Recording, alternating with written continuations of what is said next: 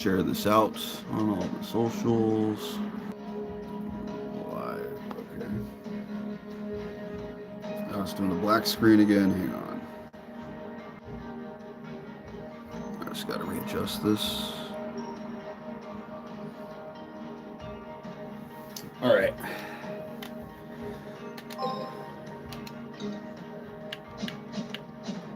You're going to go to the sacred cards.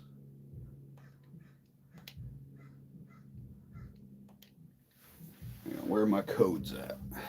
Right here. Hey, Spoops, good to see you, man.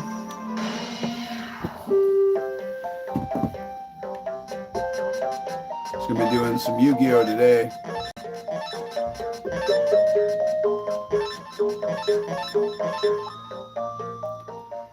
Yep, DSG, it's video game time.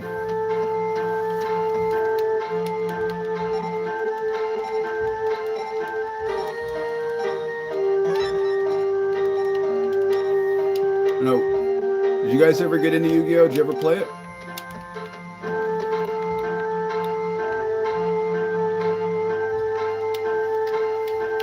So right now, we're just gonna mash through all the intro dialogue and all that stuff.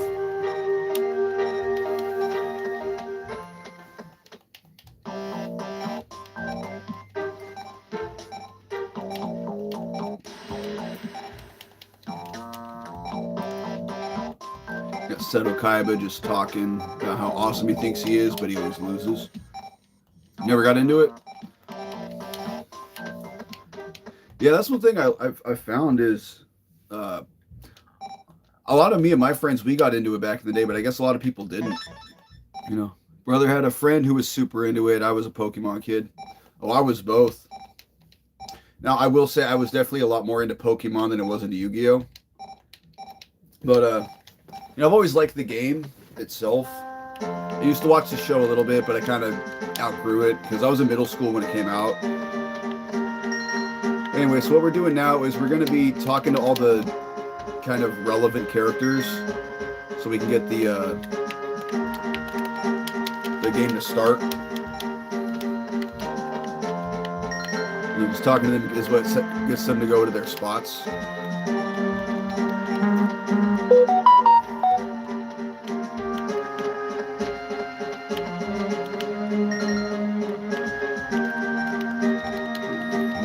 Should be the last one.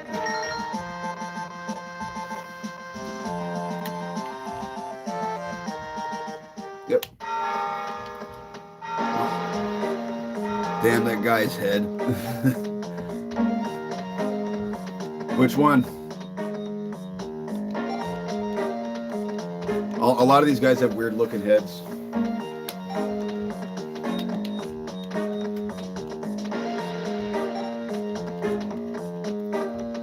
I like the art on the cards. That's about as far as my appreciation for the series went. Occasionally watch the show. I mean, I can see that, but the game itself is actually really fun.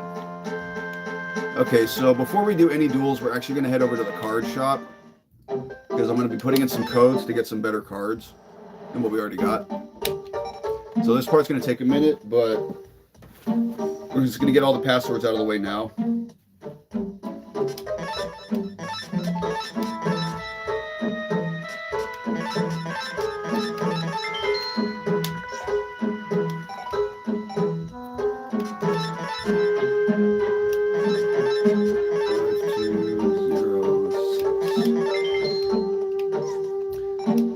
So what I'm basically doing is I'm putting in a bunch of stuff that's going to come in to my deck and be really useful throughout the majority of the game. Because there's not much we can actually buy in the shop at the moment. But as you play the game, you know, more stuff comes available. And the trick with this game is knowing which spells and traps, because a lot of those are a lot cheaper than what do you call them? Like the monsters. 4, 4, 2, 8.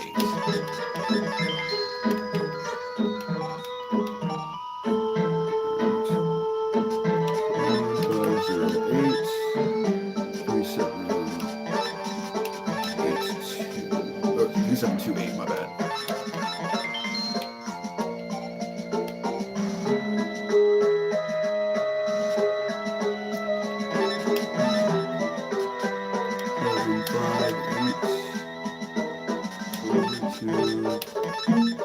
I wonder why that one's not working.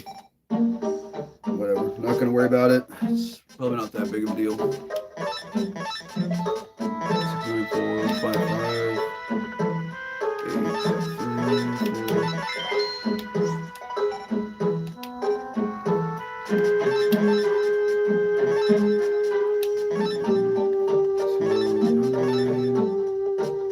7, 7.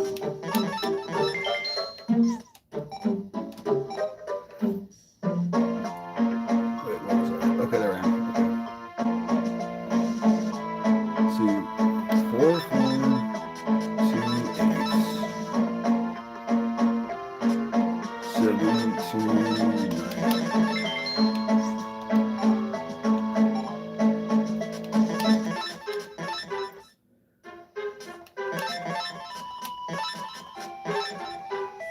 Matthew Marquis said, "Hi, I'm glad to see you. Thanks for stopping by and saying hi."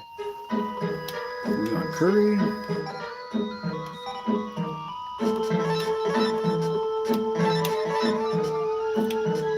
Boy, I just put this one in.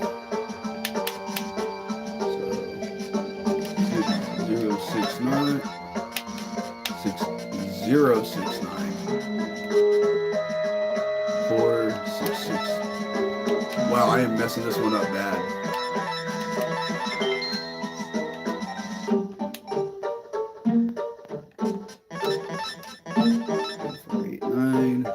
8066.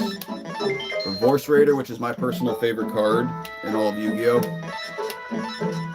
It just looks so cool.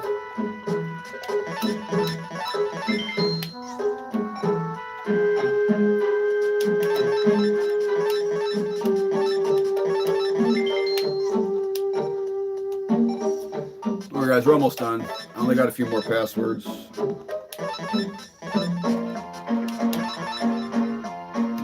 Didn't work either. I think this website gave me some bad codes. Oh, well, it's not the end of the world.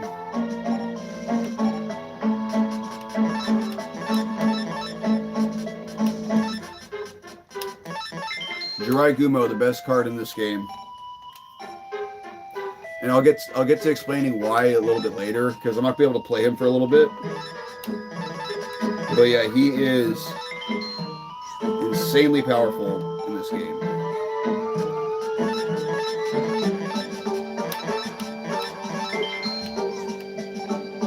Just got 2 more left.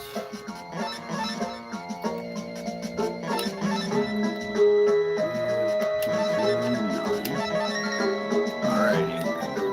Final one.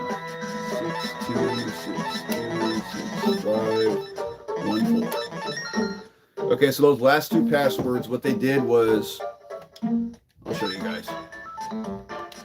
What they did is they increased my deck capacity quite a bit, my duelist level, and they gave me a lot of money. So with this game, you can't just immediately put cards in your deck. You have what's called a duelist level. And what that means is you can only play cards that cost up to your duelist level. Anything that's more expensive than that, you're not allowed to play. And things also have a cost, right? That's when the deck capacity comes in. Okay, so that's everything we can use for right now. So now we're gonna go to deck.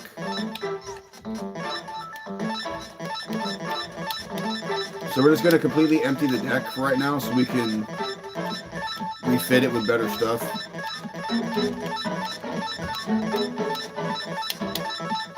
You see at the top how it says deck capacity, it's going down because I'm taking stuff out. As you put stuff in, you know, it's obviously going to add to the number. And right now, I can't exceed 1,700.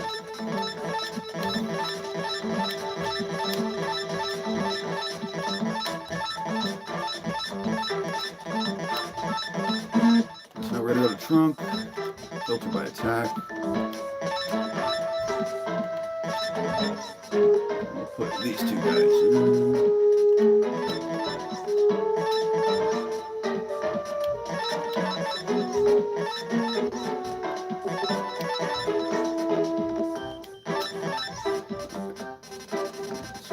down to our spells and traps. So we basically can build our deck core. And the reason why spells and traps are so valuable is because, especially a lot of the ones you guys saw me put in, are cheap. Meaning that they fill in a spot without adding much to your deck capacity, so you have more space for stronger monsters.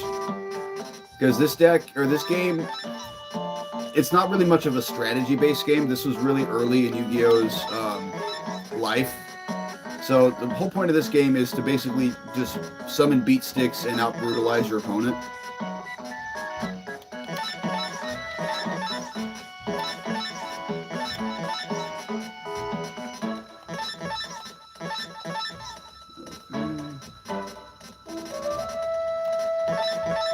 These two guys in. So we gotta put 9 more cards in.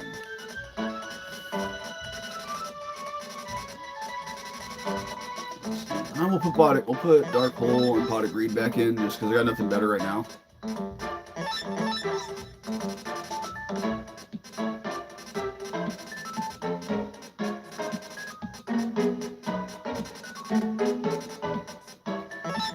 And we'll just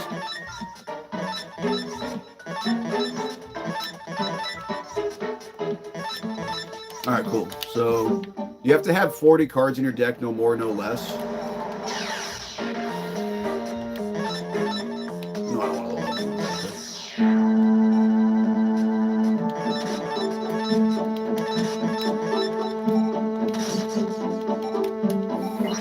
See, and the computer is really easy to trick using trap cards because, you know, they'll just summon something not thinking about what you may have.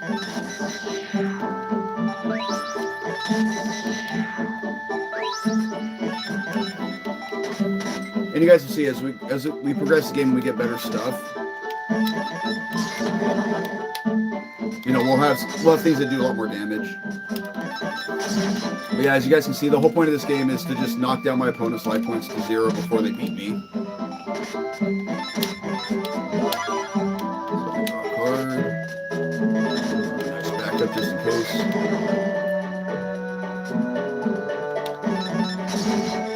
Made that sound like the Sith rule of 2.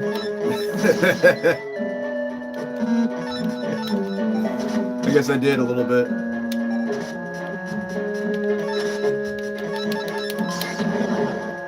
So, something about this game that's different than regular Yu-Gi-Oh! Is, and DSG, you'll appreciate this because you're a Pokemon fan, is that each monster has kind of like a type in a sense, where, you know, there's 2 cycles. There's the elemental cycle, and then there's like light and darkness. So each type is strong against one and weak against another, where attack points don't matter. So like, for example, let's say I have an opponent that has a fire type that has like 3,000 attack. I could summon like a 500 attack water type and it will automatically destroy it. You know, and then, so the way the 2 cycles work is, so for elemental you have earth, wind, forest, pyro, aqua, and thunder. So earth beats thunder, wind beats earth, forest beats wind, pyro beats forest, water beats fire, and then thunder beats water. And the types are neutral to everything else that it's not really aligned with. And then for light and dark you have Fiend, Light, Shadow, and Dreams. Fiend beats Dreams, Light beats Fiend, Shadow beats Light, and Dreams beats Shadow. And then there's one more type that's called Divine. That's just for things like ritual monsters, which we're not going to be using any of those because they're not good. But they have what's called Divine, where it's just neutral to everything. Hey Mills, how's it going? I'm doing good, man. Okay, so you guys just saw me sacrifice a monster. So that's because this guy right here, Saber Slasher, is level 5. So you see how all these monsters have like the stars on them? That indicates their level. Anything that's level 4 or below, you can summon right away. If it's 5 or 6, you have to sacrifice 1 monster. And if it's 7 or 8, you have to sacrifice 2. And if it's 9 or above, you have to sacrifice 3. I have to clean my apartment. Have me on the TV. Oh, I appreciate that. Mills, did you ever get into Yu-Gi-Oh? Or not really your thing?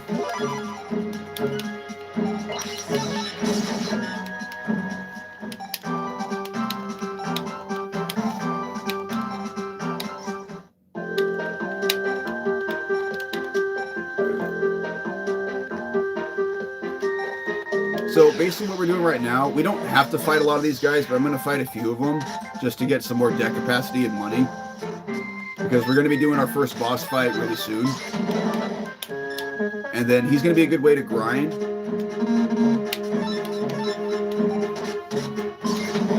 Ooh, see how the Magician of Faith just beat me because of its typing?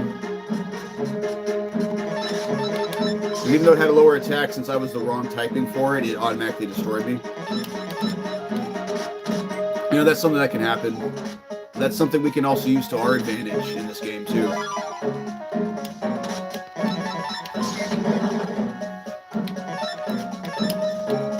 Used to collect them, but collected Pokemon a lot. Unfortunately, someone stole my tin box with rare cards when I was about 10 and had over 2,000 cards. Oh, Jesus, dude. Gotta love it when people do that stuff.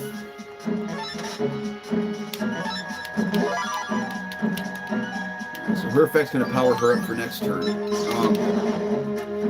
You know what? Oh, I messed up. I forgot who powers down that guy. Oh well. I had a bunch of my old Magic cards in my dad's storage unit, and then someone broke in and stole them. That's just how life goes, man. Sometimes you lose stuff.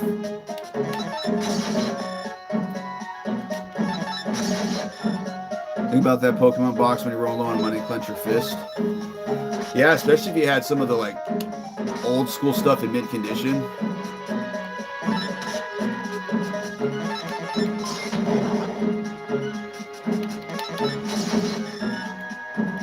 It's okay. You know what? I'll say this. This universe pays back what you put into it. So that jerk who stole your stuff, he put that out in the universe, and now it's going to come back to him at some point. At least that's how I like to look at it.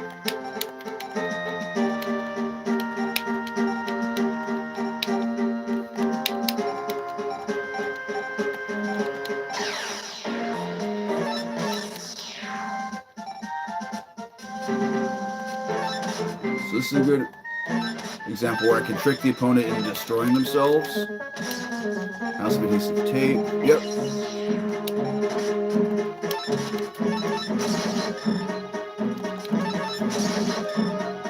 And some cards that go for hundreds. Oh, Jesus. These always get what's coming. Yeah, they do. Because eventually they rip off the wrong person.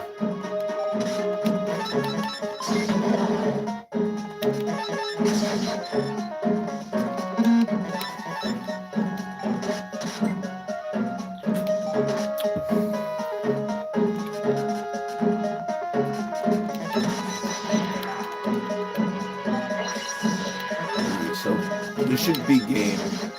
Oh no, it's not going to be game quite yet.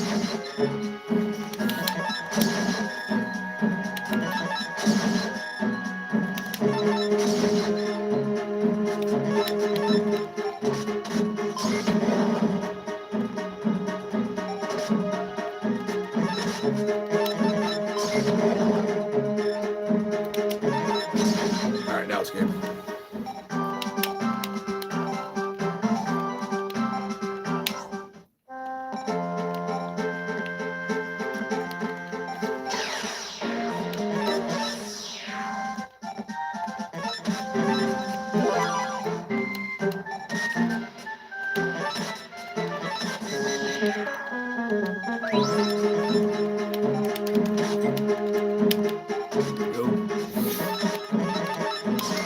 Face down.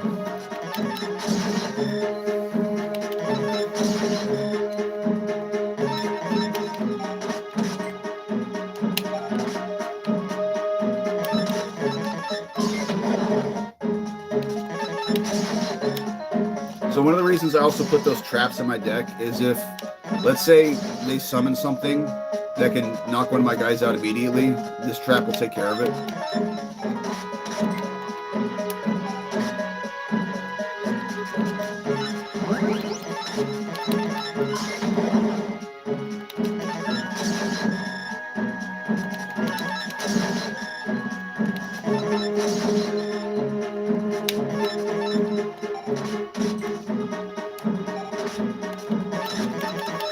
Alright, this will be game.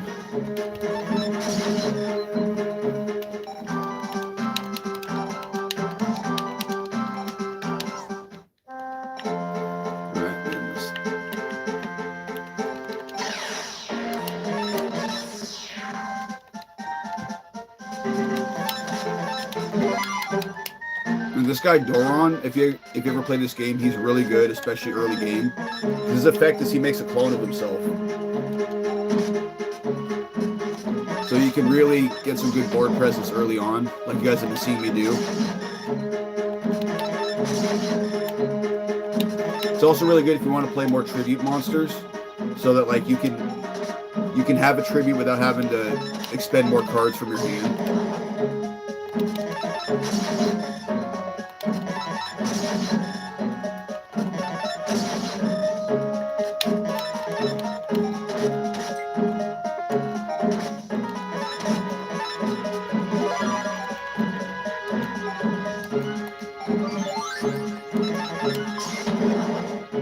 Driving home, heart of the cards and whatnot. Driving time. Yep.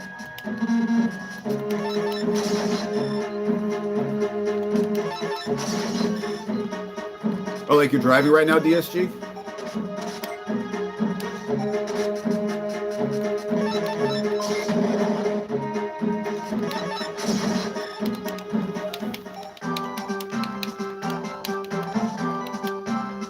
Oh, Liquid Beast, it's actually a good card for right now. I'll put that in the deck. Sort by attack. We'll get rid of... Get rid of you because you're weird.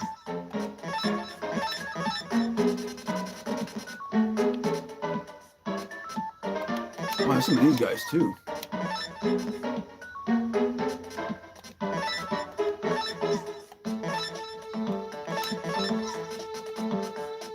Where did Liquid Beast go? Right there, okay. Okay, now we're going to go fight Bones, and he's going to get absolutely dominated with how strong this deck is.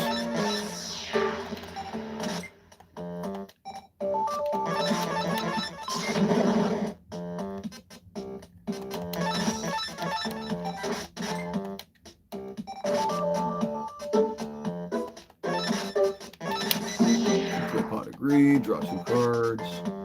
Okay, they'll come in handy next turn.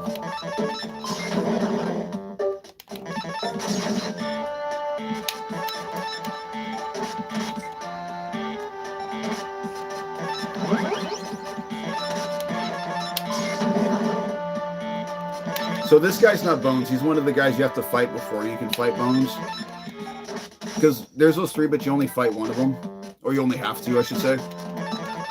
Because that's what lets Bones know, hey, I should fight this guy. Because if you don't, he won't let you battle him.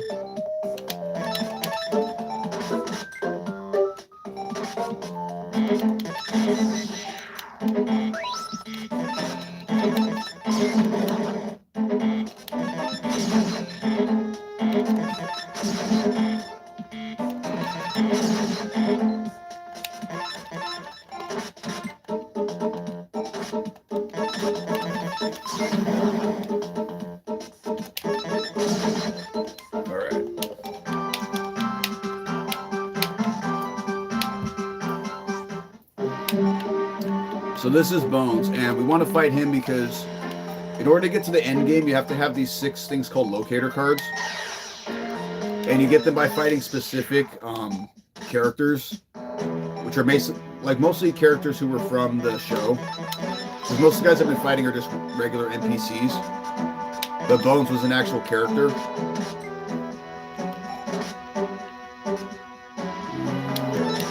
Let's draw a card, see what I get.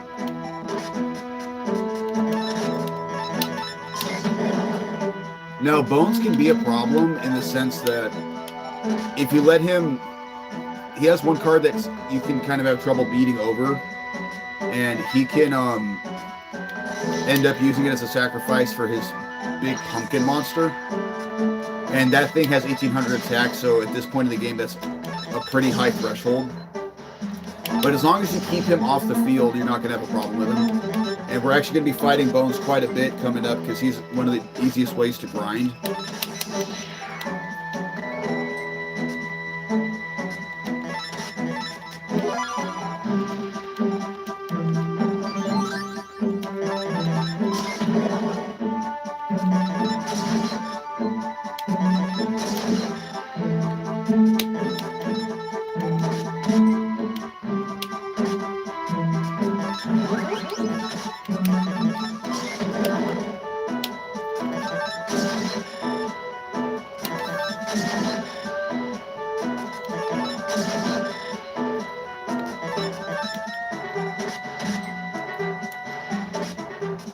Okay, so as I'm doing this, one thing I'm thinking that could improve my time is doing more math, like ahead of time.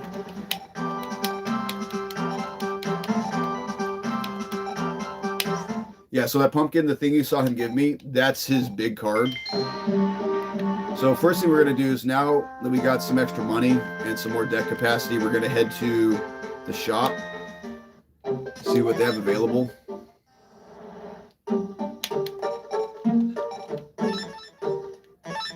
Attack. Buy this guy. Buy this.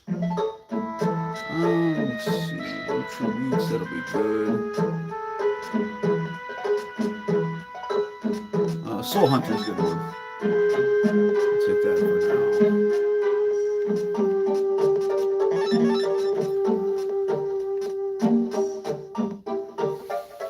Oh, Celtic Guardian. I'm going to want him. He has good alignment for a lot of the battles in this game.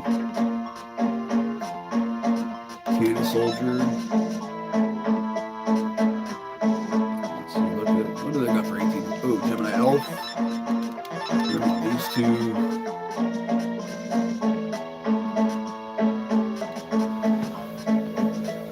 So going down. She's good, he's good. Dark Assailant. Lord of D. Another one of him.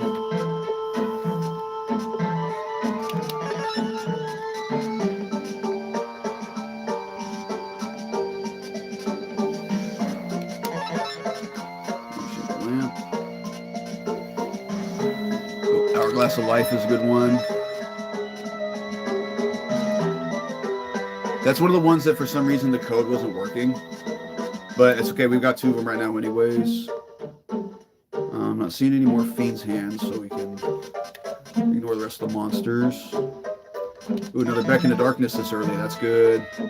Bear Trap is good. Cocoon of Evolution, we want to buy that now. Alright. Deck. So we're going to do a little bit of tweaking.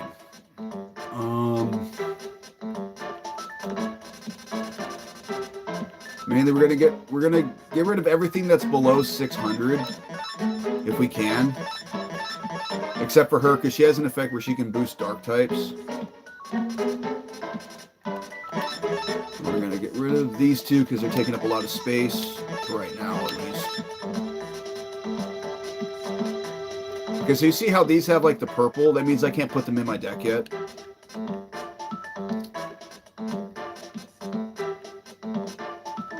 can put her in.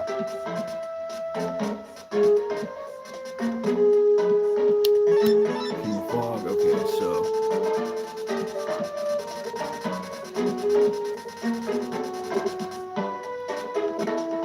Now this card, I'm probably not going to be able to play the Cocoon for quite a while, but that card is extremely good.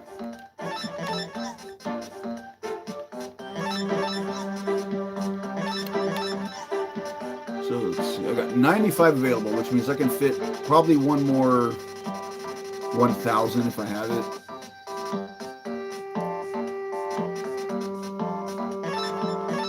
Okay, no. Not quite yet, but I can put her in. There we go.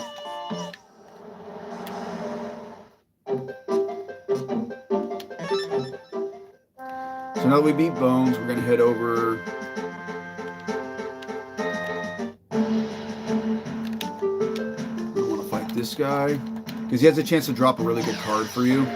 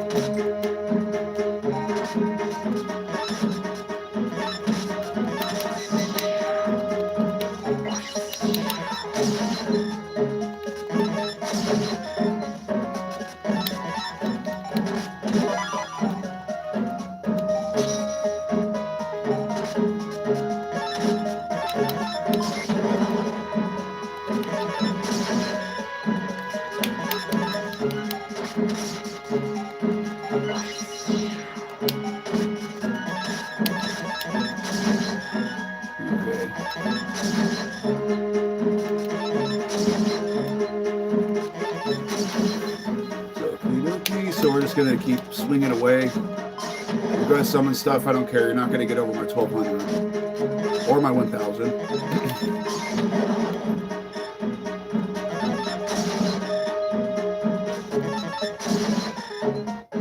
That's game.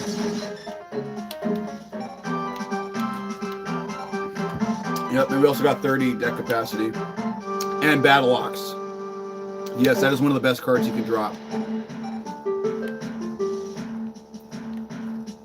And we're going to duel the computer because it's going to do the same thing.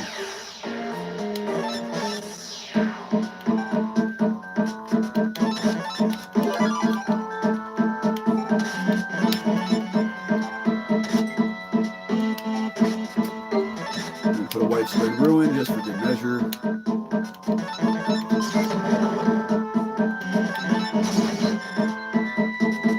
But you guys are kind of starting to see how this game works. It's really just summon, attack, and this brute force your way to victory. That's kind of how old school Yu-Gi-Oh was. Because this game came out in 2002, so like right around when Yu-Gi-Oh was really starting to take off over here.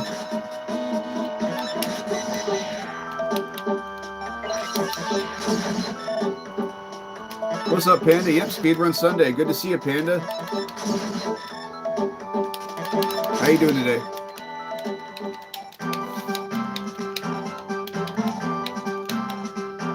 Ooh, Rabbit Horseman's not a bad drop either.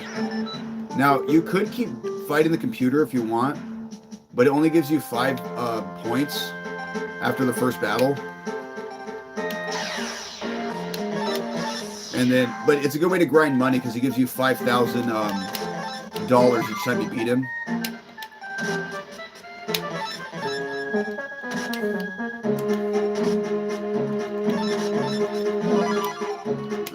Draw a card. Use her next turn.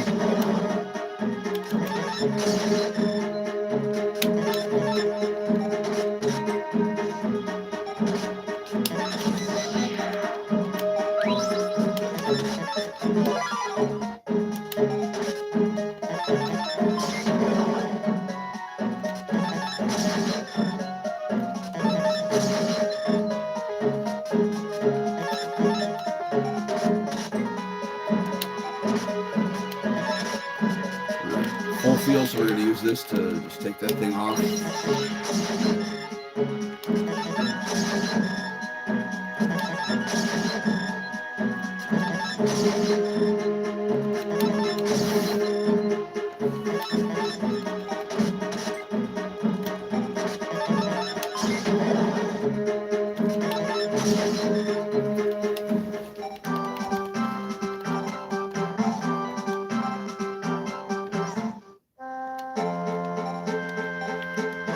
Yeah, well, we can't fight Rex right now. So, what we can do... Oh, I gotta go to deck first. So we open up a little bit of space to get some better stuff in here. So I'm going to take out you. If I did my math right. Not by attack, not type. Rabbit Horseman. I did not do my math right. Oops.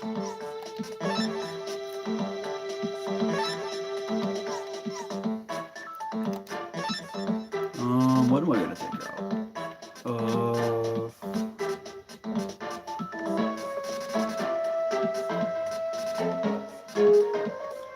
Okay. Dang it. We'll just put, what's his name back in for a little bit. Saber Slasher, we'll put it back in for a little bit. So we come up here.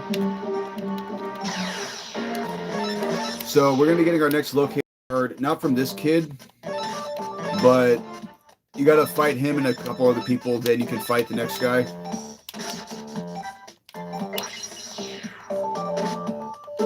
Having all these water monsters might be a problem, because these guys have mostly lightning.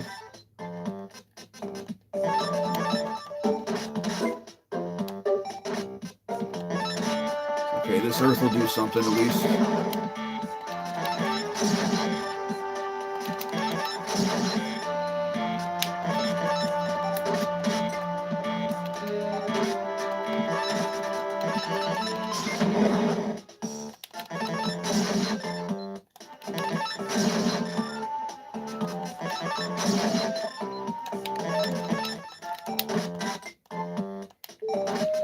Now, for the record, this is way different than how I would normally be playing the game.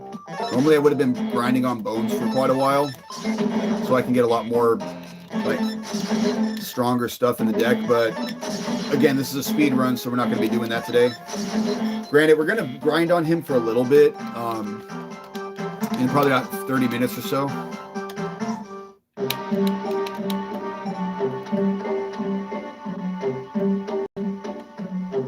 Okay, so what we're going to do is we're going to swap some stuff around. So all these water guys are kind of a liability at the moment.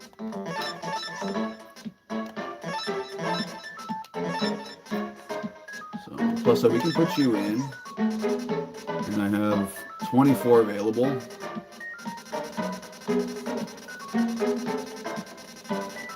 Oh, I'm stupid. I forgot to take I do not want 3 of those. So 2.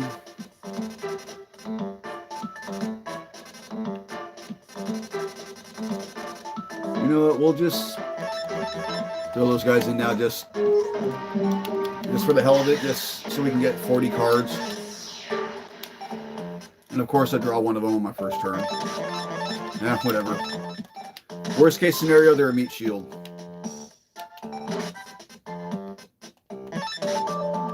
Or I can trick the game and make him tribute fodder.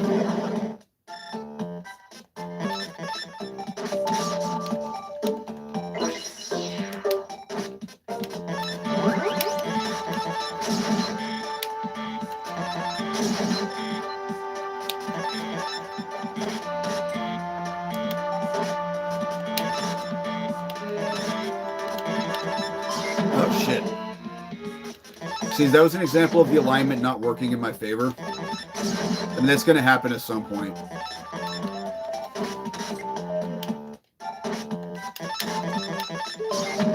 That's another example of it. Oops.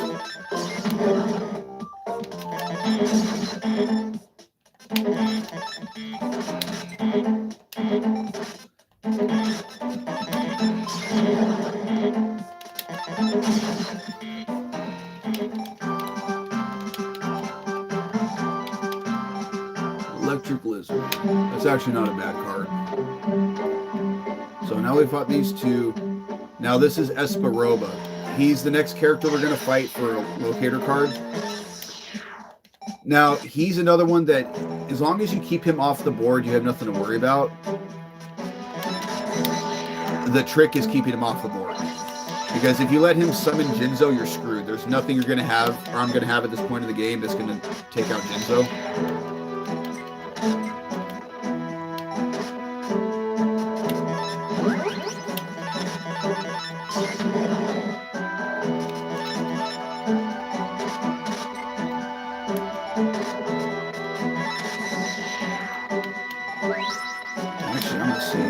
Ooh, no.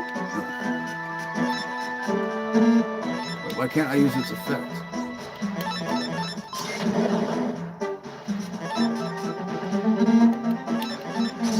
Okay, fine.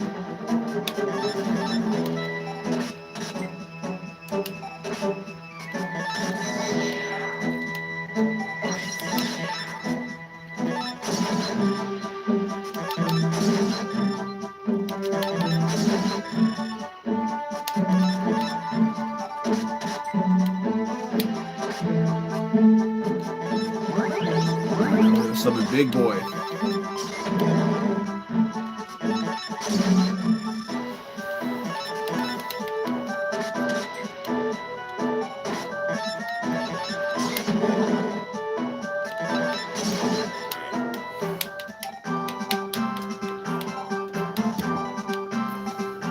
Yep, now we got Jinzo. Although we can't use him yet.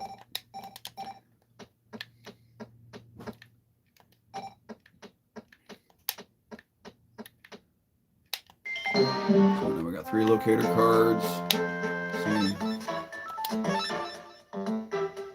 153, 1845. Okay. So let's fight one more rando to get it to 1850.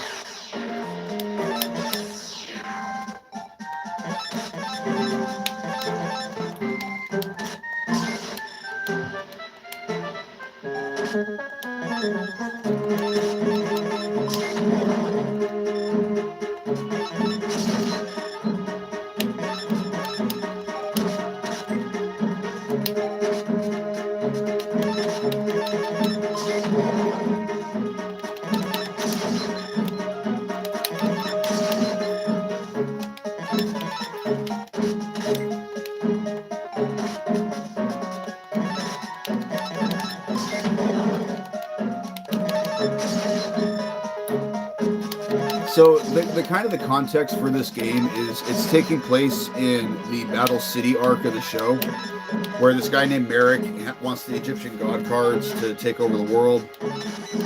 Now in the show, obviously Yugi's the one that beats him and takes care of everything, but in this game you play as their friend and you are the hero. And the story for this game, for the most part, follows that storyline from the show.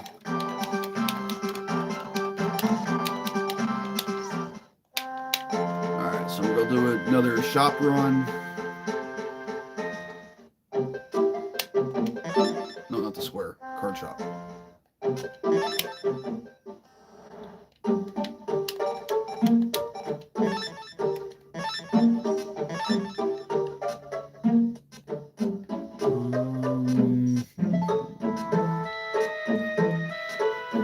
Nothing's popping off the screen right now.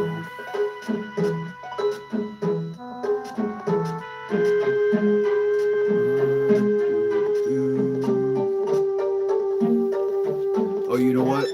No, not him. That'll come in handy against Weevil. So will that.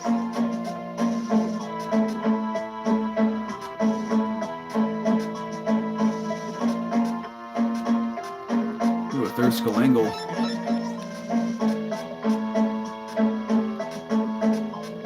Okay, do we have another Fiend's Hand? We do. Good.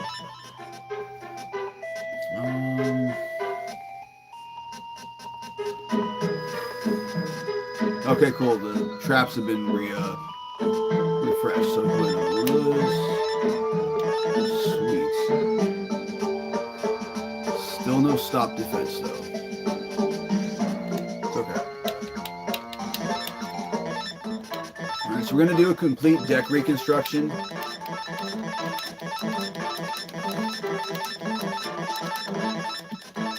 Because the thing is, at the beginning of the game, a lot of your cards are all over the place. You're just kind of throwing in what you have that's strong.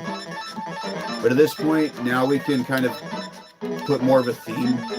Or let's have more of a consistent pile of cards, I should say. Is a good way to put it.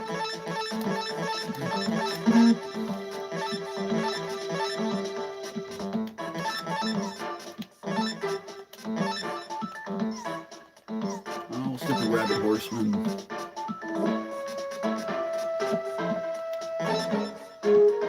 You know, I think we'll just have the one tribute. We can come back to it later if we need.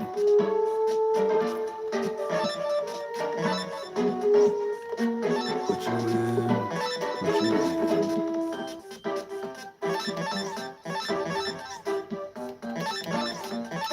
Okay, and that's it for the big beats. We'll put these two guys in, all three of these. Still can't put that in yet, but that's fine.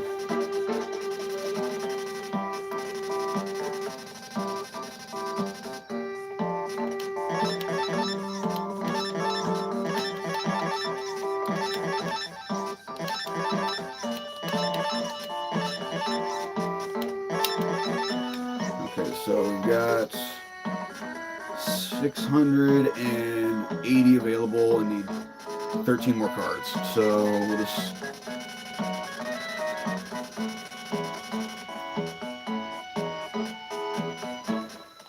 give me a second. Masaki.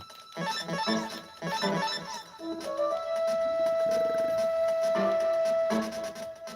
Start coming down here for the, I guess you can call them secondary beat sticks, is the way to put it.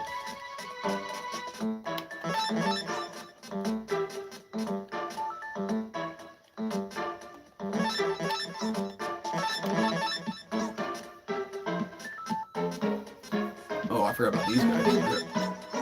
I'm going to take some of this out.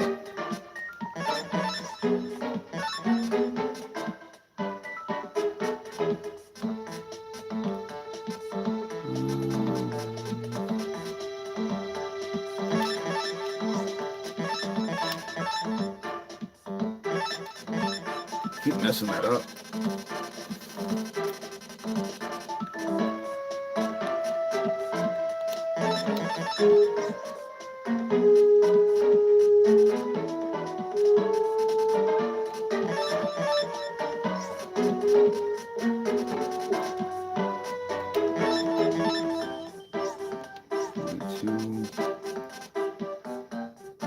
Oh wait, I think I have the, where is she? Okay, if I remember, this girl costs, she costs 10. Okay, that's how it'll work.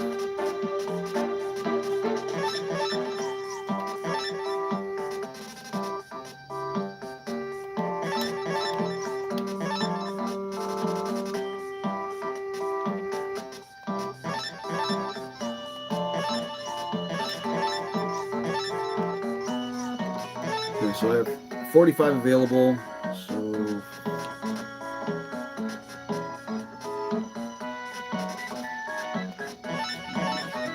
2 plus 45 is 117, which means I can get another.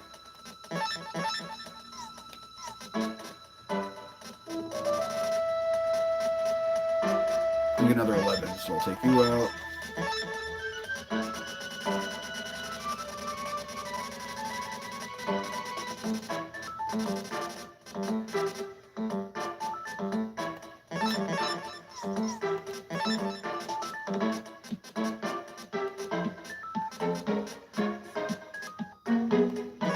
If you want to put it at 700, it should be fine.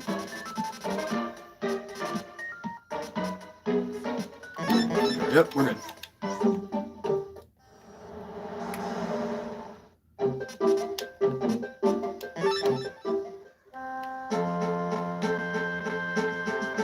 So next we're going to fight Rex Raptor for our next locator card.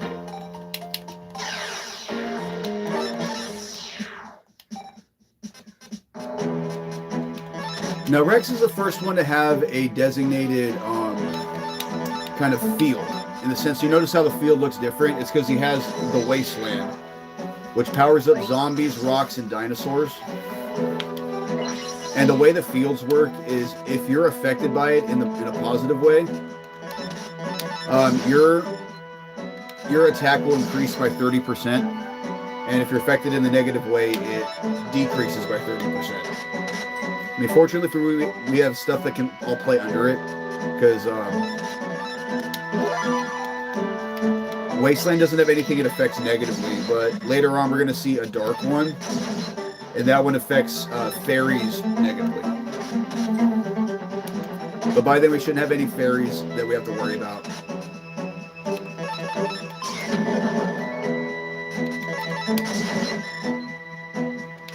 field matters.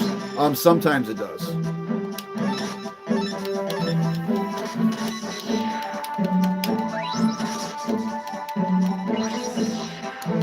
Yeah, I mean, it started up automatically like this, but there's an actual card called Wasteland that if I were to play it would turn the field into this. It's just some characters already have their field set up.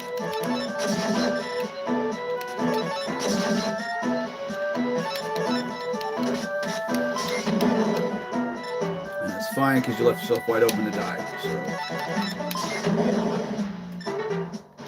30 life years.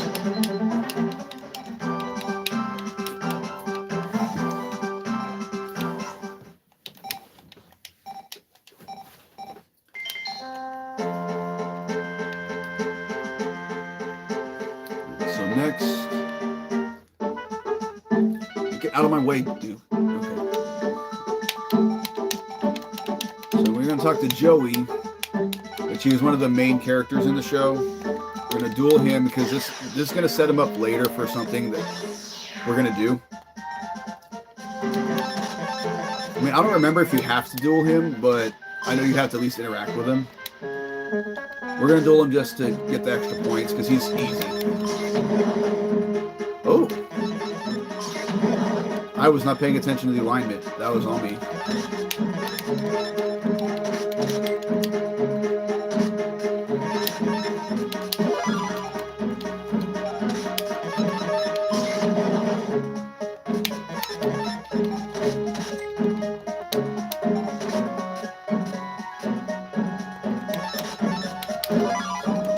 Draw. We'll use that next turn.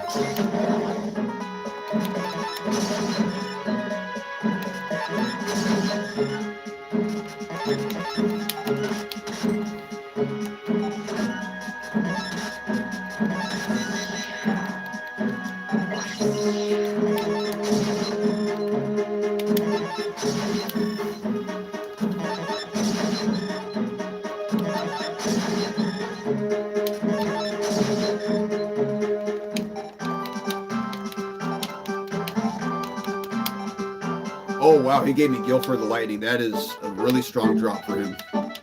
I may not end up using it, but that is a very strong card. Okay, so now that we got those 3 locator cards, we can head to the park.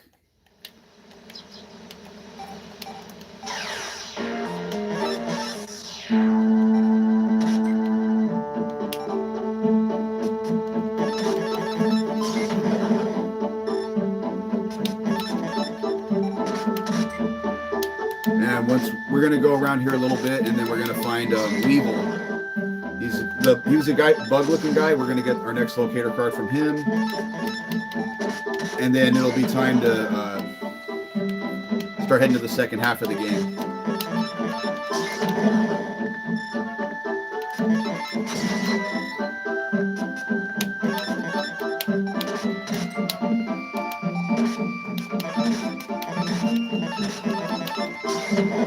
See, and the thing with this game, and why I felt like it'd be good for a speed run, is this is a game that can take you a long time to beat.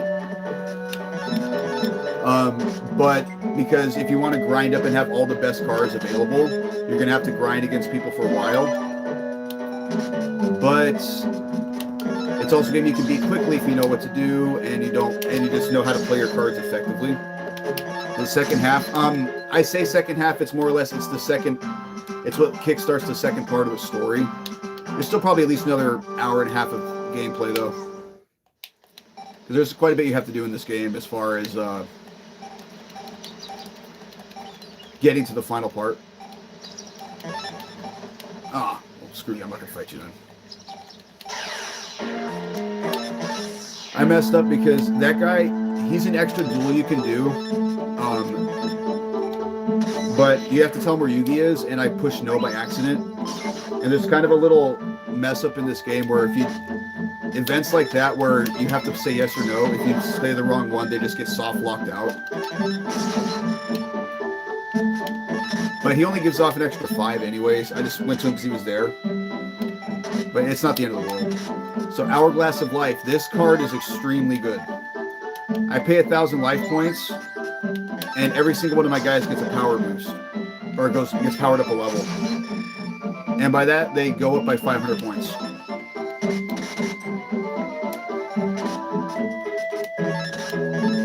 And then Fiend's Hand has an effect where it can just destroy one opponent's monster.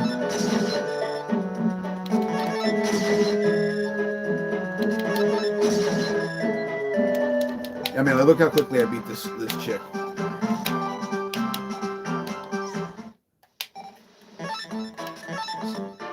Right, so one more battle, I'll be at 1900, and then I'll go to Legal.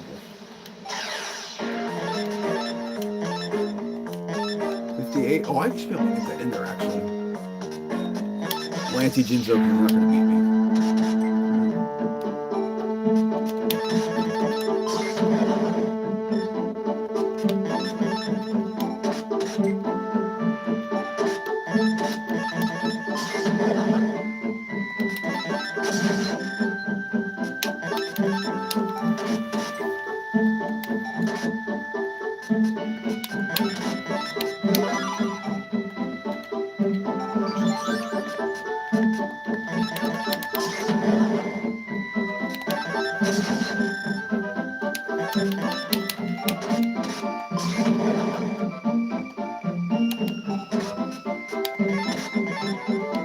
Shadow, I can't attack with Masaki.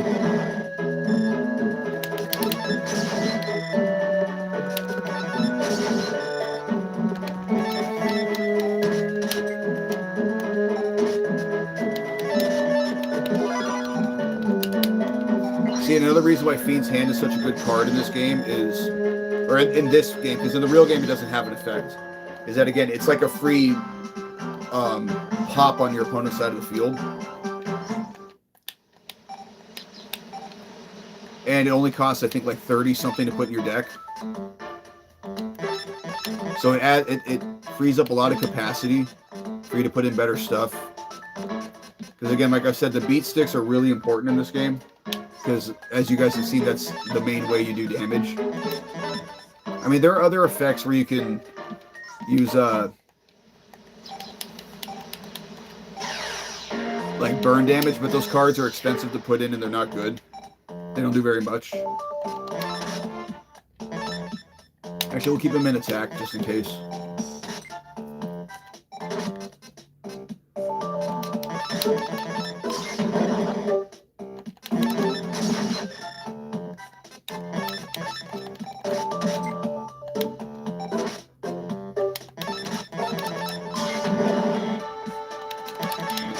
Three guys up. So now... next turn, we're going to summon the Hourglass and power everybody. Actually. Boom. And see, look how strong Rabbit Horseman is. He went from 2000 to 26 because he's playing under Forest where he gets boosted.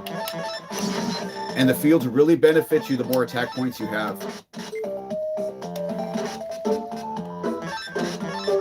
We'll just do this for the lulz.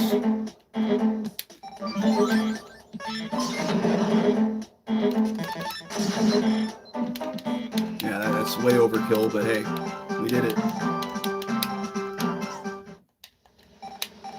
Now, unfortunately, you do have to fight all three of these guys before Weeble will fight you, but these guys are all jokes. They're not hard.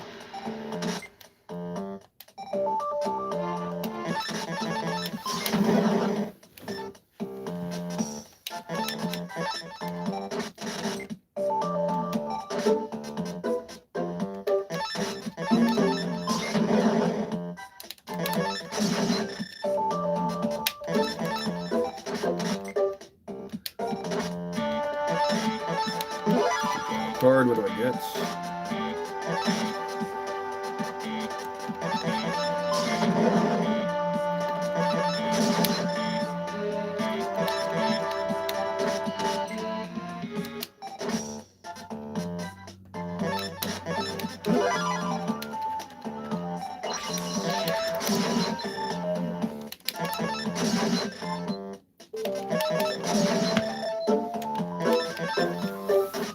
I mean, you guys see like how much putting those stronger cards in has made these duels go faster.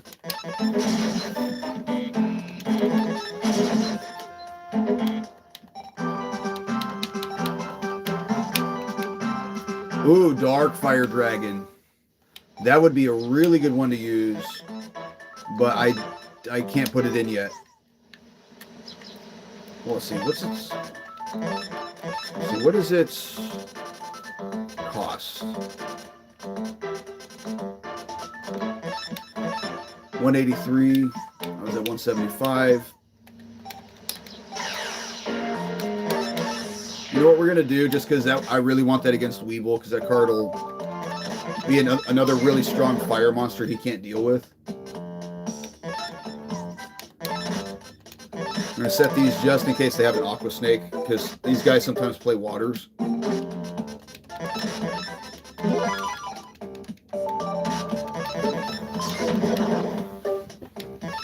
Because the thing is, he has a way where he can summon his biggest monster super quickly, and it can really be a problem if you don't have a way to deal with it immediately. But again, if you have a fire monster, you can just smack over it because it's a forest type. It definitely seems faster. Oh, it is. Especially, you'll see in about an hour once I really get farther ahead. There's going to be one particular one little exploit where I can keep grinding up 30 points each.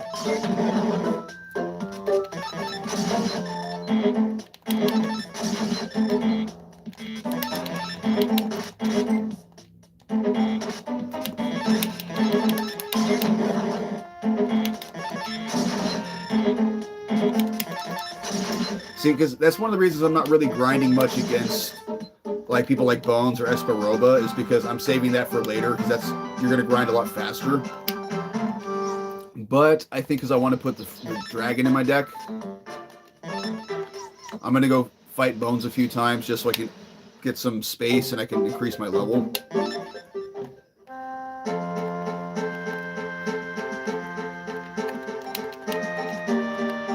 Oh, that's right. Bones, I have to do this first before I can fight Bones again. So these guys are rare hunters. In the show, they were kind of like Merrick's underlings. And, you know, Yugi throughout the course of the season took them all out. But they also kind of invade in this game. Now, they're not really that much of a threat.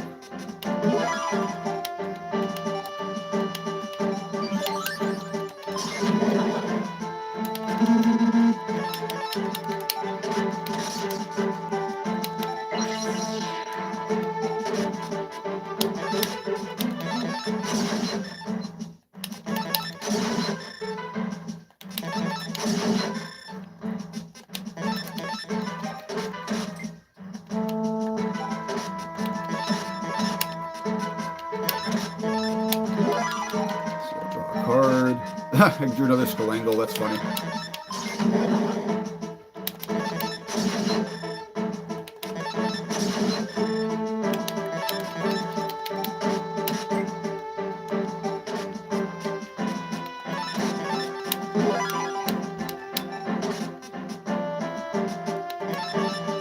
You know what? Just be safe, just in case it's a shadow.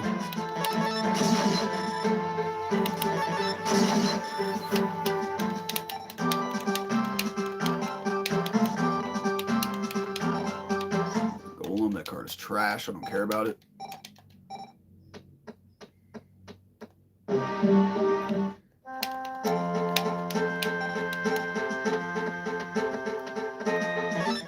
see the deck. How much do I have available? I have 29 available.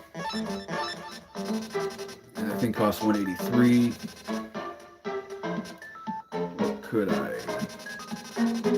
take out?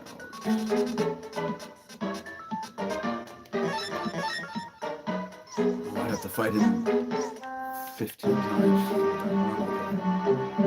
Okay, here's what we're gonna do.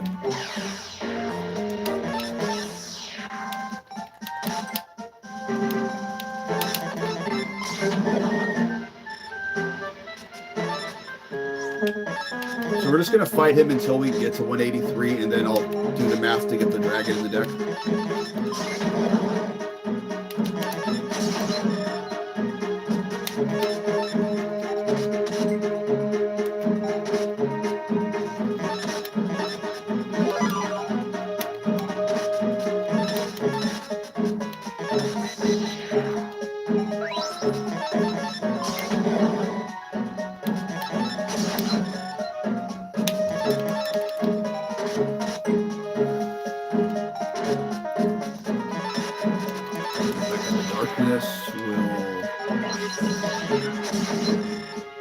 Okay, this isn't going to be quite game yet.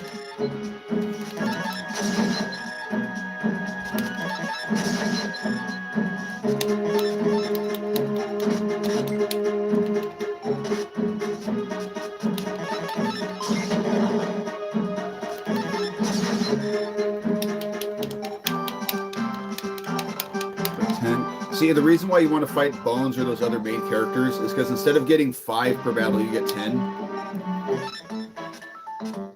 Status 182, so I got to fight him one more time.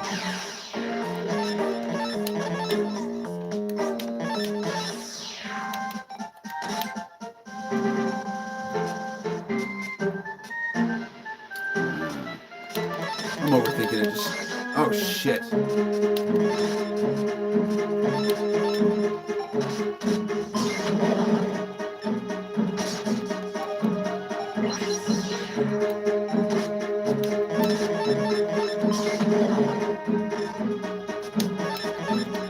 That'll happen sometimes. Sometimes you get hands like that that are just bricks, where you just draw a bunch of cards that aren't useful yet.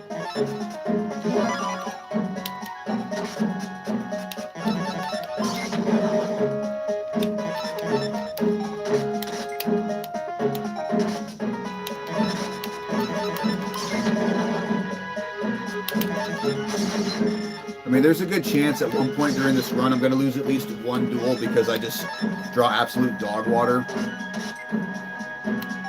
And they start getting too much momentum. Because again, playing the game like this where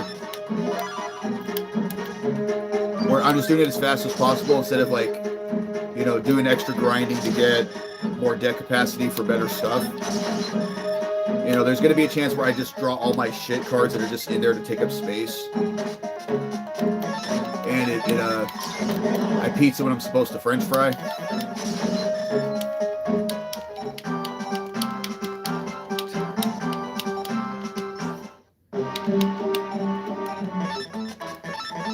Okay, so now I have 49 available.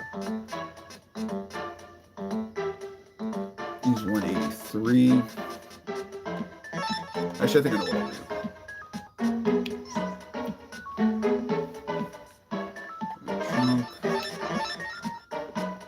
I'll put you back in, so that'll give me like 90 something.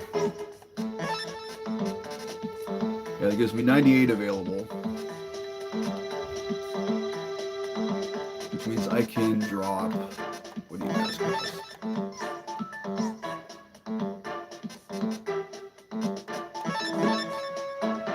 Plus 180 plus 87 is 100.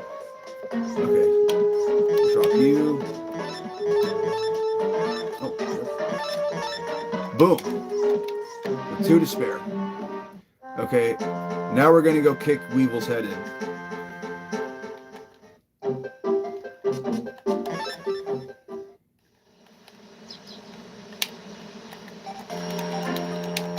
And if you guys know anything about the show, Weevil's a cheating little punk, so I never feel bad about destroying him.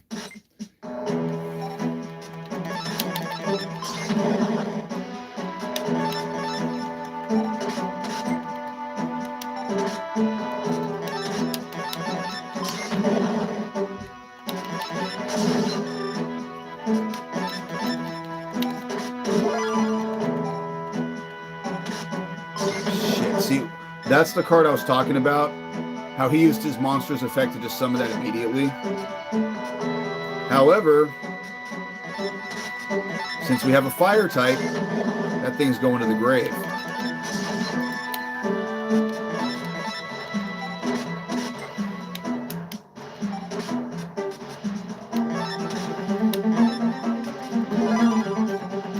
Booster to 1,000 at least.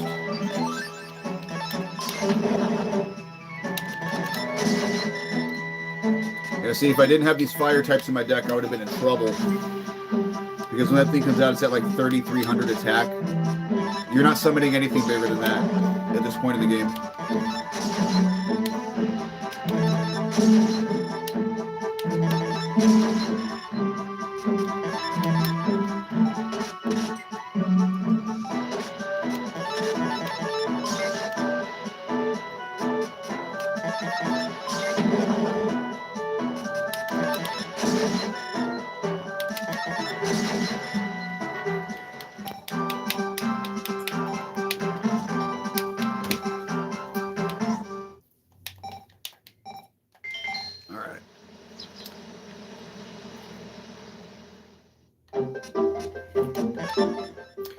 now what we need to do is we need to go talk to this kid down here.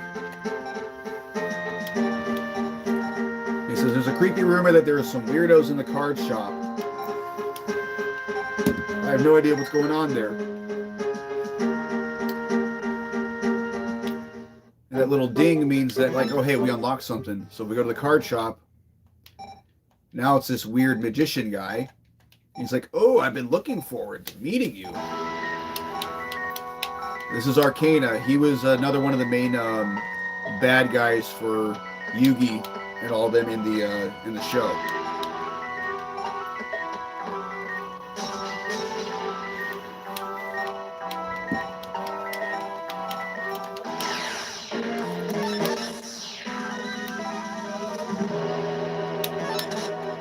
Okay, so lure him into a trap.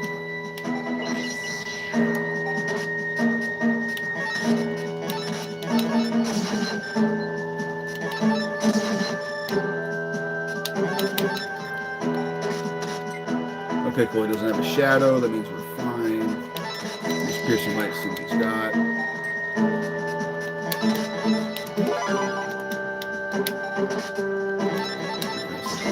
Beat over that and swing at him in the face. I mean, this guy, in general, he's not that hard, but he does have a couple of things he can summon that, you know, they're like base 1500 attacks, so they're going to be hard for me to deal with. Plus they get boosted, so I'd have to worry about alignment, and some of them I wouldn't be able to deal with, at least not with monsters. I'd have to use my traps or an auto kill. But luckily we're keeping him on the fence, so 25 life points. Oh, jeez. Well, now we win.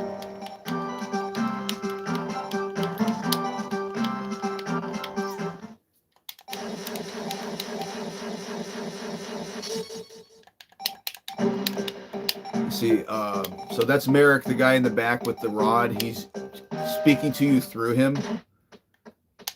So Merrick, a little background on him. Essentially, he has, in Yu-Gi-Oh, there are these things called the Millennium Items.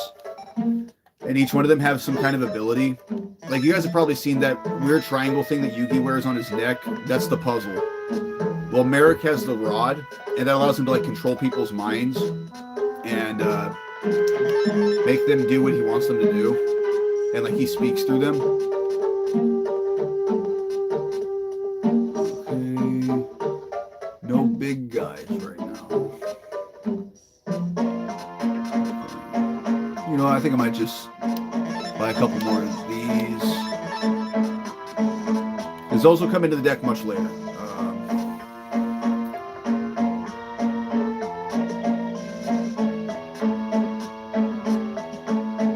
See any 17s I care about?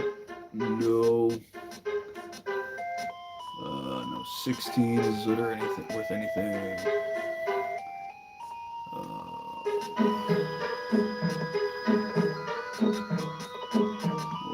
You know what? Where did it go? There it is. This guy will come into play later against the water. Cyberator will as well. We'll buy one of those.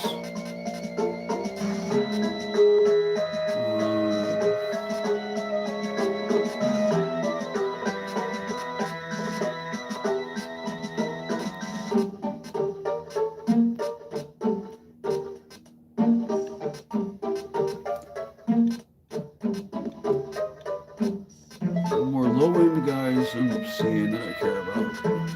Oh no, one more Fiend's Hand. We're gonna want that. Rest of these I don't care. And no luck with the traps. Okay, that's fine. We'll just move on to the next phase of battles.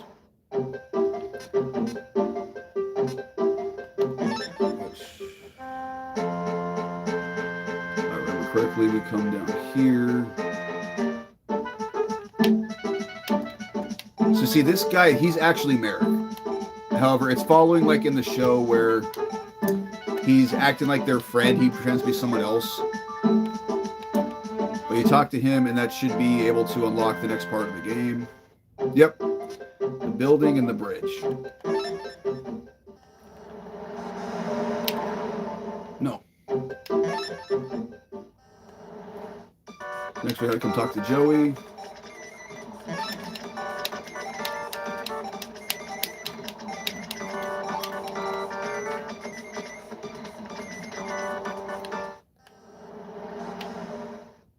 Now we'll come to the bridge. Let's see, Kaiba uses Blue Eyes White Dragon to knock somebody down. He's over here talking crap. So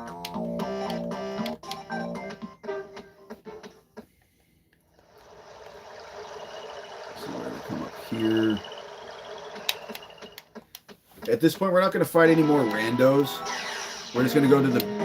We got enough force right now on the deck, mostly, to get through the majority of the mid-game. And we're going to do our grinding at the end.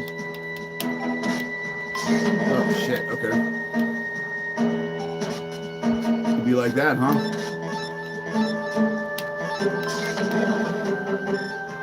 What's up, Smash? Want to hop in real quick before you start your stream? Oh, run's going pretty well, man.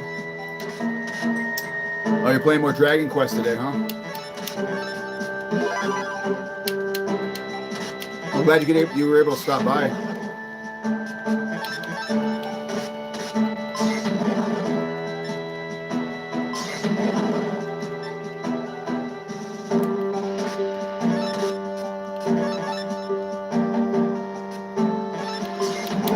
Let's be smart, Renegade, and not attack the water with the fire. See, and this guy Strings, again, he's another one of Merrick's cronies. His deck is a little harder to play around. I mean, he's easy to beat over, but he kind of has a random assortment of monsters instead of like some kind of follow a theme.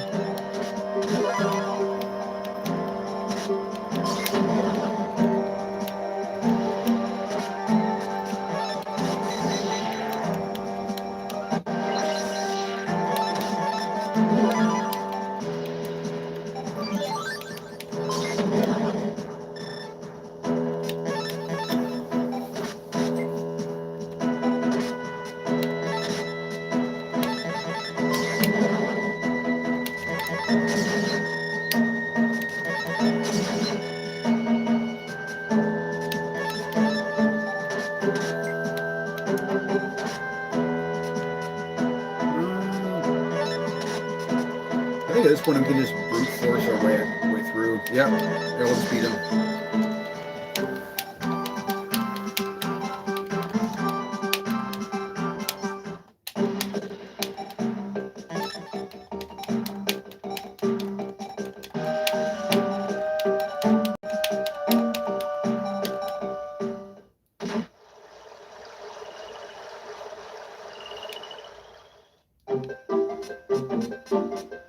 Now we'll go to the aquarium.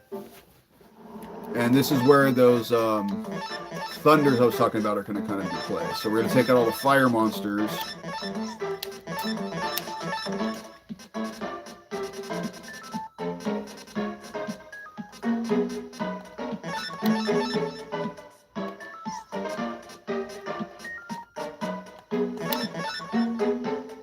Okay, I'm over by 9. That's fine. We can figure out something to cut.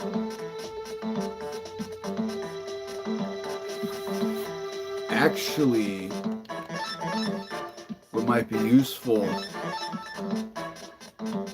because we're going to be playing a lot of water fields, bring some of those water guys back in.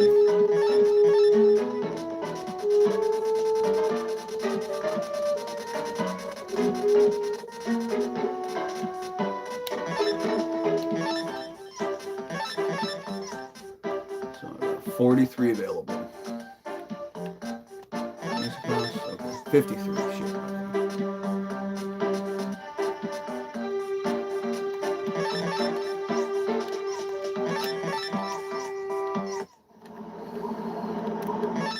Ooh, wrong button.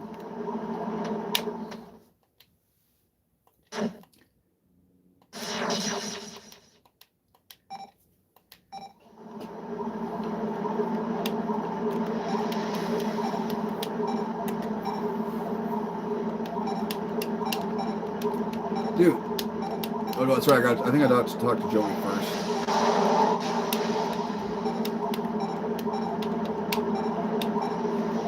Why is it not? Fine, I'll fight Joey. This is gonna be funny. So this is a dummy card I don't care about, just to create space in the deck. But I was able to trick him into attacking her and destroying himself.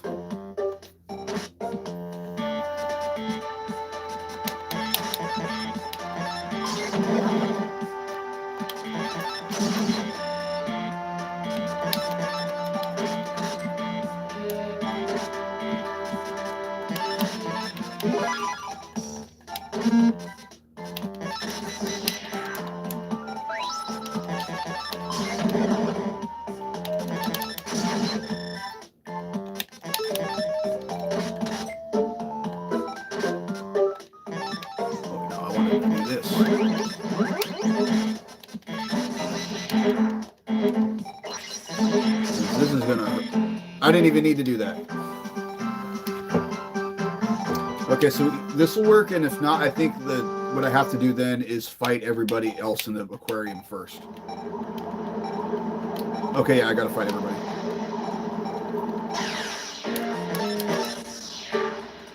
It's alright, I'll open up some space in the deck for bigger stuff. Oh, shit.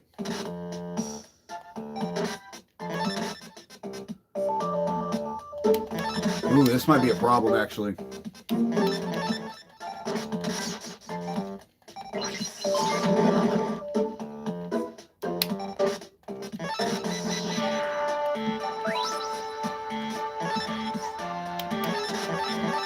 Ooh, I might be in trouble, guys. This might be my first loss.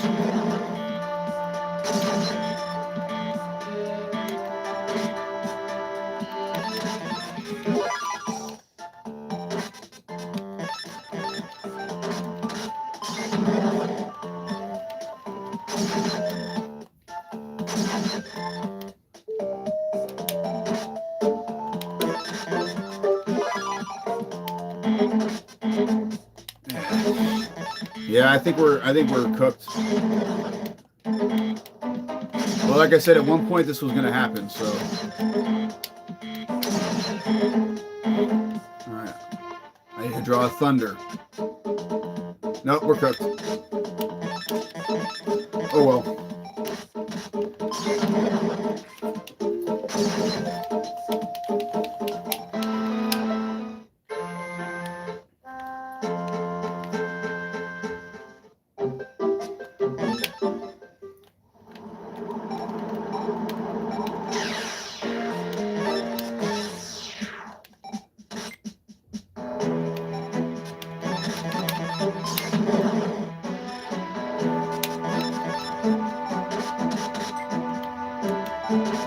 Now keep in mind, our deck capacity is way lower than it's supposed to be because we've been skipping a lot of extra battles.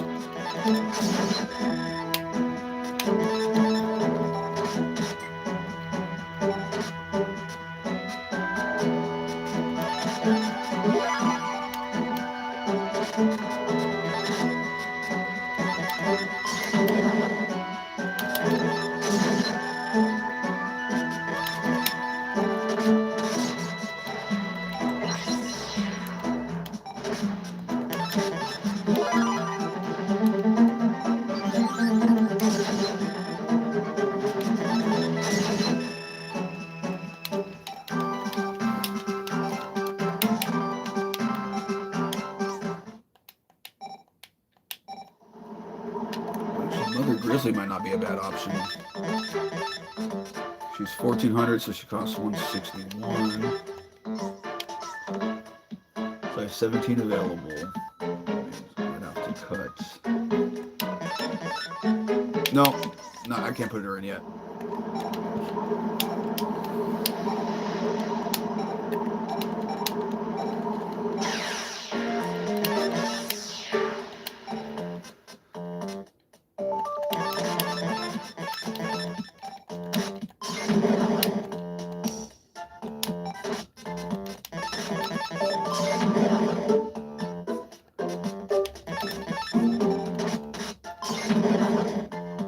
balls.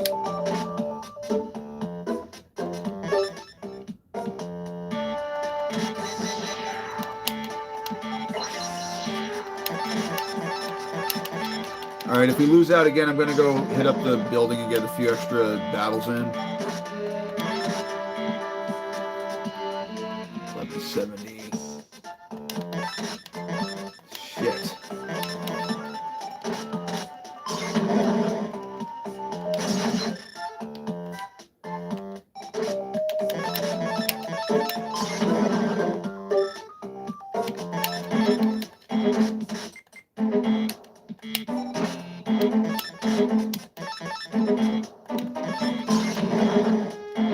Let's use piercing light just to see what that is.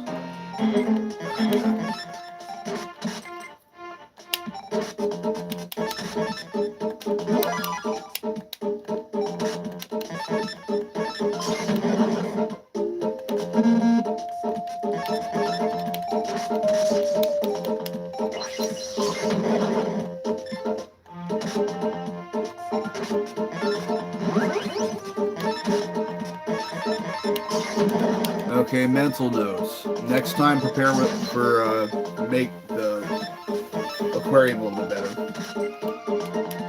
We need to get more waters and thunders.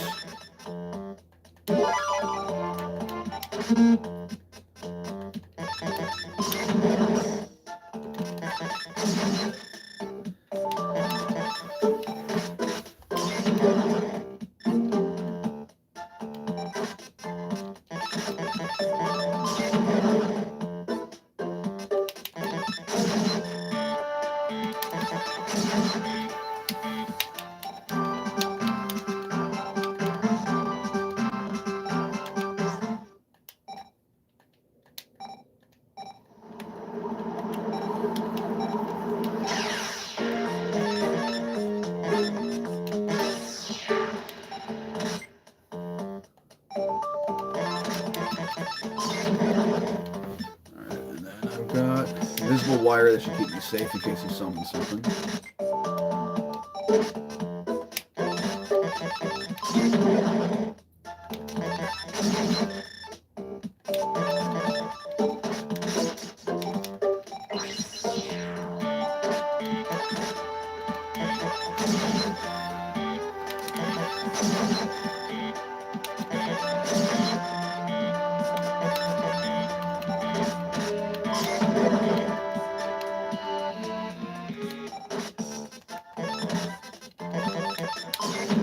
Oh shit, I clicked the wrong one.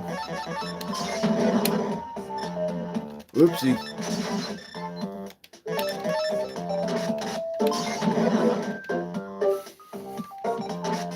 Oh my gosh. Thank God I drew this thing because I would have been in trouble.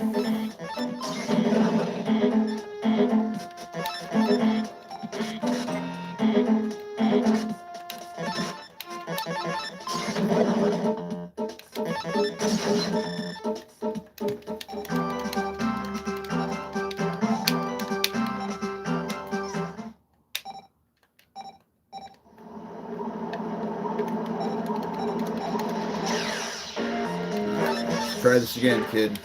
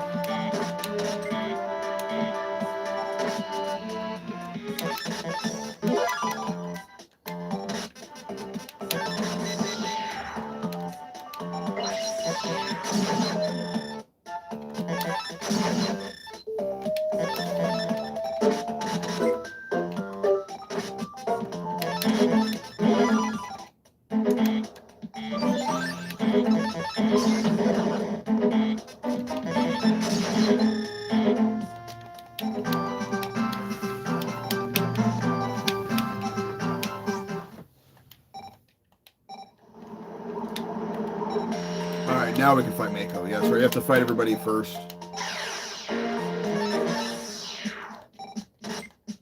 Oh, God, I straight up booty.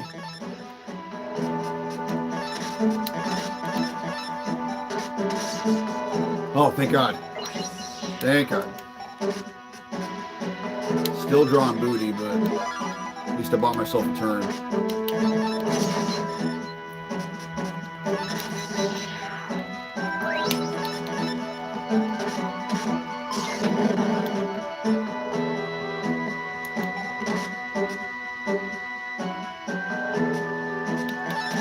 Okay, so we're going to do this so I can at least get an attack buff. So he can't immediately beat over me next turn.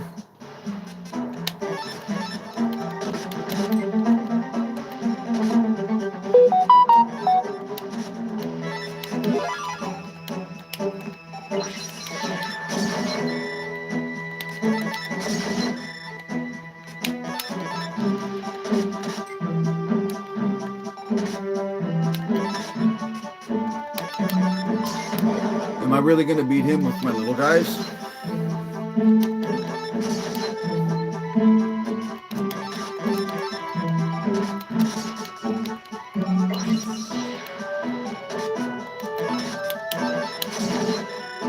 I'm really going to beat him with my little guys.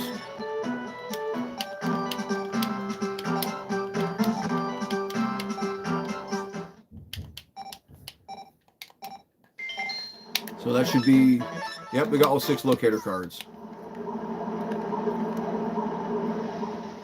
So, wait, no, before we do that, let's head to the card shop, see what else is available.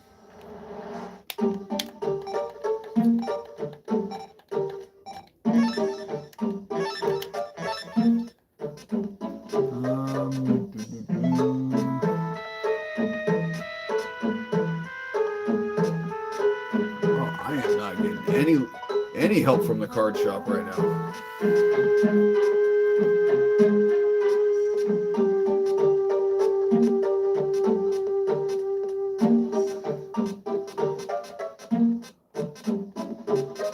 Screw it, let's go see. Hopefully more traps came in. Okay, yes.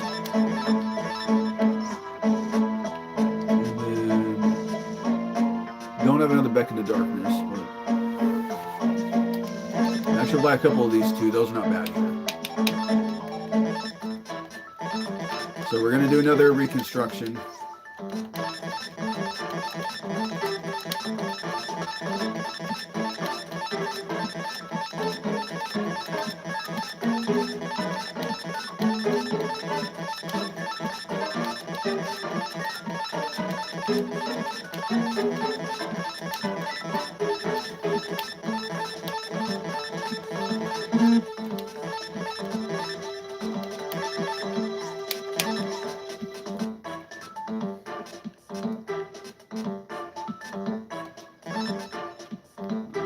Who's 150 versus 86?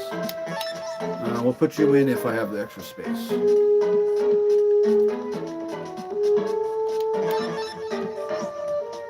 Let's see if I can get you in. If not, I'm going to take you back out.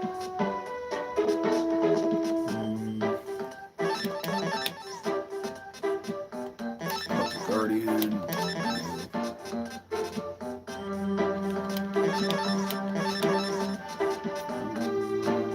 Another 1300s or thereabouts.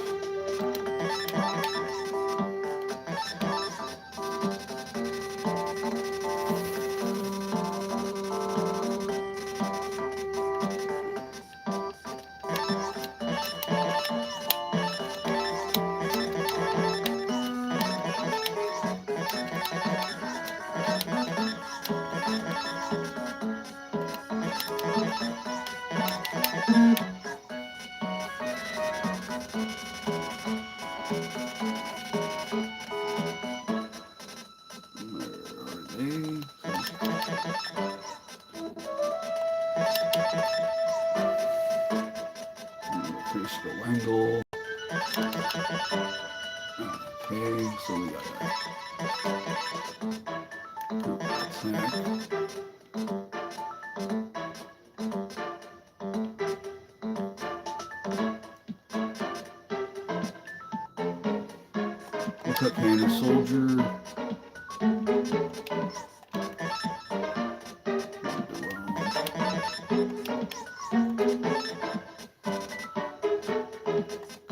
Sakis.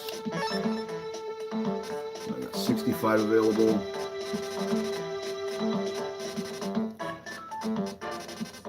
Oh wait, I'm stupid. I forgot to put in the dummies.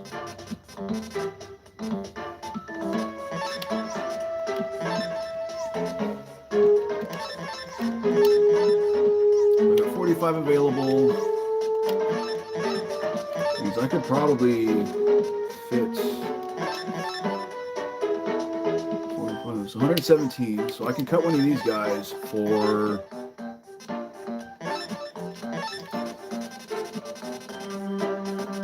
11's 107. I think 12's are what, 121. Okay. Put you back in. Okay, cool.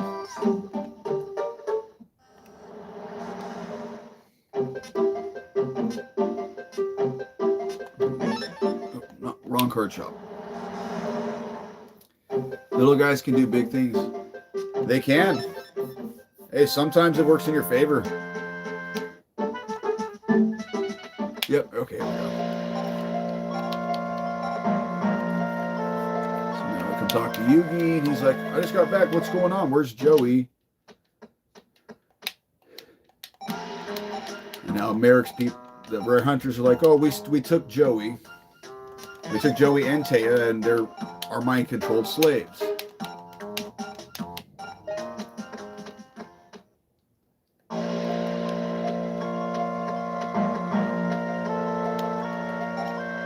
We have to find a way to get back here. Let's get going.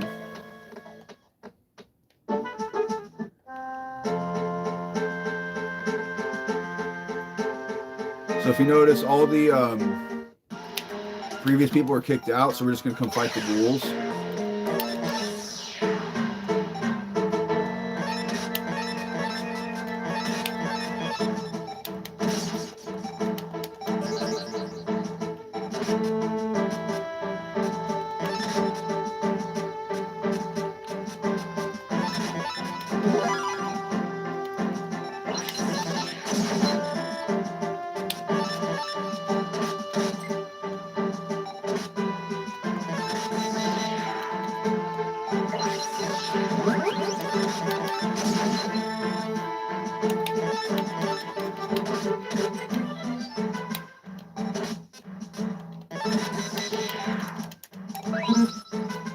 DSG, if you're still there, are you still going to be streaming Animal Crossing, or are you just kicking it tonight?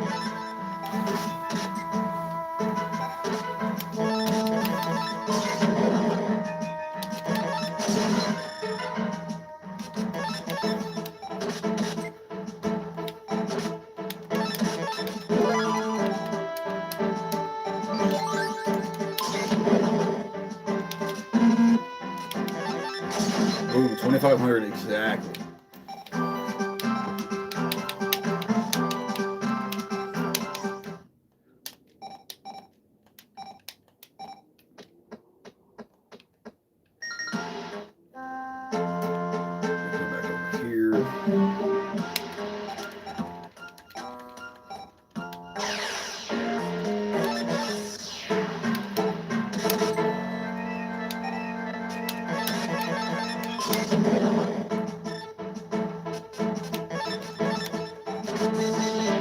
Ooh.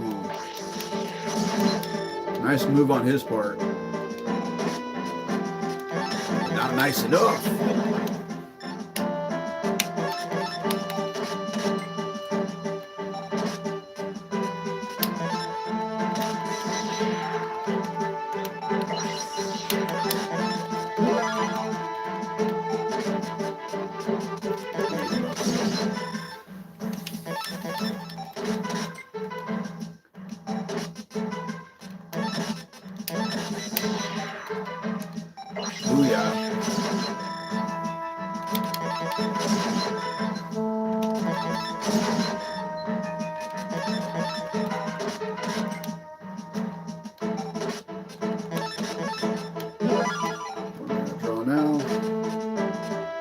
So I won't lie, I know there's a way to put the cards in your deck or like as you're building your deck, like the certain order you put them in, like kind of determines how they come out. But I don't know the formula for it.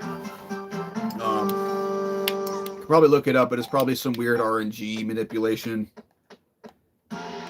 That's something, if I end up doing, is going to be a long time in the future.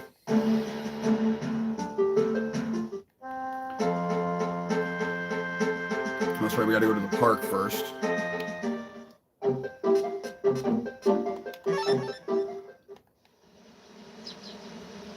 Wait. What's the park? Or... Oh no, I think you go to the art first. Yeah, we go here first. Okay.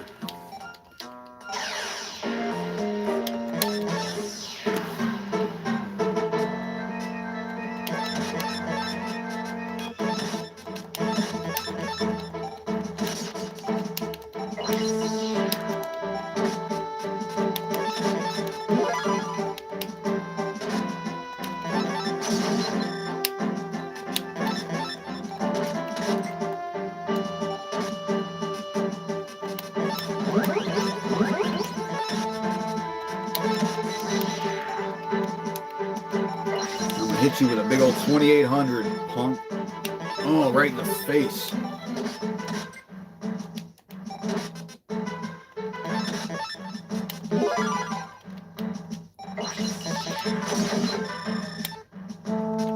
There we go.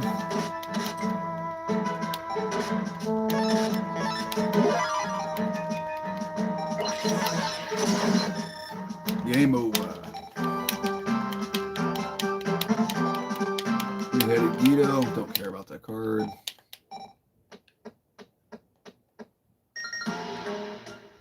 And now I think we go to the park.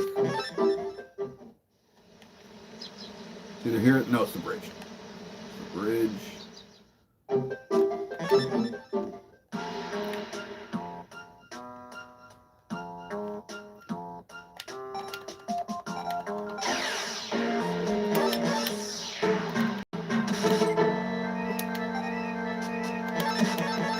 Forgot I kept battle locks in here. Oops.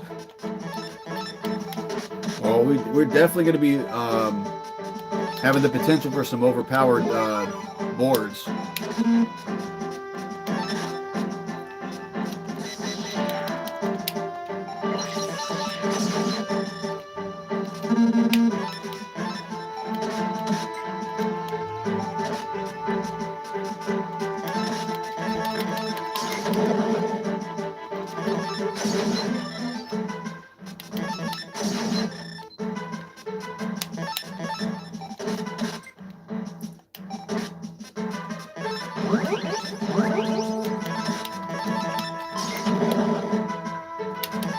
Not quite game yet, but we're getting there.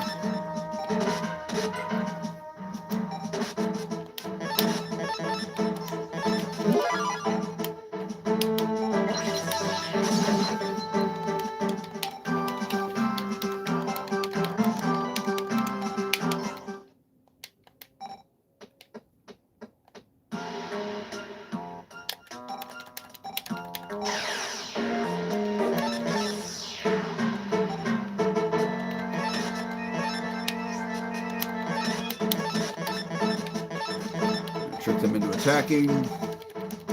Yeah, that's one thing you can do with this game is, even if you know they can't beat over what you have, if you start off in defense mode, or you play something in defense mode and play a trap, it'll trick the game into attacking you. It's a pretty cheap trick, but gets the job done.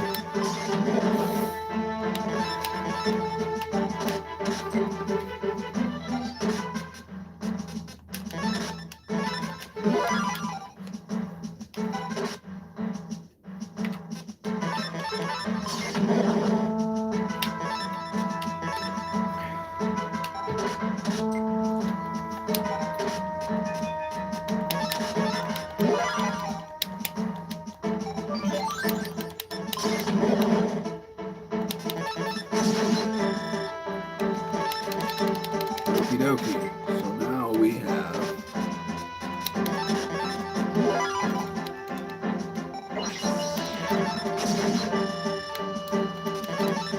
yeah, this is game. I'm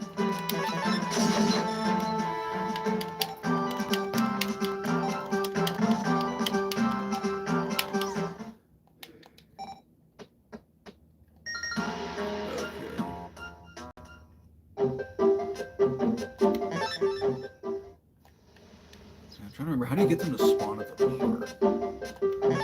park? Yep, the aquarium.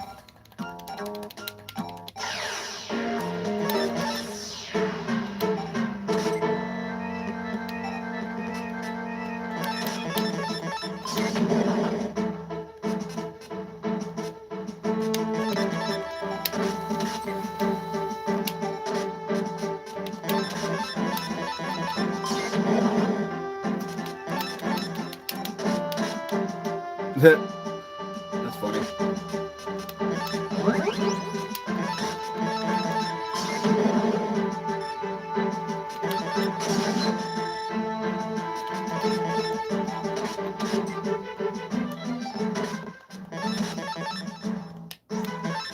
Attack effects.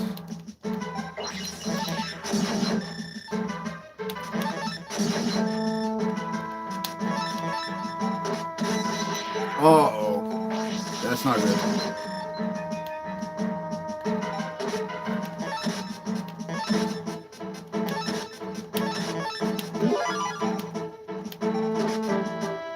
Okay, I'll be fine. I got something to hit him with next turn, so.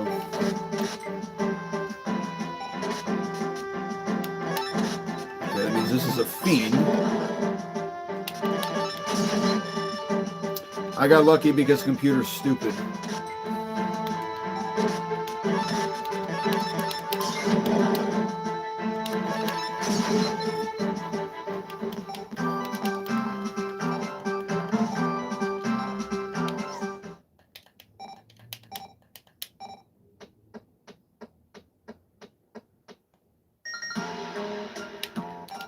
Yeah, so you do have to take down all these guys. Love name calling the clankers. Oh yeah. Stupid clankers. Okie dokie.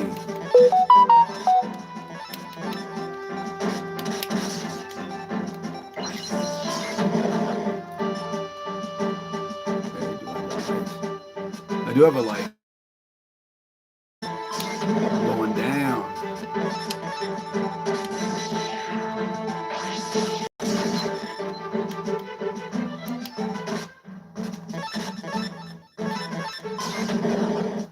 Luckily, he's summoning all fiends, so my little light guys can take him out. That's still annoying. Actually, let me do this.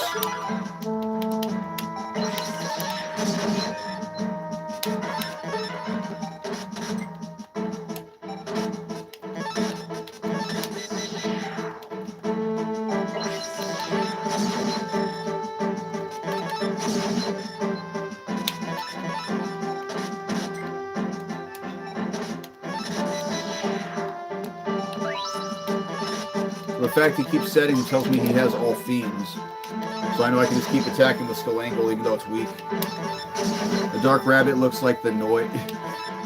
He does look like the Noid. Ooh, he summoned Exodia's head. That is an issue because it's a shadow type.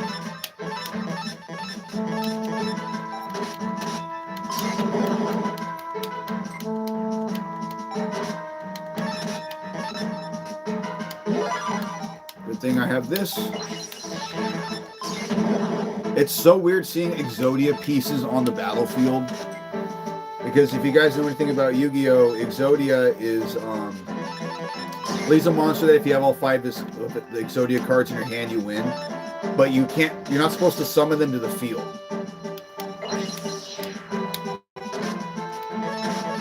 Like, they have to be in your hand, so if they're on the field, then they're useless.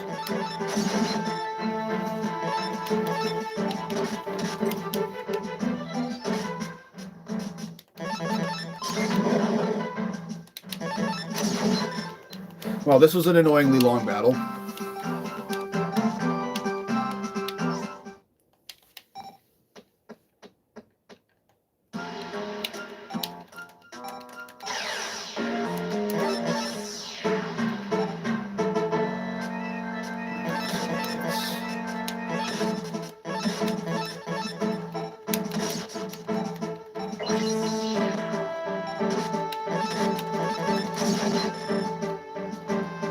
Everyone knows about Exodia. It's like the one thing you know of. Yeah. Exodia obliterates.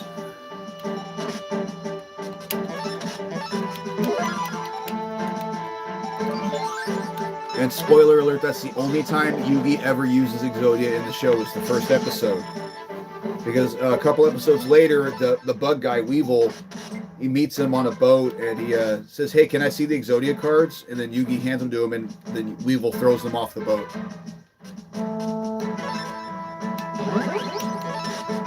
So Weevil's a little punk.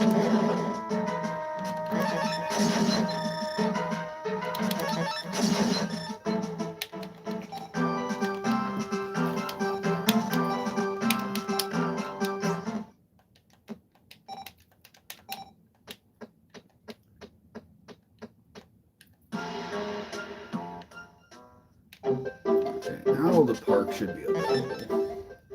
Yep.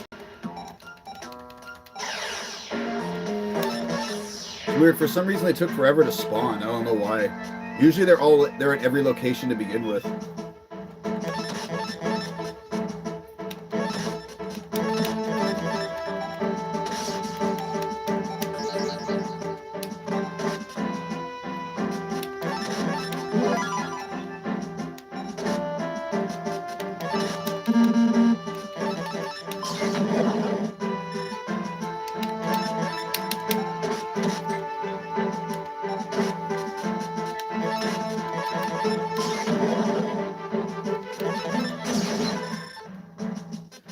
Actually, I'm thinking since these guys have all fiends, I could probably do something funny. So this dummy card I have right here, it's a 0 attack. It has no stats, but it's a dreams type, and dreams can automatically get destroyed by fiend types. But since I have the 2 traps that'll snipe his fiends, I can trick him into summoning them to destroy himself.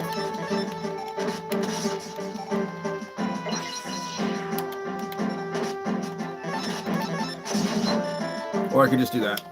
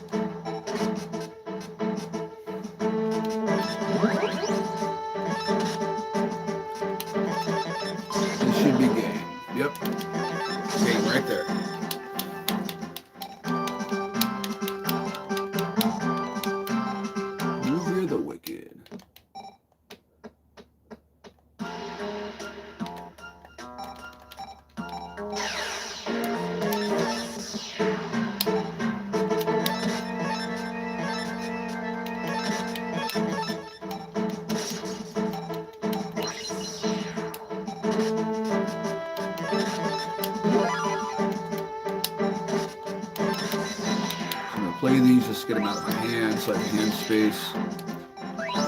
Because that is another thing about this game that can be annoying, is unlike regular Yu-Gi-Oh! Where you still have to draw every turn, even if you have too many cards in your hand and you discard at the end of the turn. In this game, if you have 5 cards in hand, you just won't draw anything else from the deck.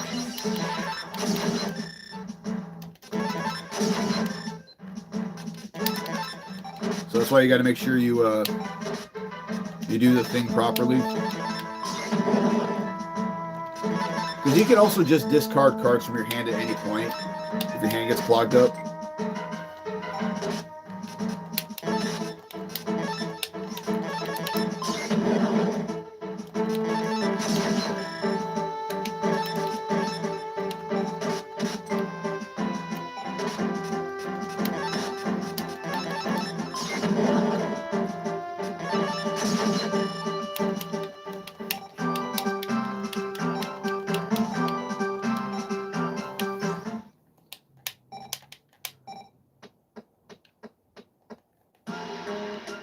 Okay, here we go. Bandit Keith. I might want to add a couple of tougher things to my deck before I fight him.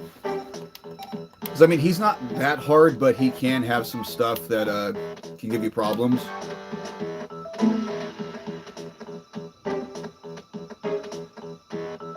Oh, wait. I'm not going to get the chance. Oh, well.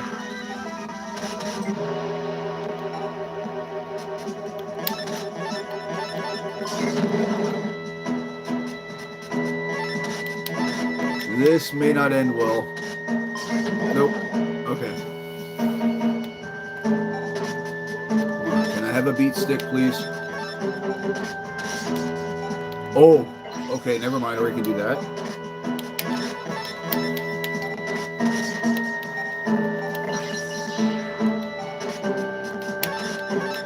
Am I just going to keep trap stalling him?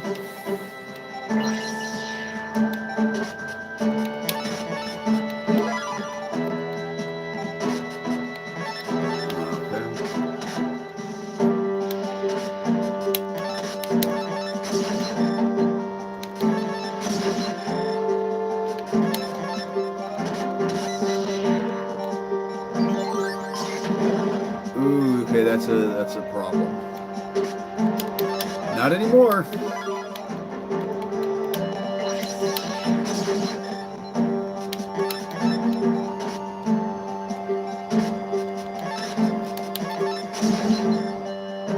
Dude, Skill has been putting in so much work at this part.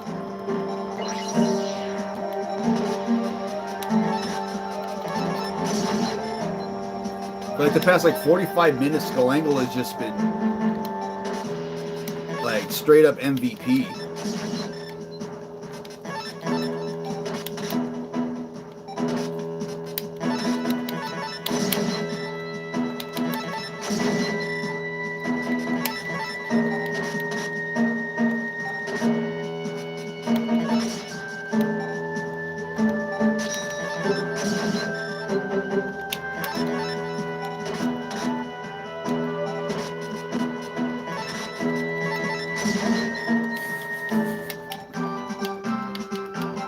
That is so funny.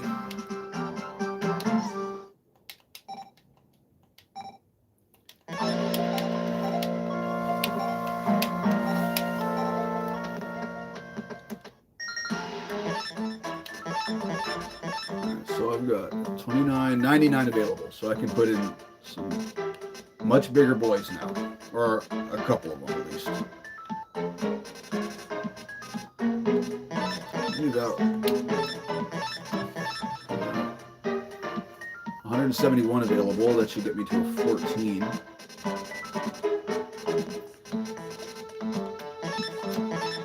Yep.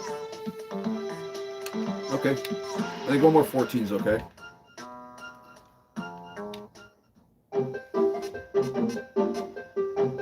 So should oh no, not building yet.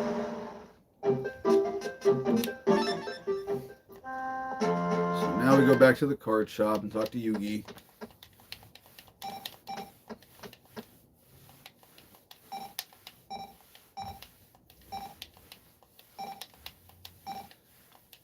This is my Valentine. She's one of the side characters, but she's an actual named character. So now we go down here, now that Yugi's following us. We'll go talk to this guy over here.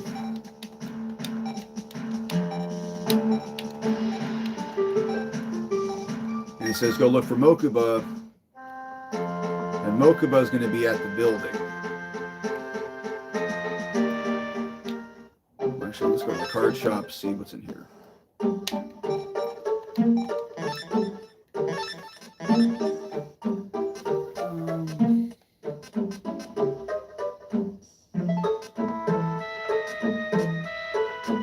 Bruh, I have just not been getting any real good drops from the card shop.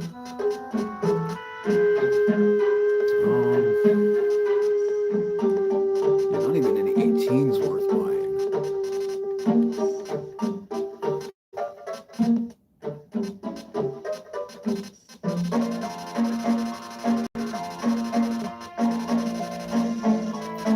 Okay, we got Stop Defense finally.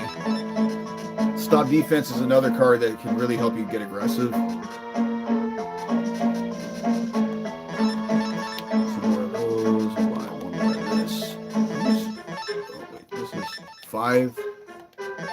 And we'll buy some just in case I need to do some more deck filler.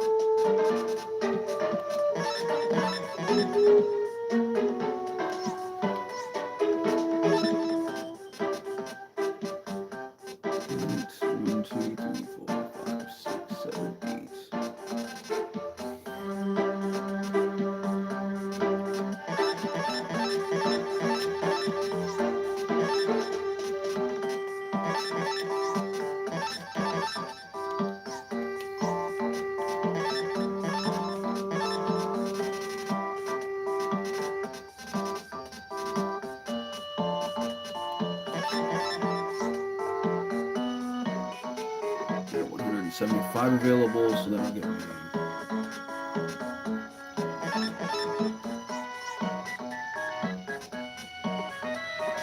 So this is big man.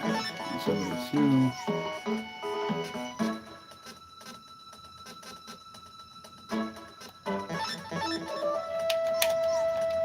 Okay, cool.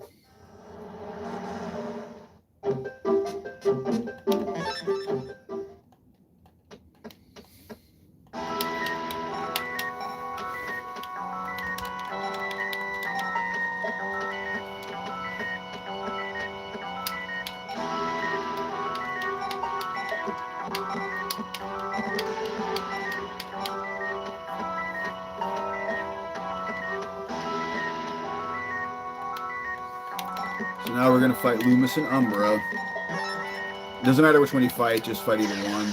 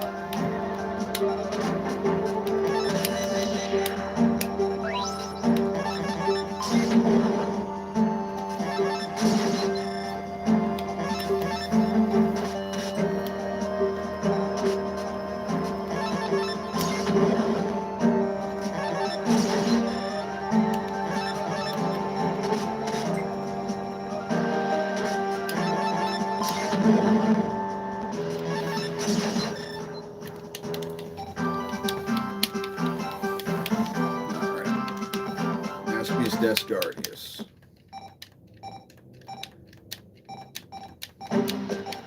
Now Merrick's like, oh, you fools failed me, and basically we're trying to figure out where Joey went, and Merrick's telling me that he's at the pier because he took over Joey's mind. Because again, this mirrors what happens in the show.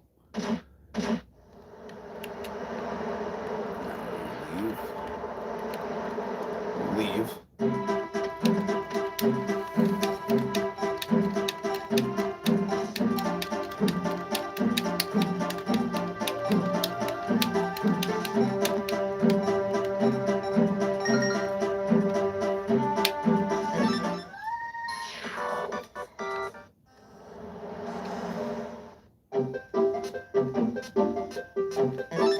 And he said that Kaiba's at the arts. So Mokuba said we got to find Kaiba at the art gallery. So now Kaiba's going to use his satellite to find Joey's dual disc. So that's where we learn he's at the pier.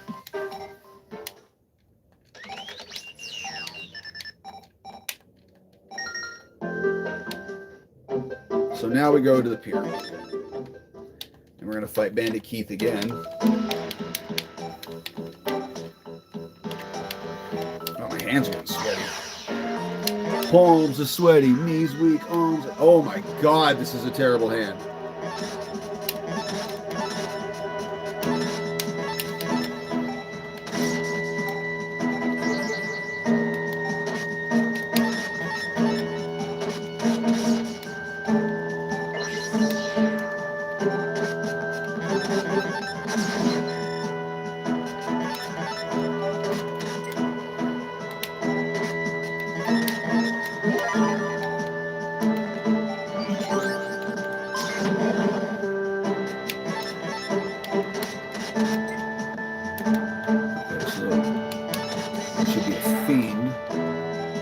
Yep.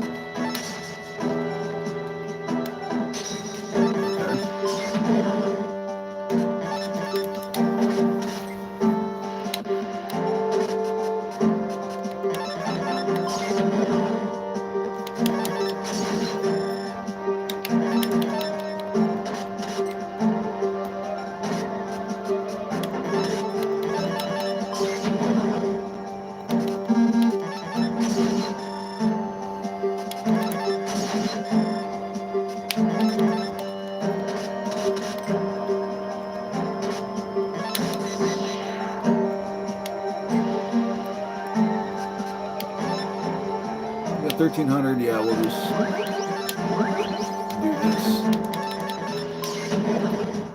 We'll beat him with style points.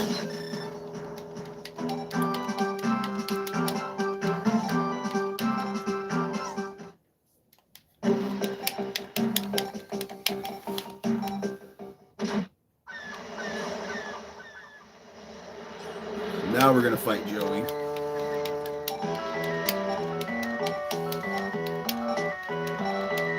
Or I should say Dark Joey.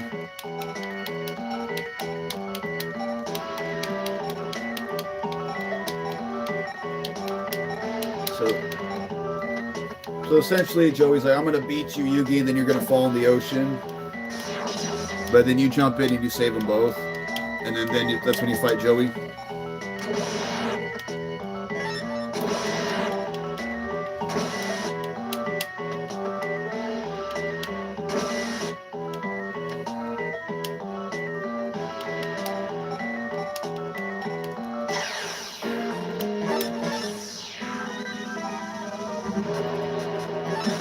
I am just not opening up well right now.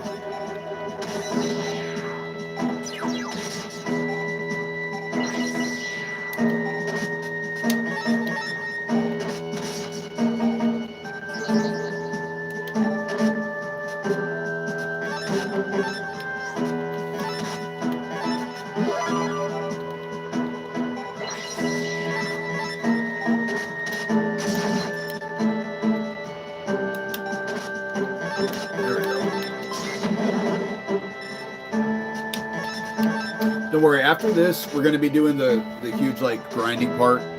I was talking about earlier. Because we're going to go to the art studio, we're going to be fighting Shizu. And then you fight her, and then you fight Kaiba. And there's like a little exploit you can do.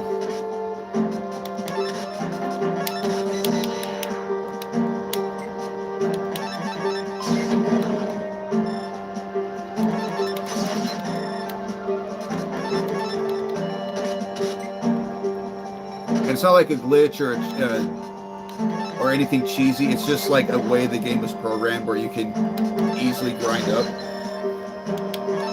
Now, alternatively, like I said, you could refight Bones, you could refight Esperoba, Weevil, Rex, all of them. But the reason why I wasn't doing that is because they each give you 10 points a pop when you beat them. Whereas a Shizu, each time you fight her, she's going to give you 30. So you're going to be able to grind up 3 times as fast. The only downside is we're going to be losing to Kaiba over and over, but that doesn't matter. Because we basically already have all the cards we're going to want for the end game anyways. So we're not going to worry about losing money.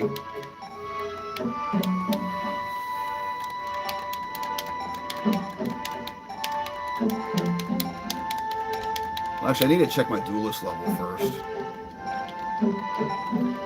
Because I don't want to go into the final parts without any 2K beaters in my deck. What's my duelist level? 292.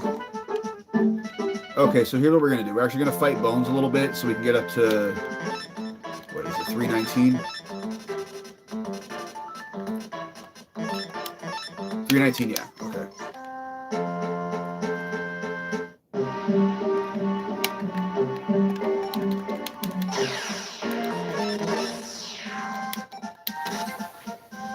And on the plus side, Bones is going to be an absolute joke.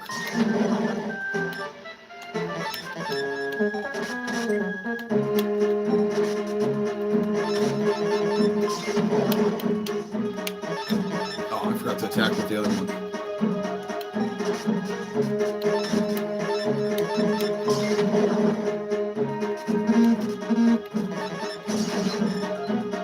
Remember, I think Bones you increase by 10 when you fight him, so...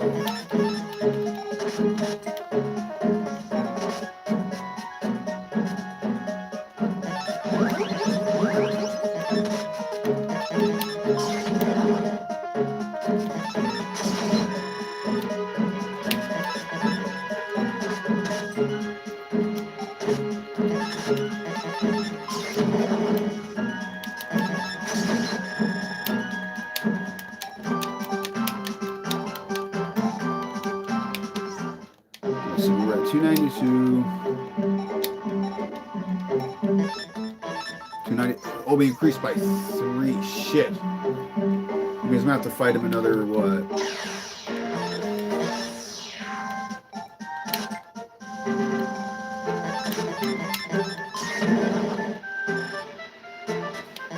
Another 19 plus 5 is 24. Another 8 times.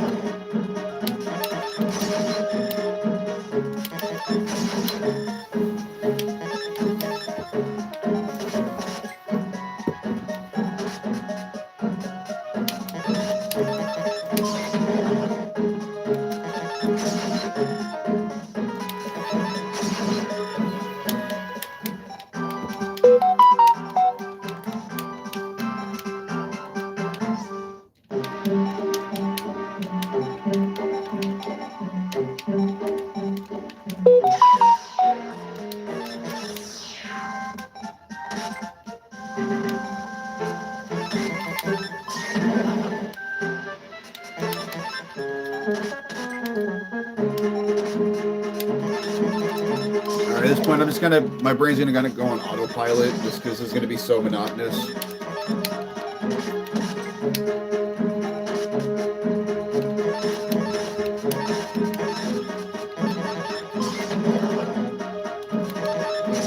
Okay, so a Shizu's, we need to make sure we beat her though each time we fight her, otherwise the exploit's not gonna work. So she has light and Scream, so we need a bunch of Fiend and Shadow. So before we go in there, I'm going to swap those around and make sure I have them in the deck, just so I have more options to take her stuff, because she has a couple of cards that are a problem. Specifically, Gemini Elf, which is a 1900 beat stick, which we don't have anything that can hit that yet.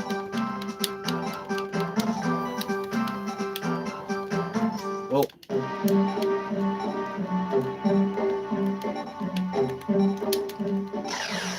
I mean, we do technically have Vorse Raider, but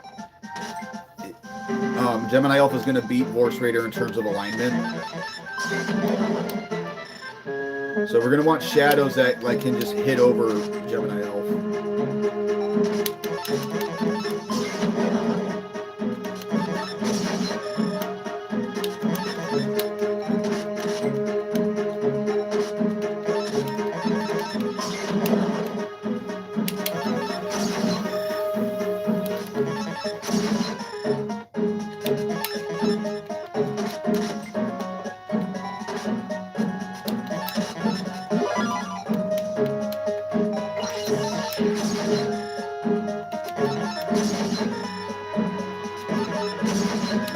Okay, so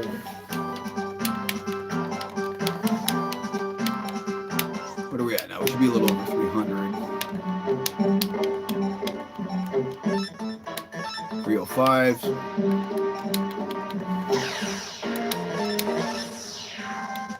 we just need to fight. I think 5 more times should do it. Ooh, Battle Ox. Yeah, so we're gonna want light. We're gonna want a shadow, fiends, and then just as big of beat sticks as we can fit in, and then removal cards.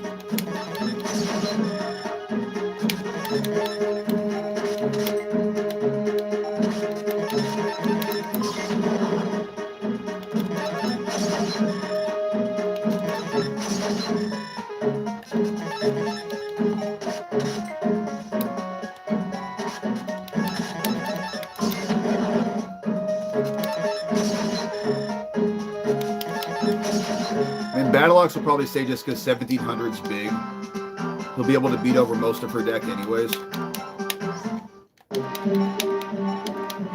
Actually, Yami might not be a bad spell either, because a lot of her stuff are fairies. It would boost my stuff and weaken her stuff.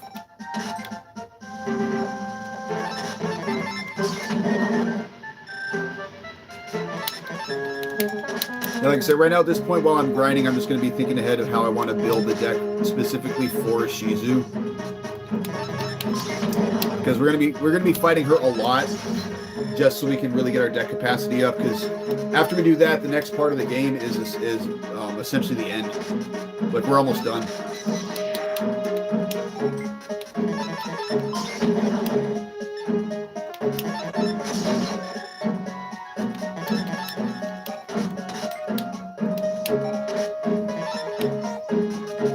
So set you just so I can go on the card next turn.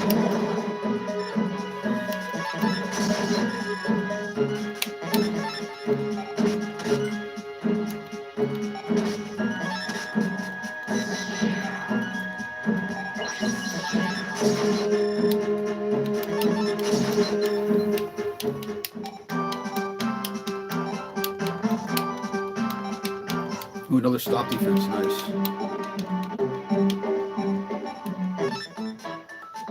312. Okay, so we're almost there.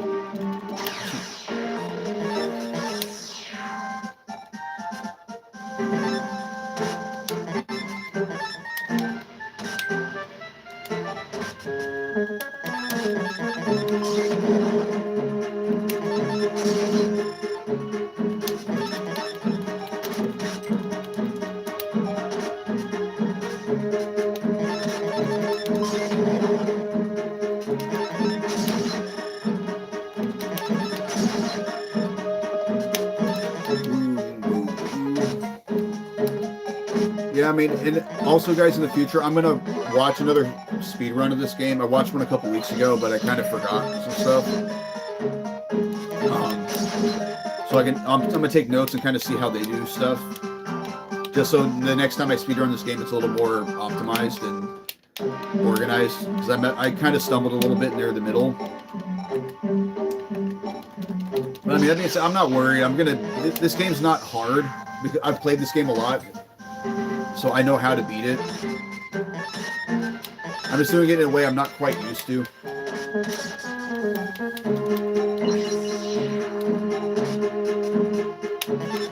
Wow, no monsters. Okay.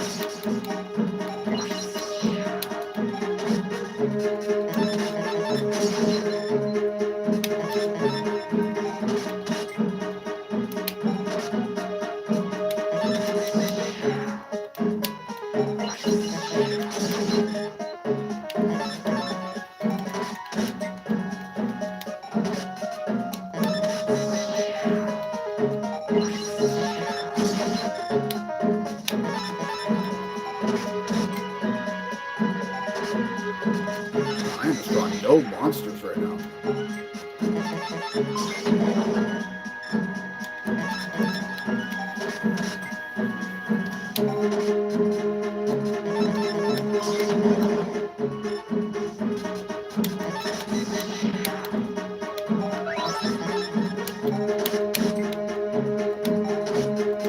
Bruh.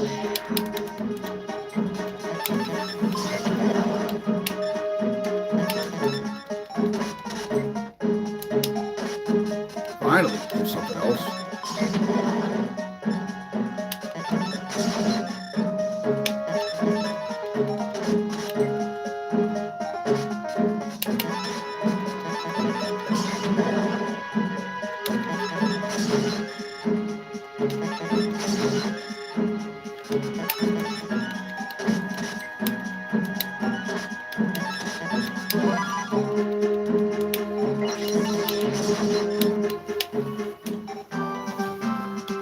Okay, this should push us over the threshold.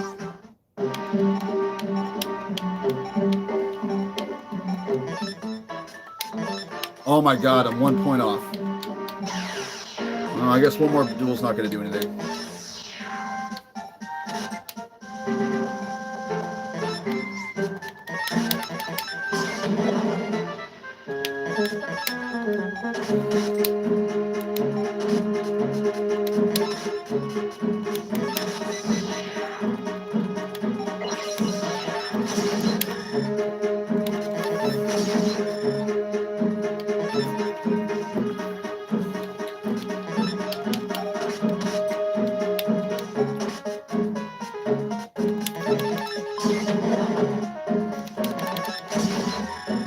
And on the plus side, you know, fighting bones this much probably got us an extra, like 70, 80 deck capacity.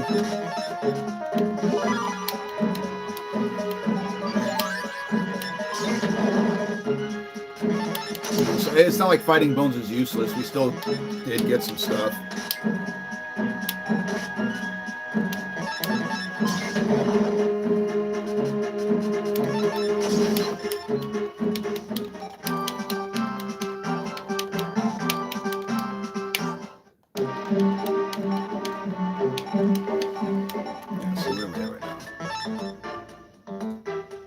We got almost 100. We got 94 available. So now do another card shop run. So do you have anything useful now?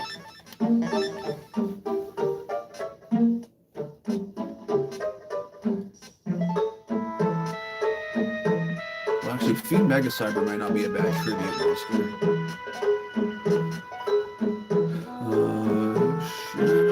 Dark Chimera. Alright, so Dark Elf.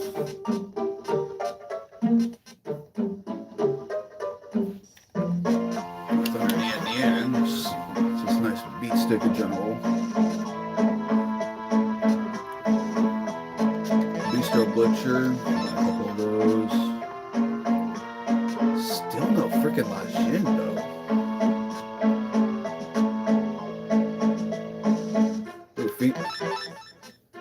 Reflect Bounders, a Fiend, that should be good. Getting 16s. Beautiful Head Huntress.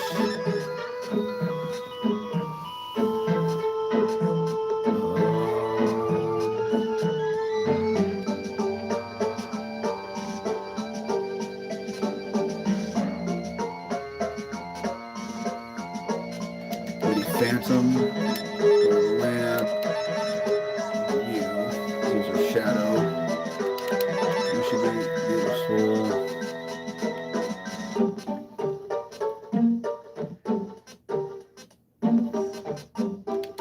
Camion Wizard. Okay, that should be it for beaters. I don't really need anything else. Oh, let's see if there's another Hourglass of Life. Just in case it's there.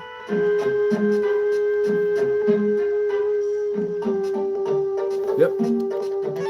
Got one more just in case we need it. Okay, so that's it for the little guys.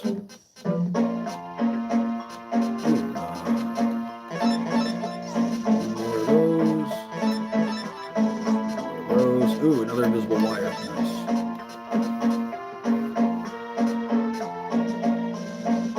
Nothing else. Okay.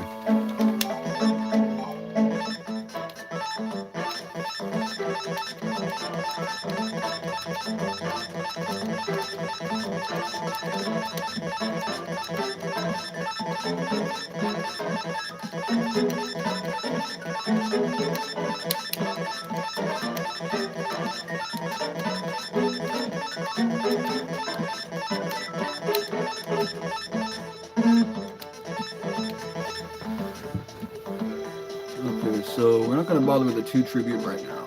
We are going to put in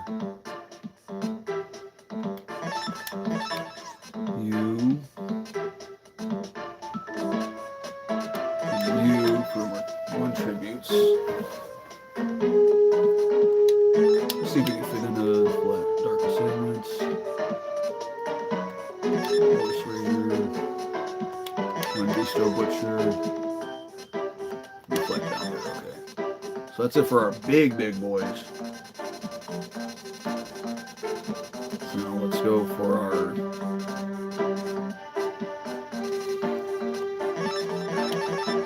techs.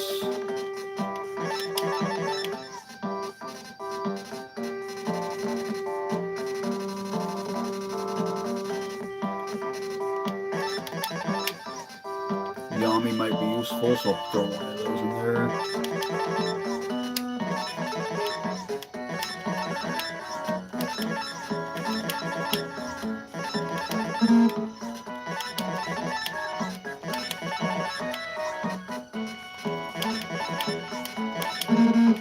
Okay, so we actually have quite a bit of space in the deck. So what we can do is we can start eliminating some of these. Don't really need them. Got 2 of those, and we can start looking for beat sticks. Or let me phrase that, secondary beat sticks. So that will be like 1,500 and below.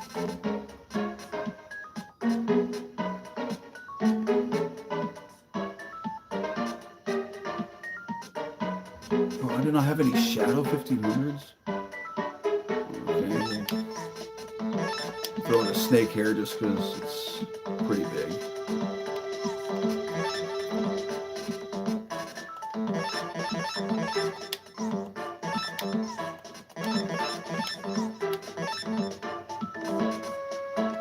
Maybe Phantom.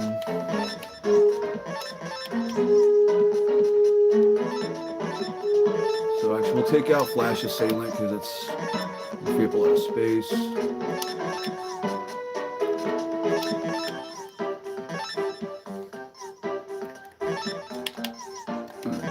We'll get rid of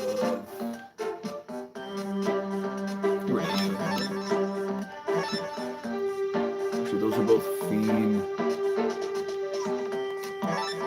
So I've got 147 available. Should be able to get me. What do these guys cost? Okay, 13. This should be. We should be able to do okay against the Shizu with this.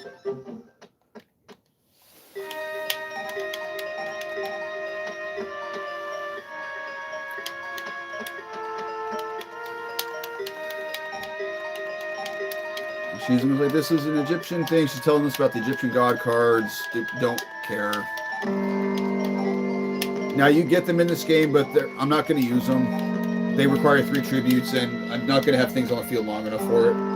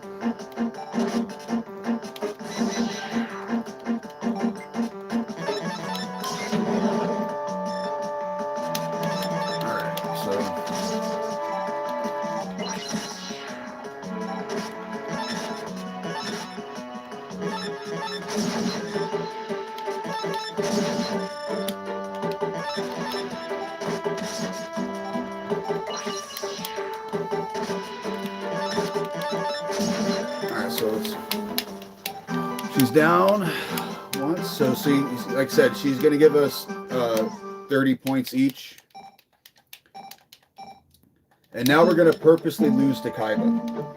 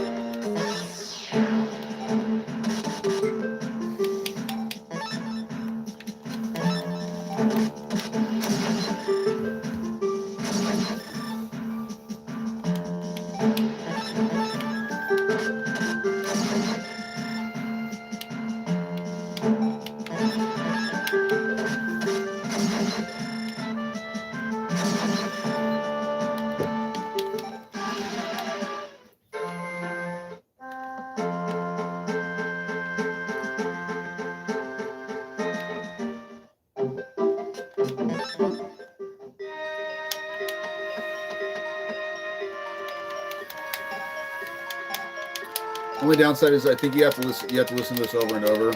I'm just gonna button mash through it.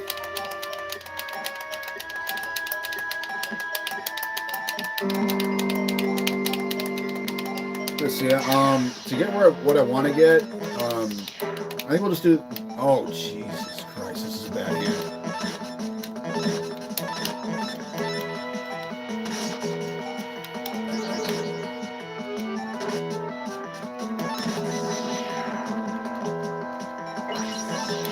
You know what? Screw the exploit, now that I think about it, because the whole point of this is a speed run. I should be okay in the final part.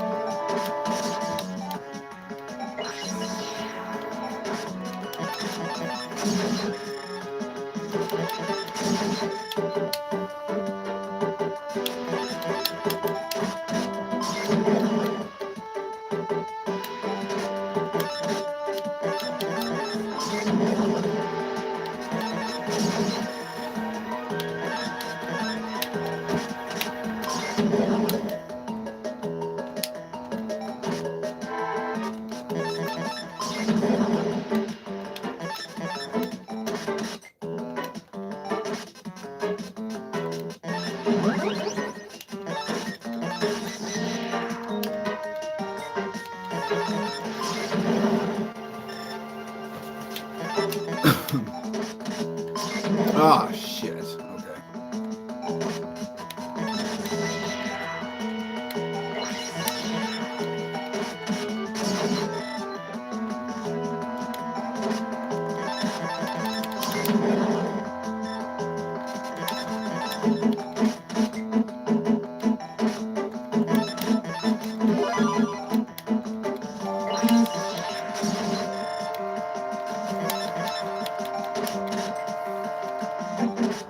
know, maybe fighting Bones is the faster way. Yeah, because that button mashing takes like 2 minutes and running back there. Yeah, it might be faster just to fight Bones a lot more throughout the game. Okay, we should be able to stomp Kaiba though, because with him he doesn't really have much of a strategy other than he just summons strong stuff. So as long as you can out brute force him, he's not a problem. Yeah, because we got to do all this talking with the Shizu, so we're not even gonna bother with it. Yeah, guys, remember too, a lot of times my first runs with these games, these are me just seeing what works and what doesn't. Because a lot of the speedruns I watch, they do a lot of like glitches and stuff that I'm not comfortable doing because I just don't like doing glitches. It's more or less me figuring out the most efficient way for me to play the game.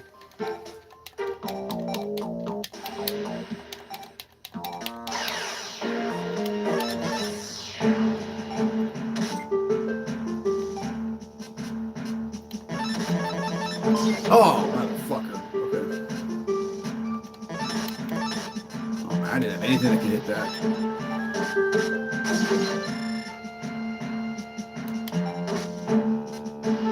Shit, my plan may not work. I might have to fight her again.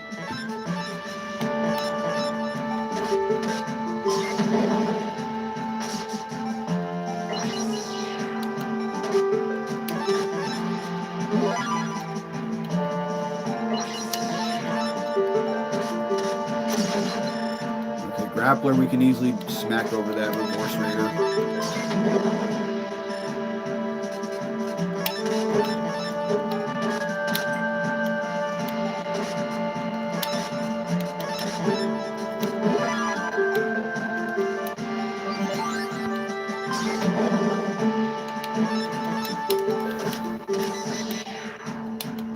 Ooh, Crush Card.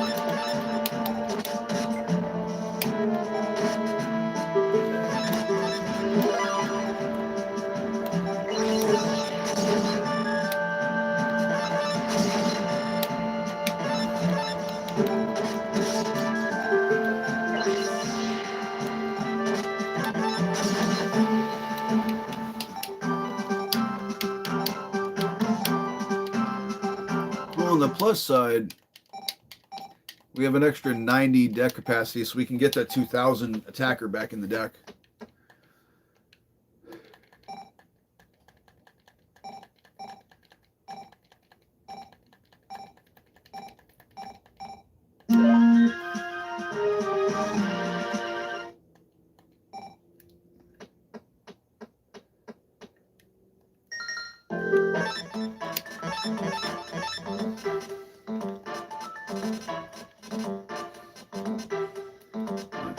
He'll benefit from the field. He won't solo put. Flash Assailant. Oh, really? Oh, I know what I'll do. I'll take Yami out because Yami didn't do anything.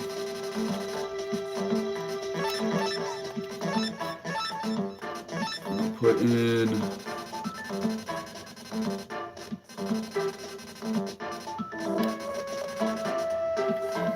Oh wow, I'm still way off.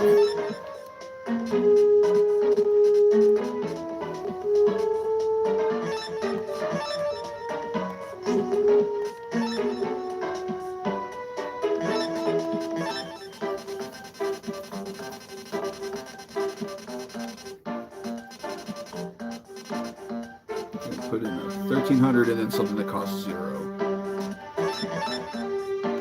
Oh, I can't put it. Damn it. Oh, I know what I'll do.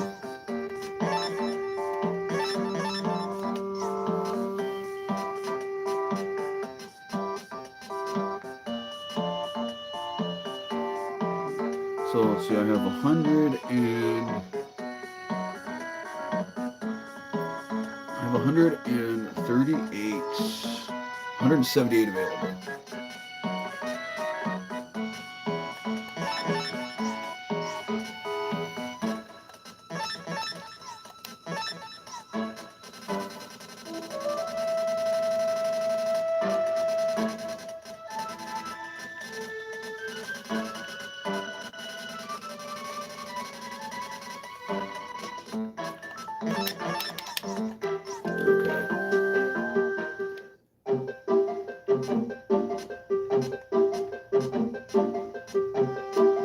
Clocktown Square.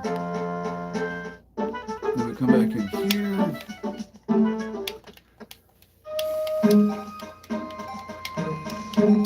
Let's check where the finals are. So we're going to go to the finals.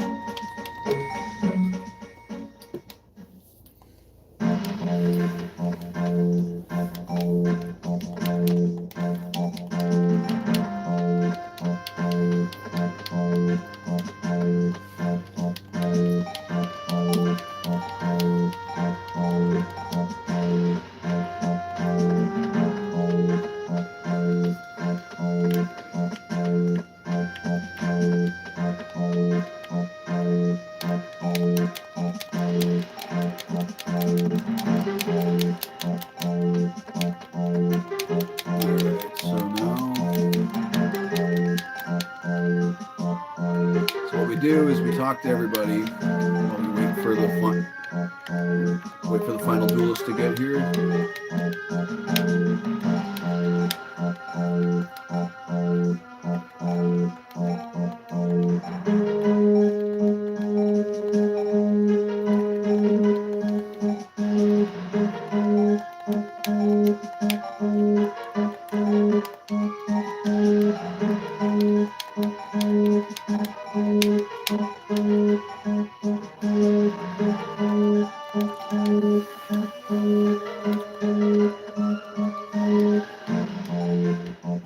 This guy, he says his name is Merrick, but he's actually Odeon. He's one of Merrick's, he's like Merrick's right-hand man, and in the show, his whole plan, Merrick's plan was to pretend to be their friend, and then Odeon pretended to be him.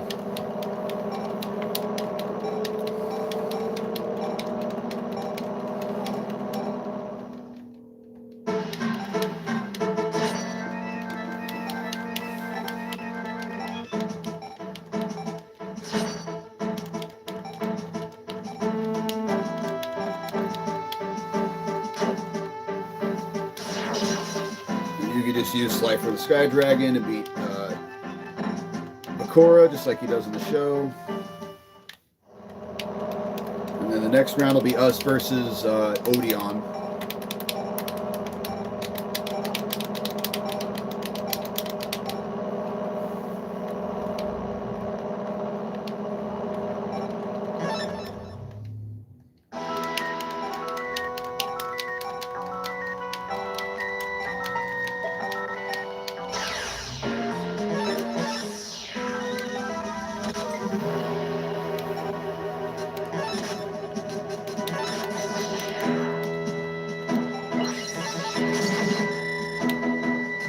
There's actually only, after this, there's 2 more duels. We fight Yugi, and then we fight Merrick, and that's the end of the game. So, we're almost there.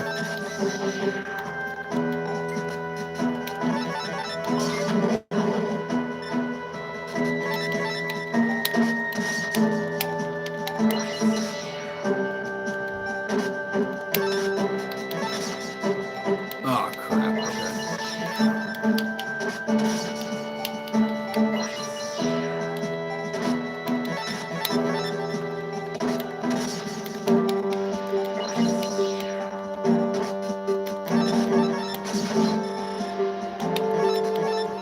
Normally I would have put Dry Gumo in the deck too. I just didn't there wasn't enough capacity. I didn't want to keep grinding for it. I would only be using it for 3 duels. I think we should be fine.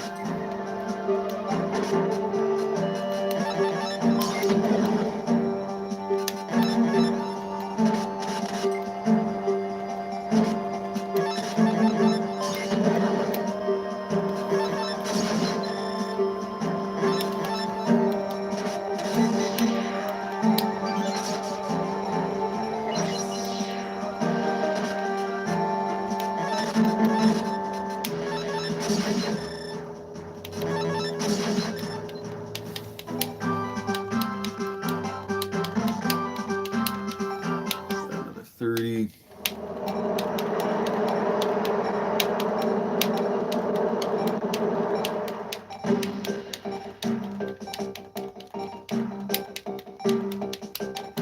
And now this is when, like, because what happens in the show is what's happening now, where basically after Odeon loses, like, Merrick reveals himself and he gets all evil. Well, like, super evil like that.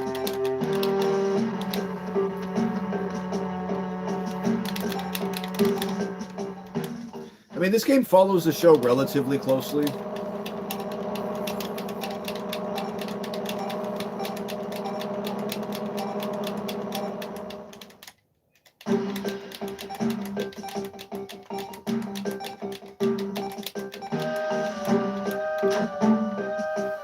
Joey loses to Merrick.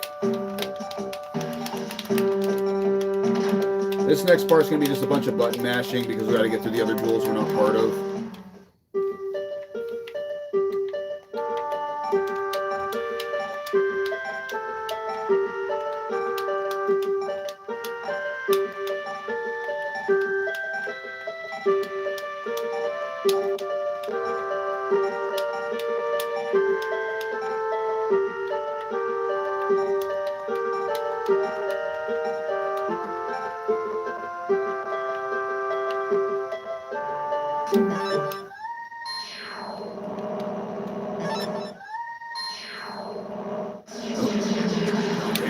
Too far. Alright, here's where we're supposed to go. So it's Kaiba versus Mai, which that's not how it goes in the show, but whatever.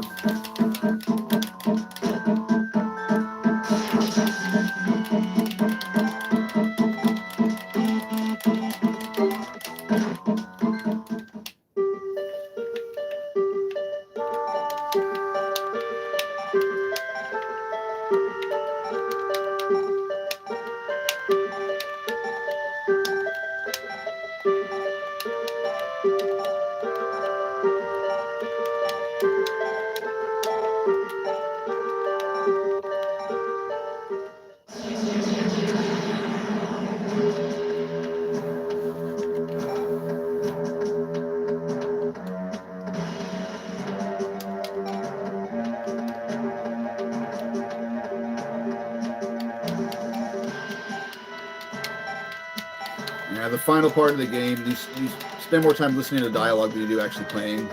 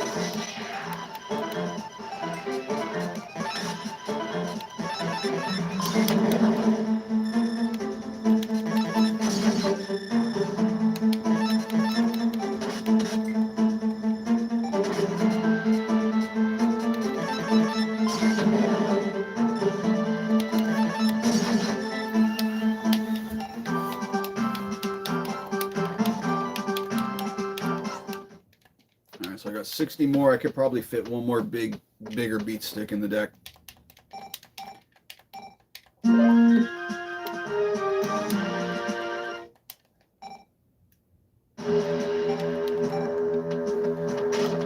Now Merrick's going to fight Kaiba.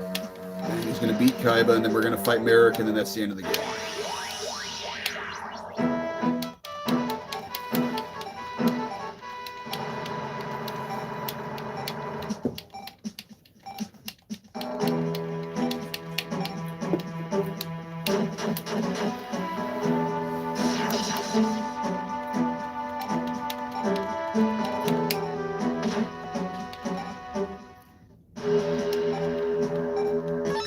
Actually, let's do this. You're not going to get a benefit. These guys will... Actually, all the beat sticks will.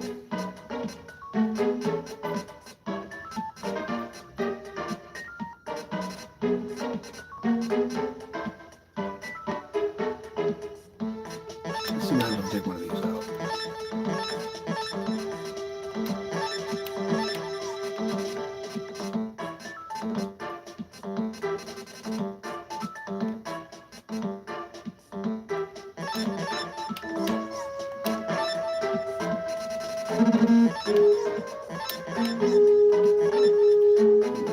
Slifer, because Slifer costs 0. So we have 60 available.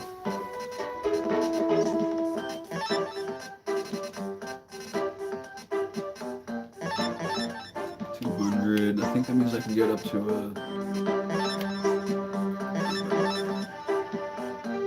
So, 232. Okay, here's what we're going to do. We're going to add Battle Ox back. He's just straight brute force.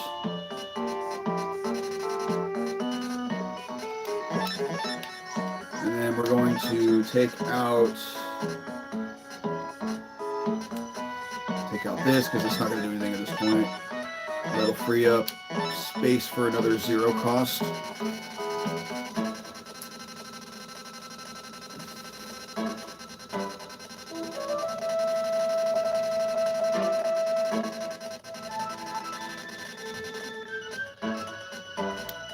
There we go. Exactly 2,500.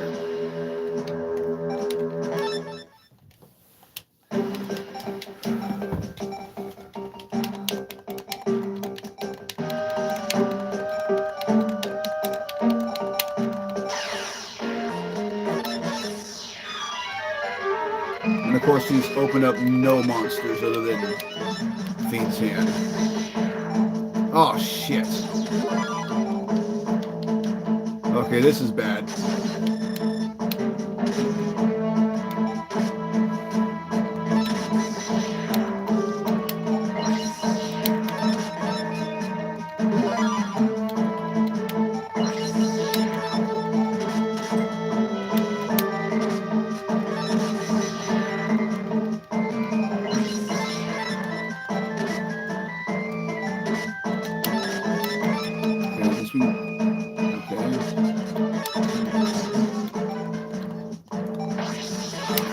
Okay, cool.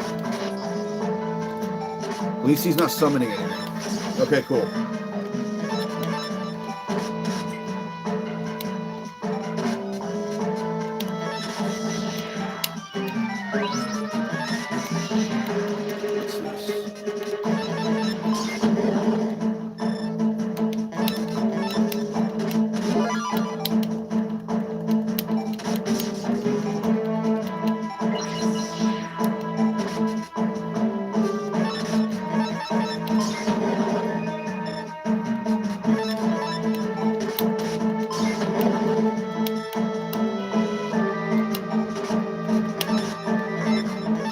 I think that might be just big enough to get under invisible wire.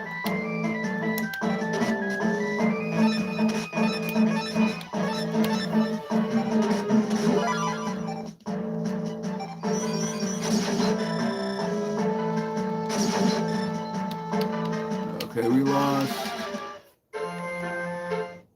Okay, we'll just go back over there and try again.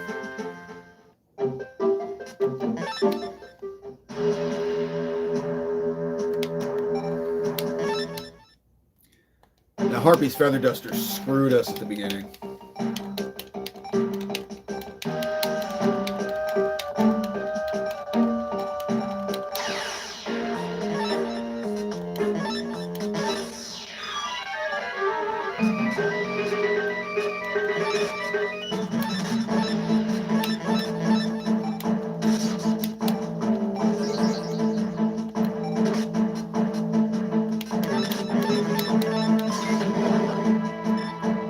Much better start this time.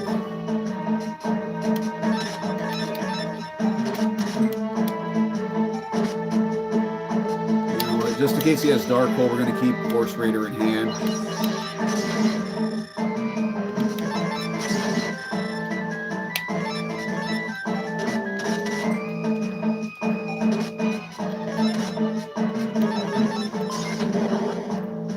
And this game.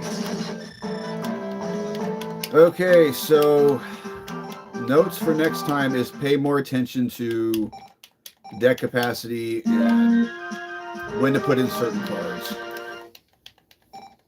But hey, I still beat the game.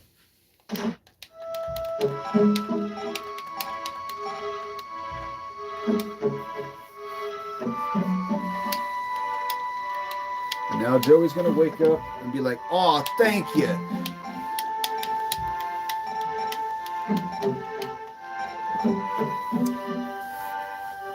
This game does a good job of making you feel strong with how fast those numbers scroll. Oh, yeah. No, I love this game, man. And again, I think this is one you would probably like, too, because of the whole element cycle with it, so it is kind of like Pokemon.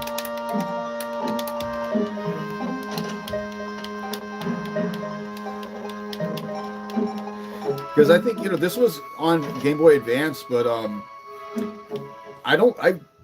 I've seen carts of this going for like 10, 15 bucks. So if you ever come across it for that price, I would highly recommend it. Or if you want the full taste of Yu-Gi-Oh, what I do is I'm playing on the Classic Collection, which came out last February, and it sold for like 20 bucks, and it has all the games from like Game Boy through Game Boy Advance. Art looks really cool. Yeah, and that's the thing is it's definitely the animation, the style of the animation for the show does translate well to the pixelated art of the GBA.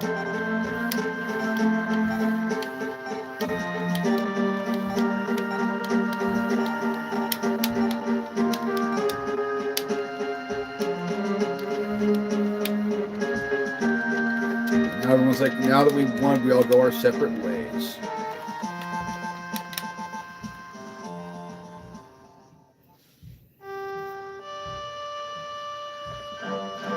Alrighty. Now I think I still wanted to stream for about another hour or so, so I think I'm going to take a quick break, move around, stretch, and I might do some more raid dens with Sword and Shield, just to, you know, try to get them out of the way. I don't know, man. If you ain't doing anything, you down to join?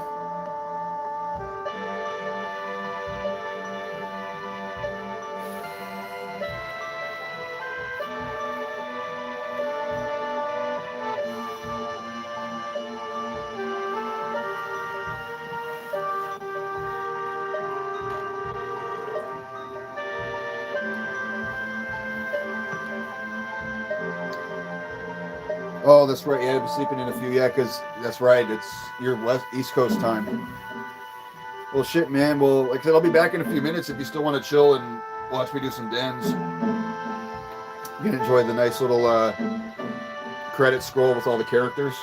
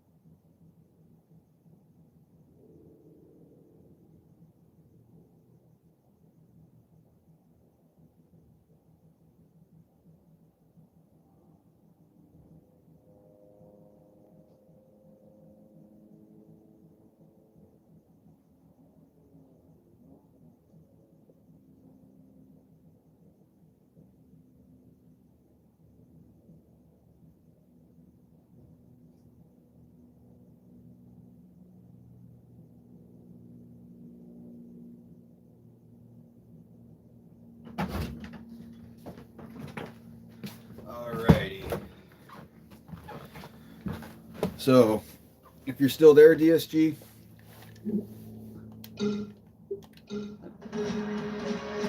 so this is what I'm saying. Like, look at all the games this collection has: 6, 7, 8, 9, 10, 11, 12, 13, 14, 15, 16 games. Okay, and these are all the Game Boy era through Game Boy Color and Game Boy Advance. Now, I know the whole Fire Red, Leaf Green, you know, everyone's happy that those are going to get ported to Switch, which that's cool if people never got a chance to play them.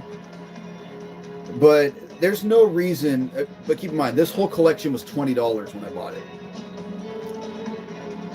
Whereas each version of those is $20. And I don't see why Pokemon couldn't, or Game Freak Nintendo couldn't release something like this where it has, you know, red and green through, you know, emerald. You know, even releasing that for $60, I think would still be a good deal because that's a lot of games. The only reason they didn't, and let's be real, is because they want that moolah. But what do I know? I'm just some guy playing video games on the internet who is now going to go play some Pokemons. After I turn on my light so I can see better.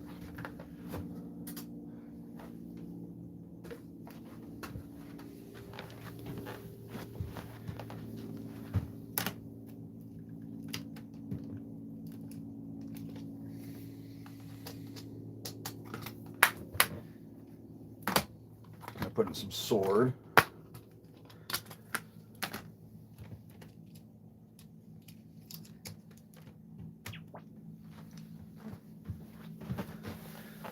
Alrighty, so now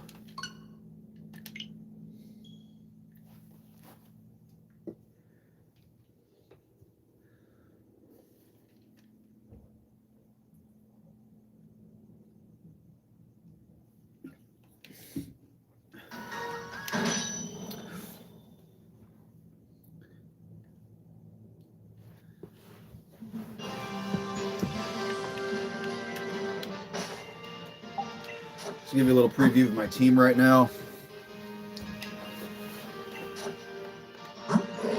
We got our Gallade already. He's already EV trained. Attack and speed. And our Ghastly. All these guys are fully EV trained. And these are the ones I bred for this morning. I got, you know, the rabbit, Cinderace. I got an Arrokuda, and I got myself a male Ralts.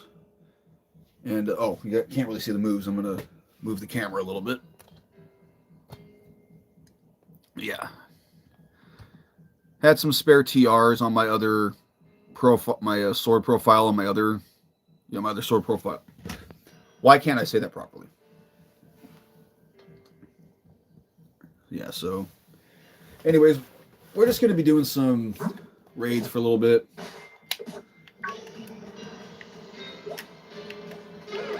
And I'm not going to lie, guys, running around the wild area without the bike is a slog.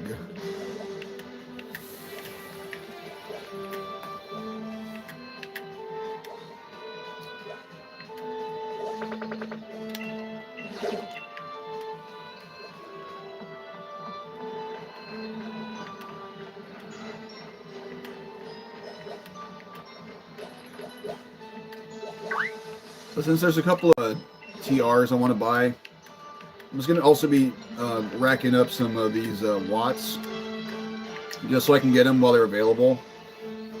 Because there's a guy that's selling Thunderbolt. I want to get one of those for my Toxtricity. Just so he has a really strong electric move right away. Because it's going to take him a while to get Overdrive. Yo, is that a Rufflet?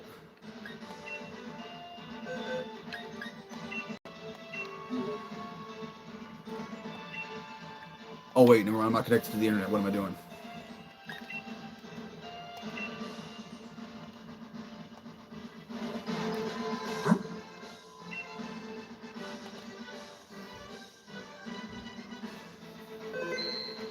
now we can do it.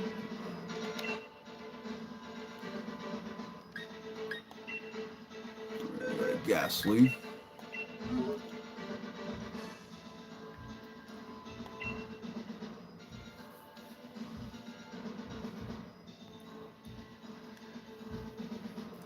Yeah, if this is a roughlet, I mean, Braviary was one of the ones I really considered hard. I just it was for the last pick. It was either between him or Snorlax, and I figured, hey, you know, I can get Snorlax way quicker.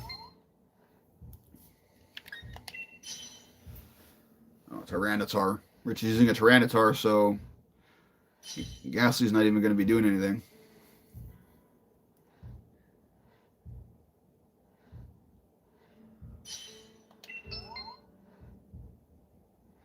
Oh.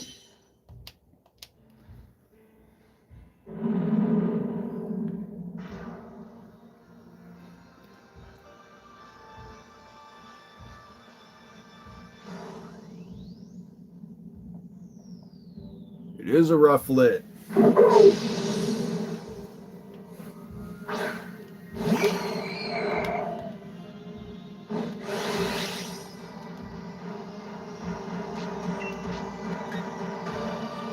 Between Heliolisk and the other guys, I don't need a Dynamax.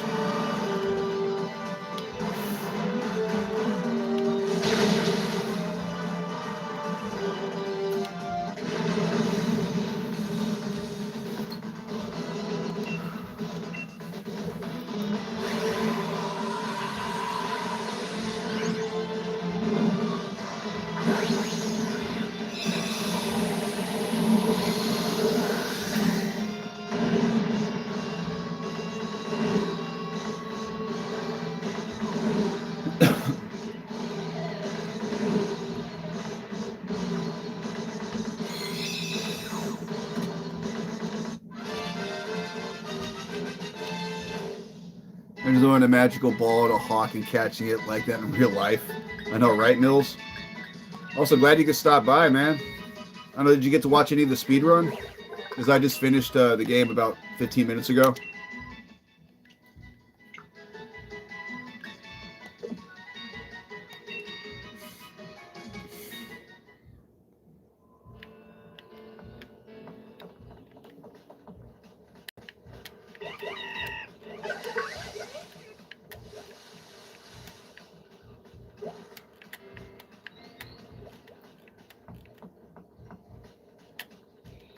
Of course, brother, been in and out. Oh, that's right. You had me on the on your TV.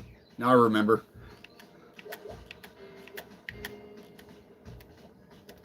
And now a very busy day. Basically, landlord is doing a visit. So the yeah, because any little thing that your landlord could ding you for, so you don't get your deposit back.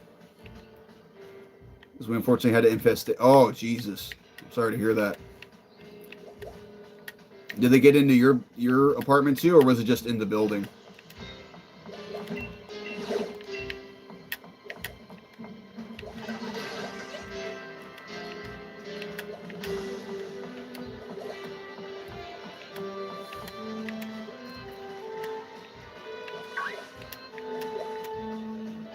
Oh man, I'm sorry to hear that.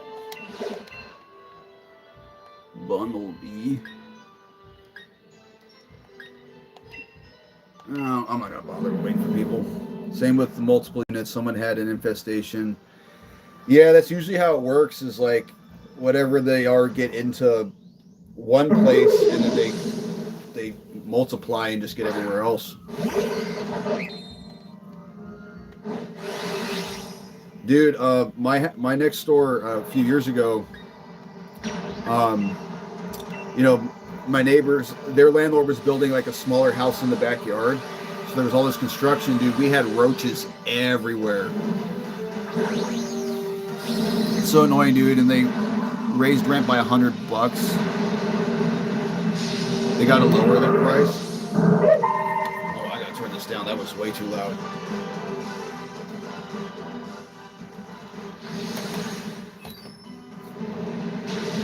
I mean, they got to lower the price.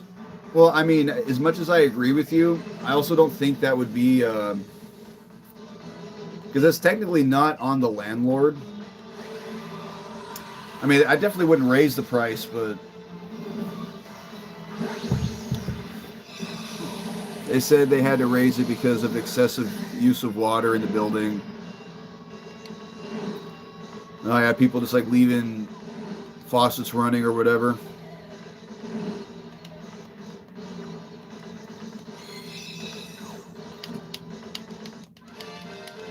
Dang, that sucks, Mills. I'm sorry to hear that.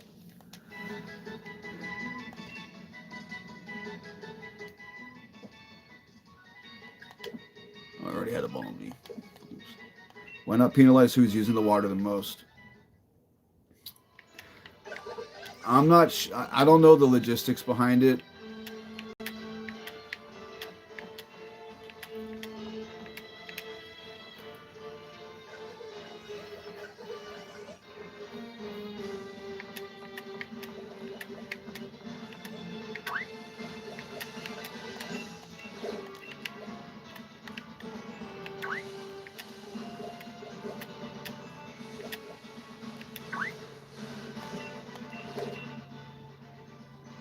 Ooh, a Dwebble. I don't have one of those yet.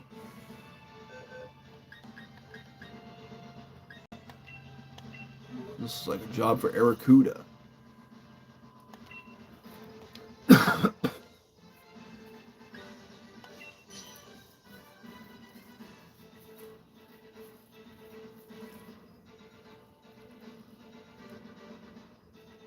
Like, do they know exactly who it was that was using too much water? Or they just like know someone was using a lot of water?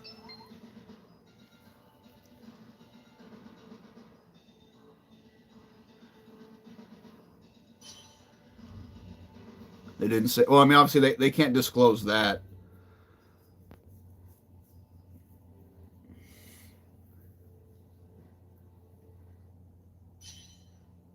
Building a yeah, you've told me some things, man. Like you got some weird neighbors. I've lived in places like that, and there was actually one place I used to live when I was in Elsinore, where I mean, granted, I liked my roommates. We all got along really well, but I found out the house across the street from us was cooking meth, and I just went, yeah, I'm not living across the street from a meth lab, so I bounced.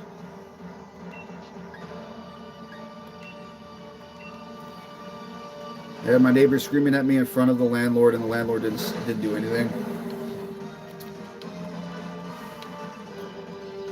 Man, that's yeah. That sucks. So you heard going upstairs are drug addicts? That wouldn't surprise me.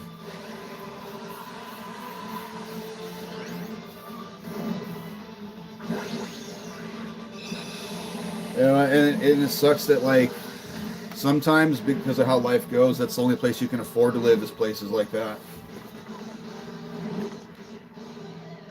Those months ago, I have a restraining order. Oh, that's the same neighbor you were telling me about.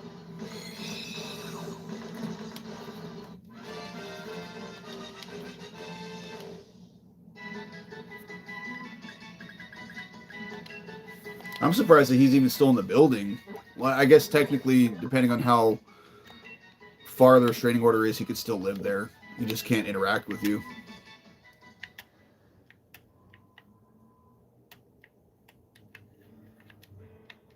What the? Okay, there we go. I was stuck for a second. Oh, well, no, those guys up at the corner, they found a Uvaltol. Nice.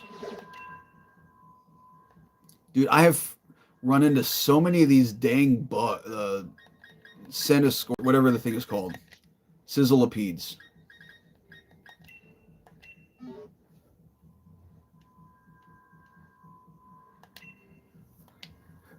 It's crazy that he's still allowed to stay here.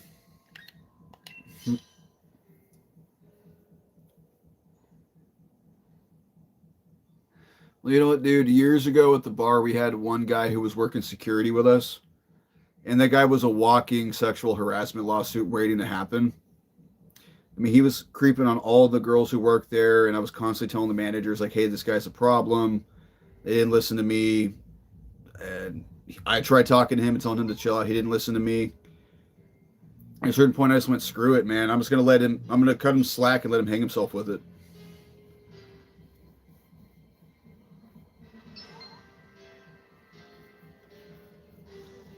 He did eventually get himself fired because he was asking if one of our bartenders, you know, if she liked women or not. And I told him I don't know and I don't care. It's none of my business. And then after that got reported to management, they had to do something because that made her extremely uncomfortable because he asked her to. His disability checks and he stays here basically for free. Yeah, those kind of people just know how to play the system.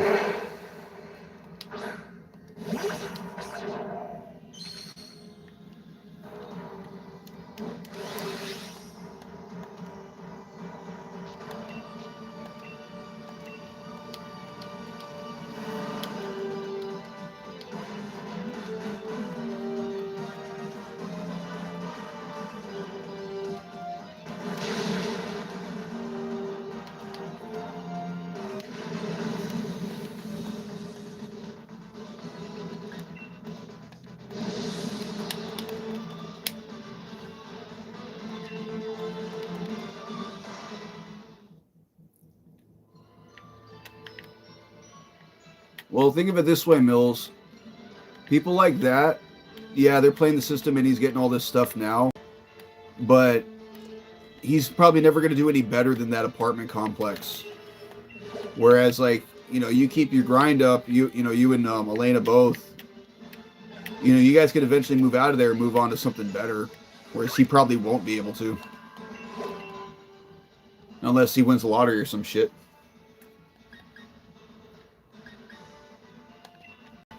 Ooh, a bonsai. Yeah, dude, exactly.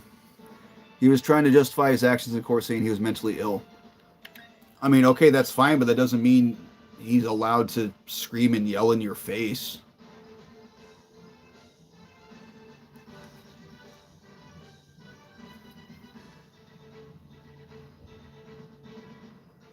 So you've been trying to brainstorm new things for the channel? Oh, well, what about the list of the stuff like for every day? The judge laughed at him. Well, at least the judge understood it was bullshit. Because, you know, sometimes judges rule in the favor of the wrong person.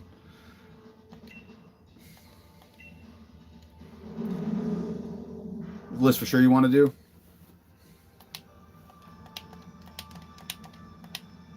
Yeah, I mean, it's definitely good to come up with ideas, but don't try to come up with too many at once because then you'll lose track of them and then, like, you know, let some things stick for a second. Diaz, I want to DM on Discord. Oh, for sure. Yeah, I'll be on here for about another hour or so, and then we can chat then. I don't need a Dynamax. I'll just Drain Punch this thing.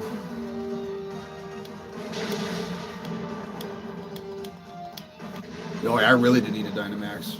I just one-shot it.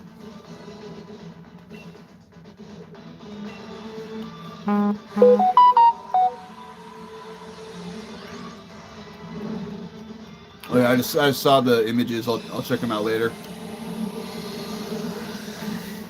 Definitely want. Oh yeah, exactly.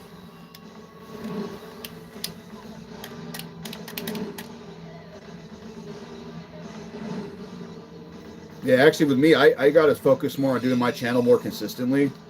Just because the last few weeks I've been a little tired from work and stuff, but like, I also need to expect that's going to be part of the process.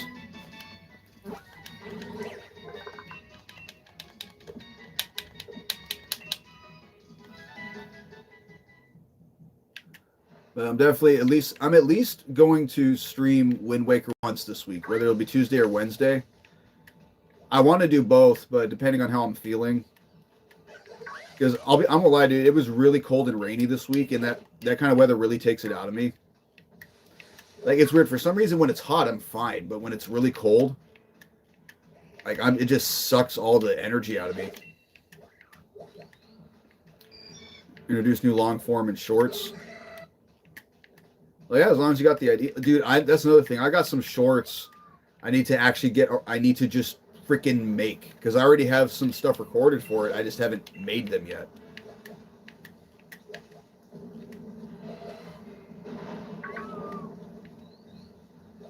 After is about to be hit with a northeastern, by the way. Oh, what's that? Is it just like a really bad snowstorm or something? I mean, granted, like it was raining pretty hard, but for California, for what we're used to out here, I imagine like if y'all were to see like what we were dealing with, you'd be laughing at me like, "Oh, you think this is bad? A blizzard? Damn."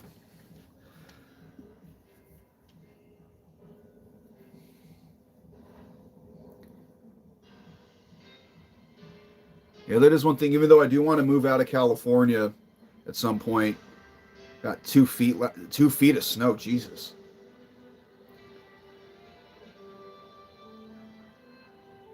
couldn't see the. You couldn't see. Yeah, 2 feet of snow. That's ridiculous.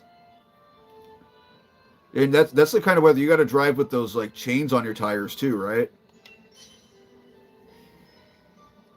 You want to move to Hawaii?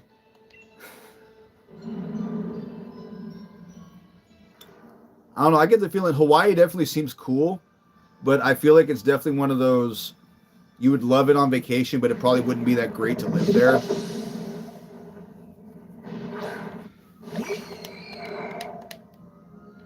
I was thinking more somewhere that's like very not like California, somewhere in the Midwest.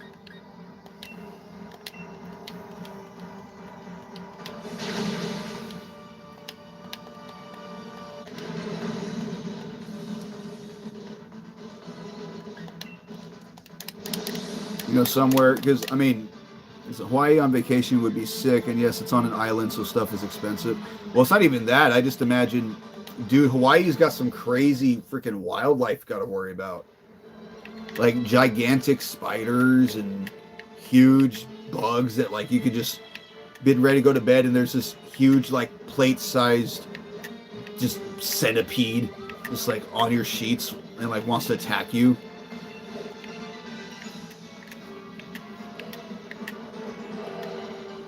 Oh yeah, exactly. Australia is the exact same way. Dude, another interesting thing about Australia I learned a few years ago, their seasons are the opposite of ours. Like right now in wintertime it's summer over there. Like in terms of like how the weather feels. Dude, another sizzleipede. Gotta bring the machete.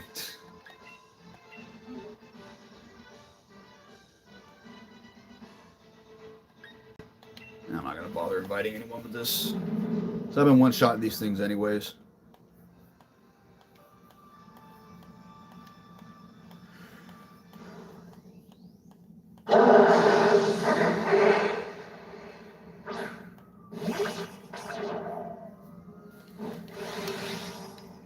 To be honest, dude, I wouldn't mind living near Florida. Oh, Florida would probably be cool. Although it's very humid down there, so that's something you would have to prepare for.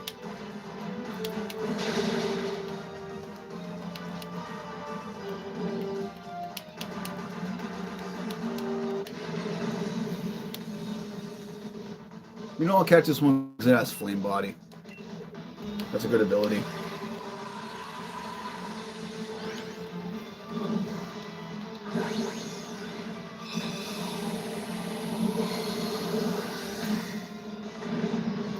In South Carolina for about 6 years.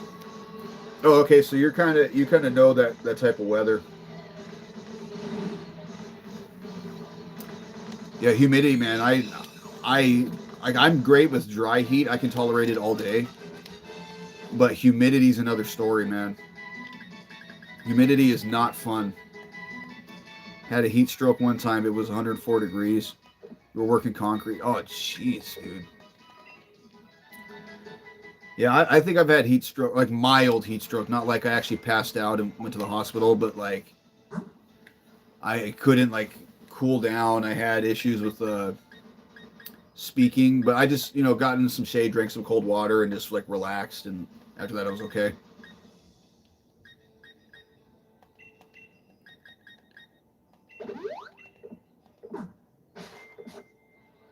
back when you were 19. Yeah, back when I was playing football in high school, man, it would get really hot out there. And so we'd be running sprints and stuff during the summer, like training camp. And yeah, a couple of us like almost collapsed because of how hot it was. I mean, granted, the coaches weren't like so determined to push us that they were going to let us like die. Dude, I swear. This is like the third one of these things I've run into.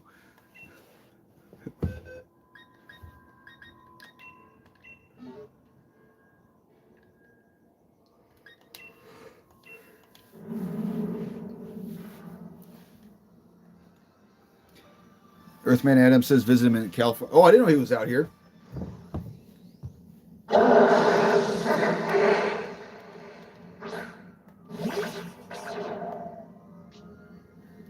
think we should all meet up. It would be cool depending on where he's at.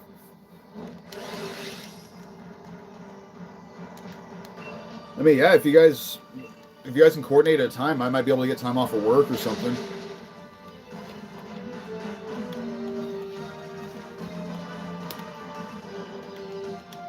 Well, no, close. Yeah, I mean, because why would you attack the heat more with that, dude? A lot of friends in West Hollywood. Oh, so your friends are on the other side of the city from me because I live in Northeast. I'm in a northeastern LA. West Hollywood? Depending on where you hang out. Close Santa Monica? No. I mean, I can get to Santa Monica easily enough, but I'm not close to it.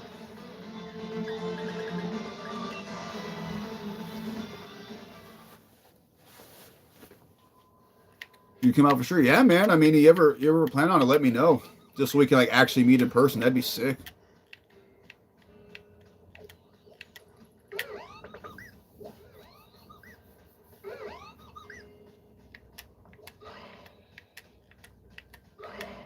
Hopefully, if you ever come out here, the dude with the pineapple pastor tacos comes back so I can show you them.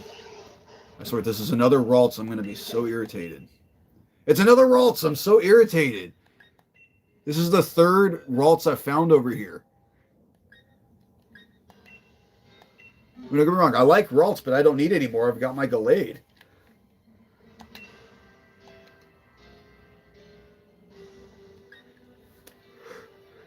Gotta find the pineapple pastor tacos. Dude, like, I really wish I would have actually gotten some information from the guy because it wasn't like he had a sign or a number or a name. He just had a little stand that he would cook them at.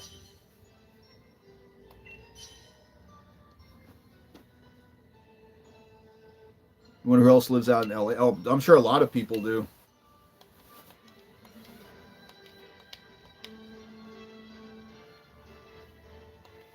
Well, I know Smash, I'm not going to say where he lives, but I know he lives relatively close to where I used to live.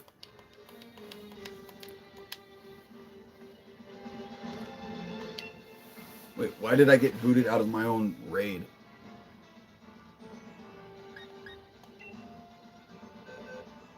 I don't think he does, at least not near me. Because I think he operates on West Coast time as well. I know I just know for sure we're not in the same time zone. Oh yeah, Smash the stream right now. I was going to check that out once I finish up here.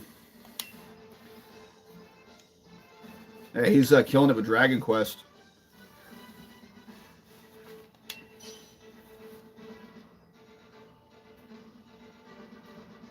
How many places you've been?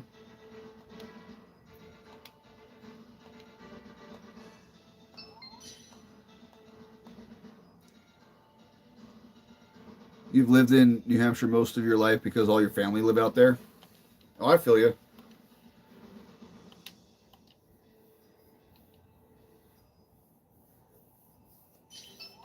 Mom's close to her 80s. You want to stay? Oh, I imagine. Yeah, that totally makes sense. Okay, well, so we got a Corviknight, Mewtwo, and something else. I'm not going to be able to get a hit in. Yeah, this Ralts doesn't stand a chance.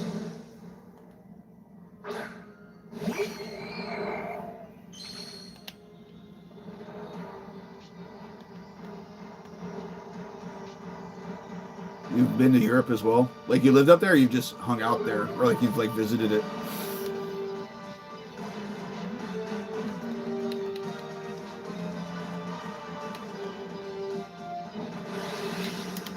You want to visit Japan? Japan would be cool to visit for sure, but and that's one of those places as an American, especially, you need to be on your best behavior. Visited with family. You got family out there?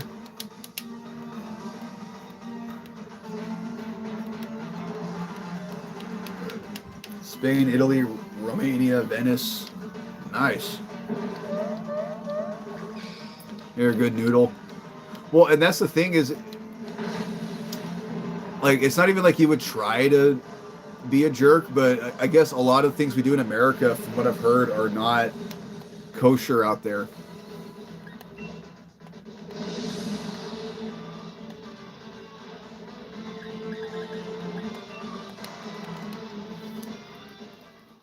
It would definitely be if I ever visited Japan, it'd be one of those things where like I research what are normal things in America that Japanese find like rude or whatever, just so I don't accidentally like come across that way.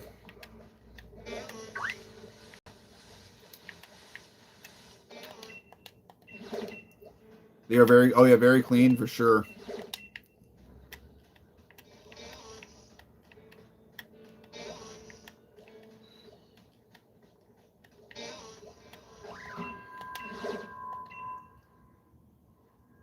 Ooh, a blip or a grub it. I don't have one of these yet.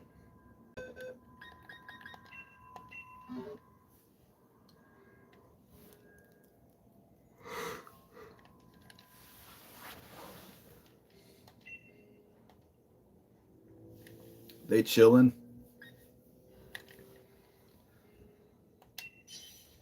Want to visit New Zealand? Dude, it would just be cool to like, visit anywhere like in general. Because it's a big planet and yeah, I'm not waiting for everybody. I'm not gonna need 4 Pokemon to beat this.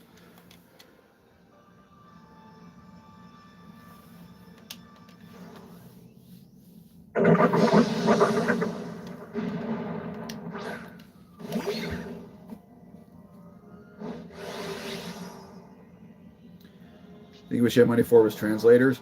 Oh, honestly, I think Google Translate. I mean, granted, I know Google Translator is not always the best thing, but um, I think it usually translates well enough to where you can communicate. Find the best restaurants, get some authentic food.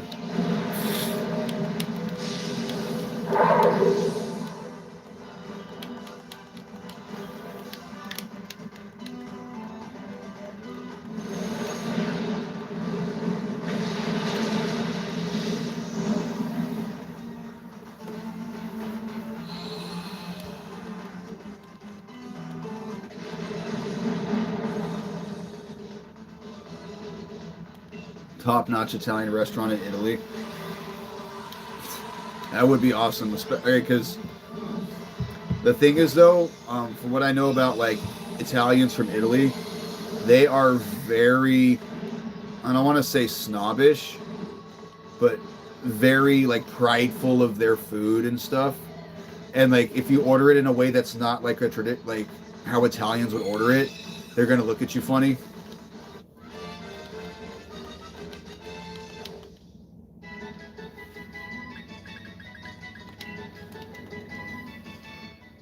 I don't even drink, and I would have some wine.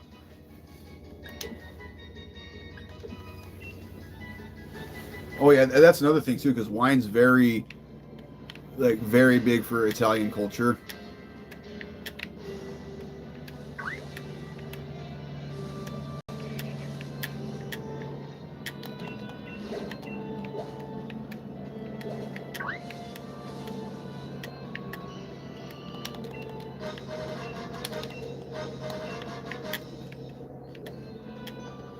And never disrespect an Italian's cooking.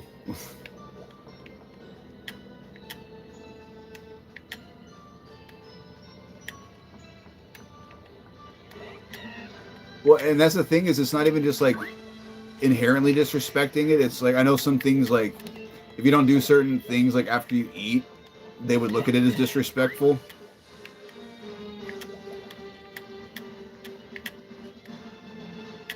Okay, you know what? I want to try to get this Axu, so I have a couple wishing pieces. I'm gonna save spam until I get an Axu from here. Authentic Hispanic food is top notch. Oh, it really is.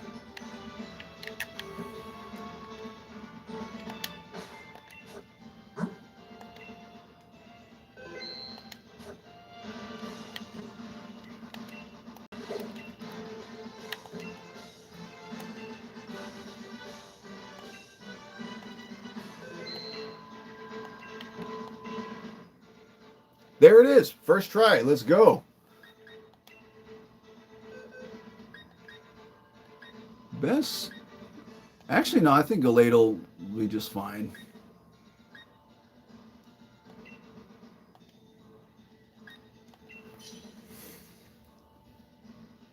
Had pork shoulder with rice? No. I mean, I probably had pork shoulder like, you know, with like carnitas and stuff, but I never had like pork shoulder over rice.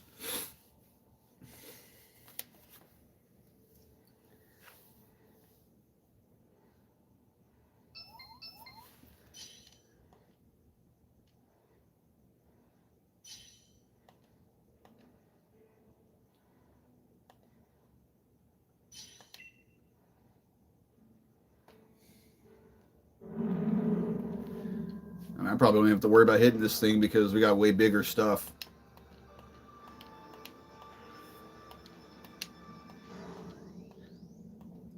Hey Mills, random question.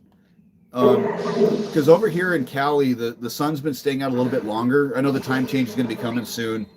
Is that the same way on the East Coast, or does it affect you guys differently?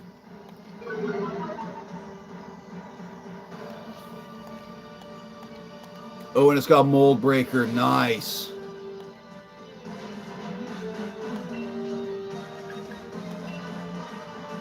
I think it's its hidden ability now that I think of it.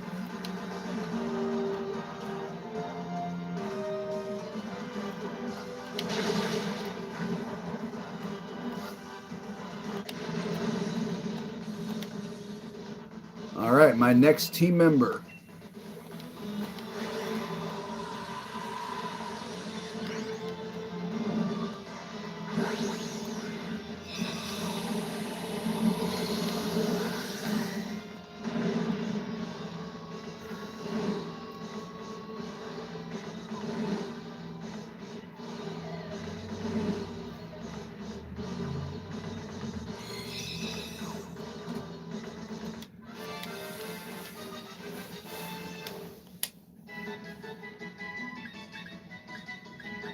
And Dragon Claw.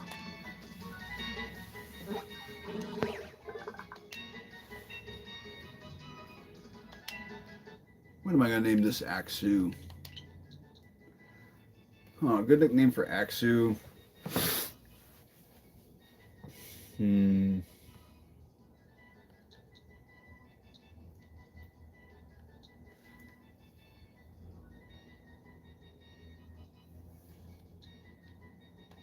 All right. Reptile is going to be the stand-in one. I'll think of a better one later.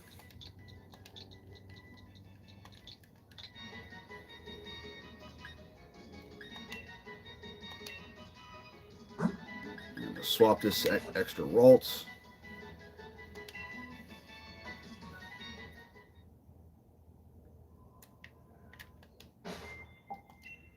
All right, let's see what you're rocking with. So I know you got Mold Breaker.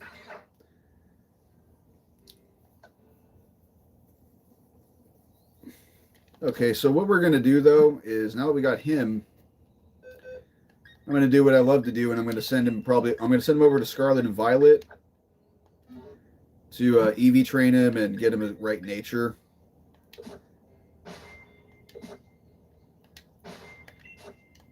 And then I'm actually going to send him over to my other sword profile, so I have a couple of TRs that'll be good on him. Actually, let me see what I have over here first. Dragon Claw, so I don't have to worry about that. think you can learn Zen Headbutt. Scissor, not bad. Iron Head, I think I can learn Iron Head. But I also know I have Poison Jab on the other one.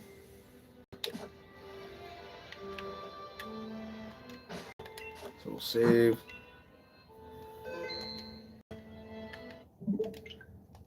Go to home.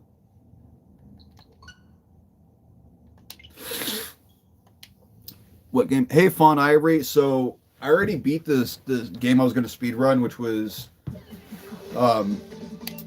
Yu-Gi-Oh! The Sacred Cards. And now I'm just kind of doing a little bit of extra stuff. My friends, The Shining Gamer and Smash Hero, we're doing a 3-way playthrough of Sword and Shield. We started it yesterday, and I just caught myself an Axu that I was going to add to my team. And now, you know, this is a little bit of overtime. I didn't want to end the stream right away after I beat the game. Is it fun? Yu-Gi-Oh! Oh, I love the Yu-Gi-Oh! Game. I really like it. This game, it's not a bad game. I will say it's not my favorite Pokemon game, that's for sure.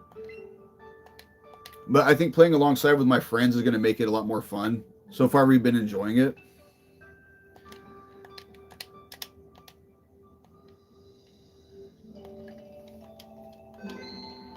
Yeah, we actually yesterday we did a draft, and we drafted our teams instead of just like saying I'm going to use this and this. Like we all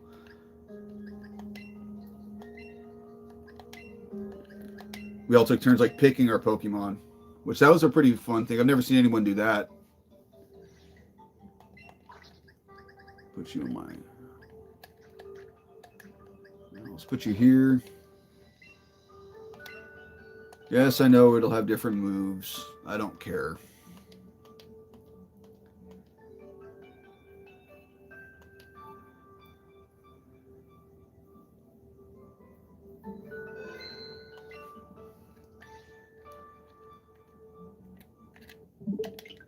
Close.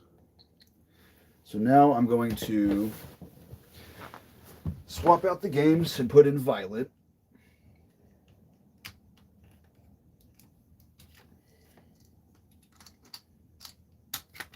I have Violet up here.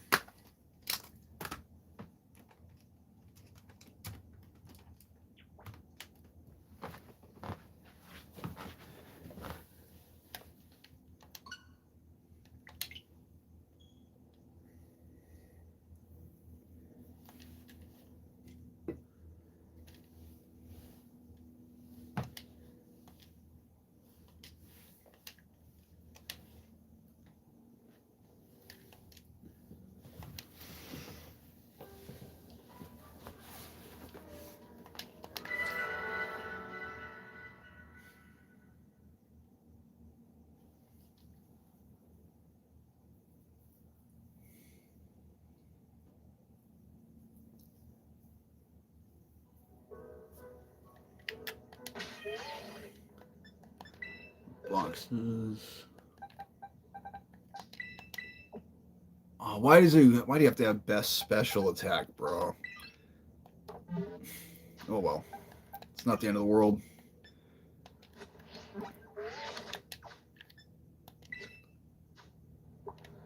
We're gonna go to Mesa Goza. I'm gonna buy him an Adamant Mint.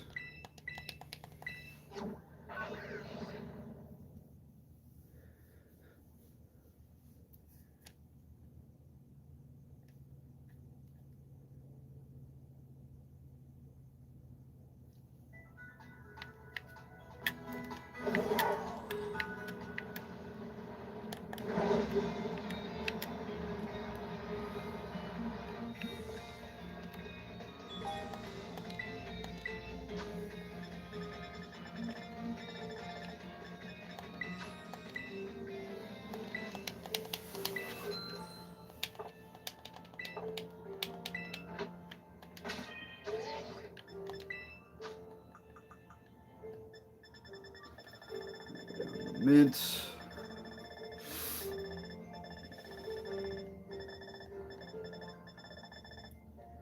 There it is.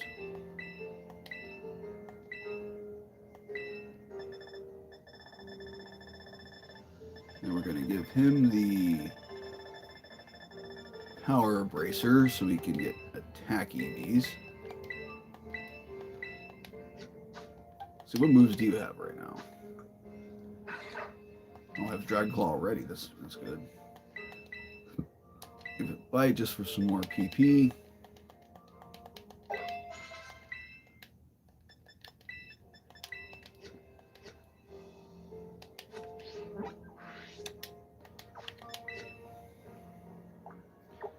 Because, you know, surprise, surprise, I'm going to make him a physical sweeper, so he's going to have full attack and full speed.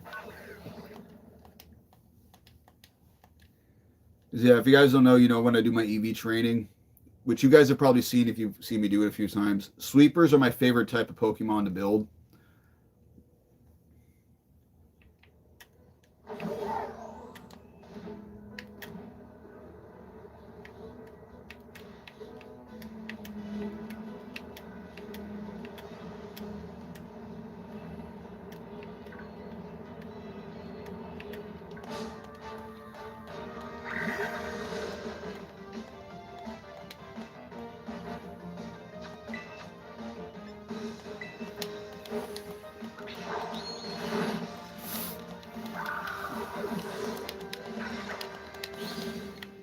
Actually, I want to check something. Okay. And if you guys don't know,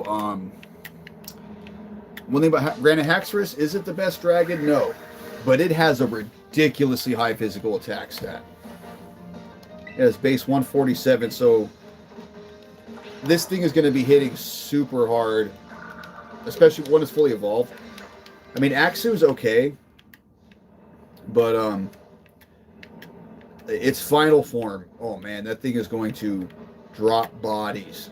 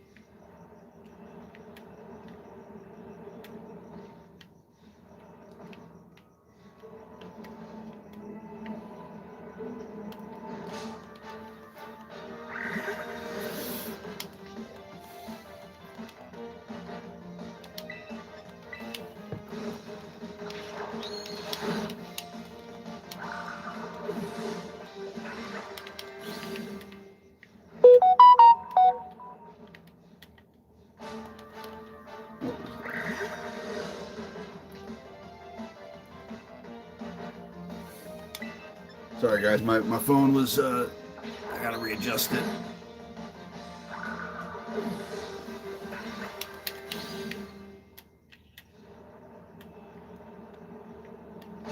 Reading The Shining. Oh dude, yeah, the book, The Shining, man, that's a crazy book. Oh, it's, I don't know if you've ever seen the movie, the one with Jack Nicholson, but it is very different from the movie.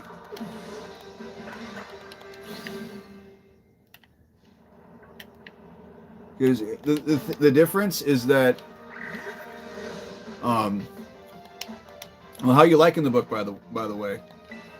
I mean, I imagine you probably enjoy it because you're almost done with it. It's really good. You have the movie. See, and that's the thing is, what's interesting about the original movie is, in the book, it's pretty apparent that there's ghosts and they're messing with the Torrances, but in the movie, it's not really that cut and dry. Because I don't know if you've ever seen any of the theory videos, but a lot of people don't think there's actually ghosts in the Lookout. It's the ghosts are a manifestation of the family going insane.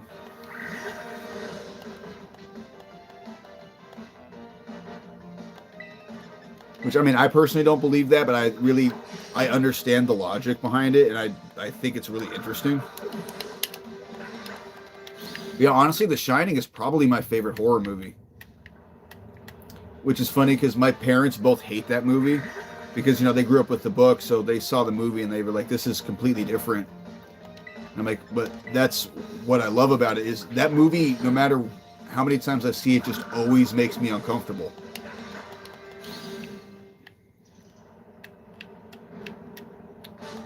I know Stephen King said he didn't like the movie because it's straight.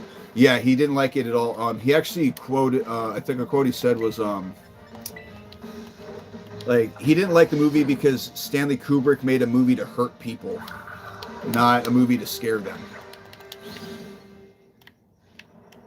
Which is like, well, he made a movie to make you uncomfortable, which is the whole point of horror. But I mean, I can understand King not being happy with that because, you know, King probably put he put a lot of effort into writing that story.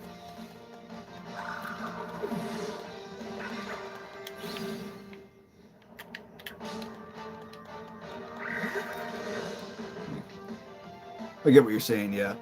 Well, and the thing too is another story like that that people have the opposite feeling with is It. I don't know if you've ever read It, but the book is so different from either one of the movies. Granted, the newer movies are a little bit closer to it.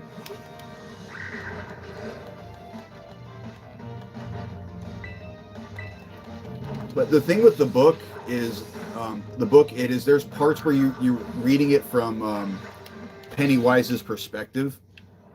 So it messes with you in that sense.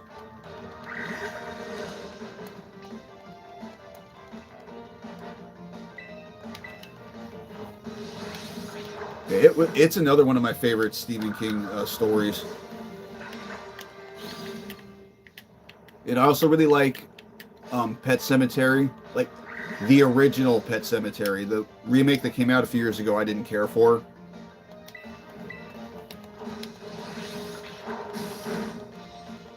You know, that one, you know, relied way too much on jump scares instead of actually creating a scary atmosphere. Dad has the book. He said it's okay. I might read it though. I would recommend it, especially if you're a fan of Stephen King. I will say though, I don't know how old you are, but that if you're, that book has some really inappropriate parts in it. If you're like younger, so I could totally understand if your dad says you can't read it.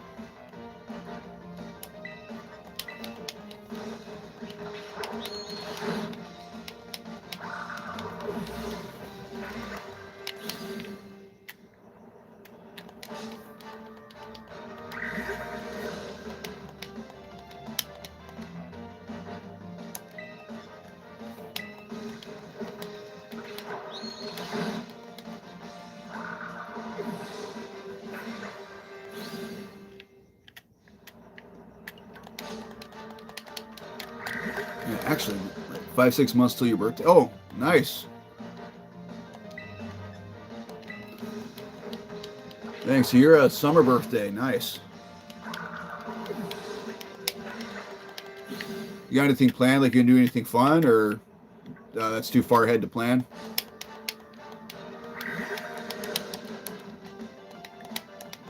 Yeah, I mean, my birthday's in November, so I got a while to wait for mine. But I'm also in my mid-30s, so my birthday's just kind of like, at this point, a day I go out with my family for dinner or something. Probably stay home out with the family. Yeah, that's always good.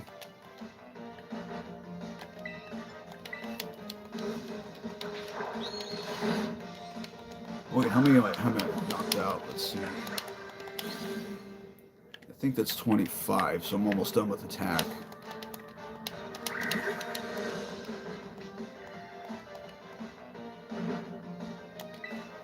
5, 25. Oh crap, we actually are past attack. A little bit extra. That's fine. It's not going to hurt. It's just not adding anything.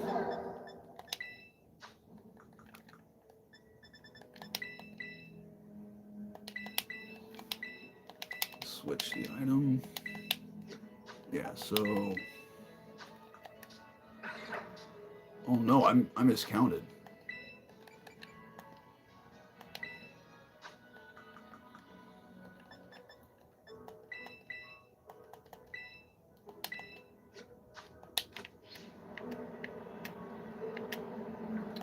Oh, I had a brain fart. Never played Pokemon, so I have no clue. What are those things, the animals? It's like, what are those things, the animals? Oh, those are Diglett, the little, like, brown head. Yeah, it's a little mole called Diglett. Yeah, 5, 15, 5, 20. Wait a minute, that should be max. Oh, I see, yeah. Yeah, it's Diglett, and then its evolved form is Doug Trio, where it's like 3 bigger heads. Yeah, and these little weasels are called Young Goose.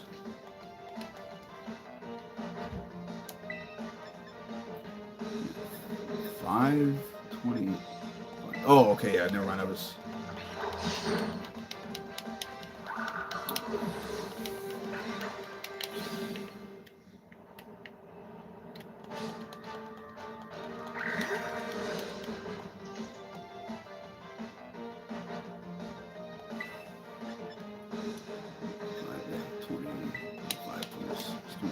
Oh, so this should be the 28th one.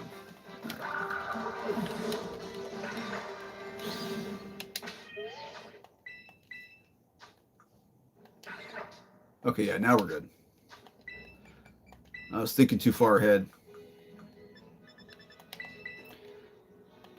That happens sometimes, you know.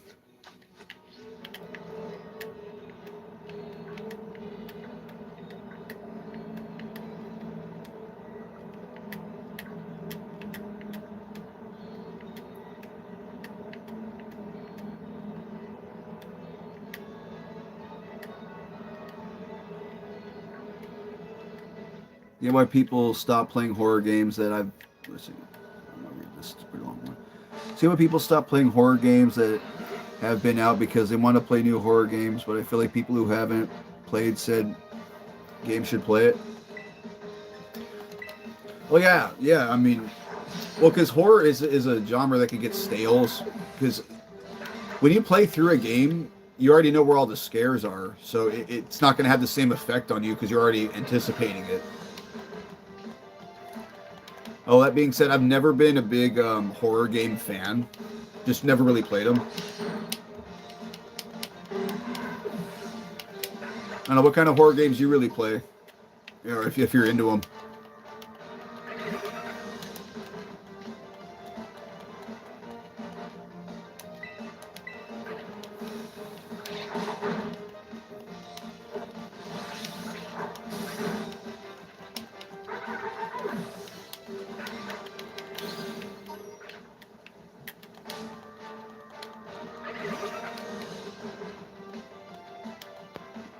Not a huge gaming person. At most, play Roblox.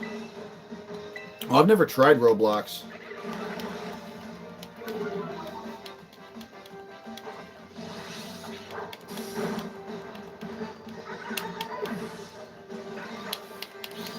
Yeah, like all the the massive like online stuff like Roblox, Fortnite, Minecraft. I haven't really tried those games out.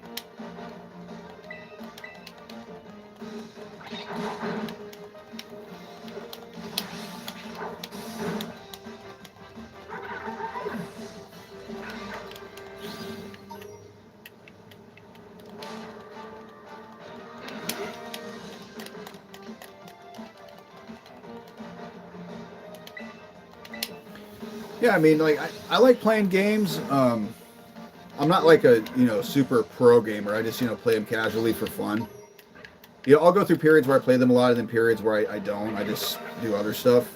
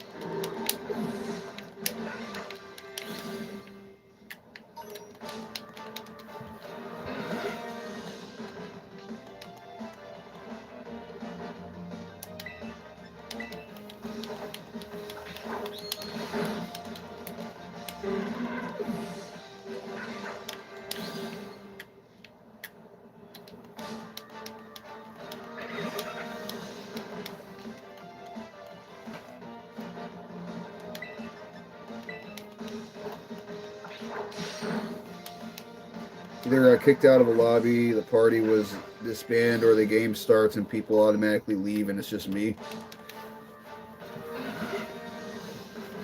Oh, does that happen? Like you'll go in with the whole crew and then. Well, I feel like if you got booted out of a server, you wouldn't even be able to go in the lobby. Like, and that's one of the things too that I don't really care for with online gaming is there's people who like dedicate their whole lives to just doing it nonstop, and if you're not on their level, they just don't even give you the time of day.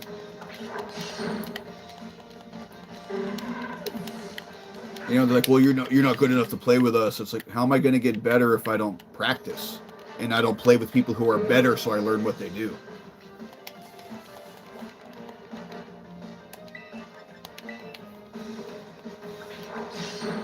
Now the game itself, it's in the game lobby that I was kicked from.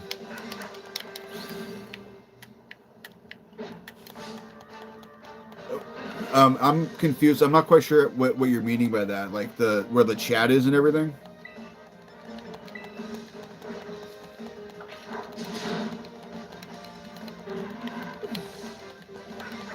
Because you got to remember, I've never been a big online gamer, so I played a little Call of Duty, but that's about it.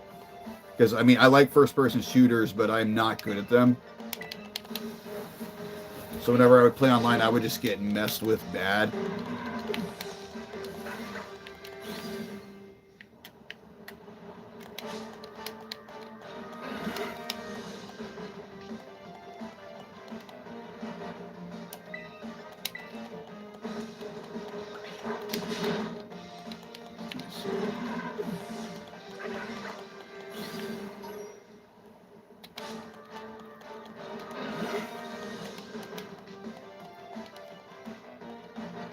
So it needs 18.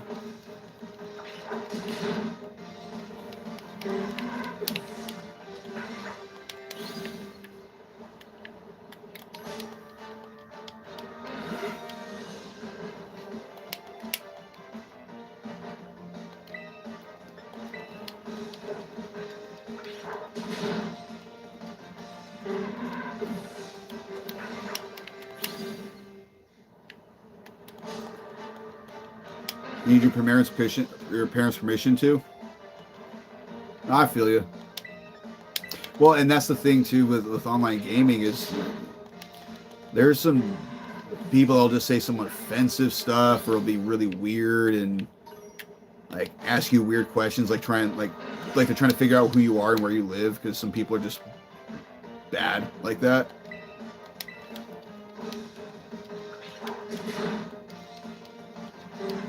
Especially, I know with Roblox, I know that there have been some weirdos who've been doing some sketchy stuff on it. So it's definitely good your parents are looking out for you like that.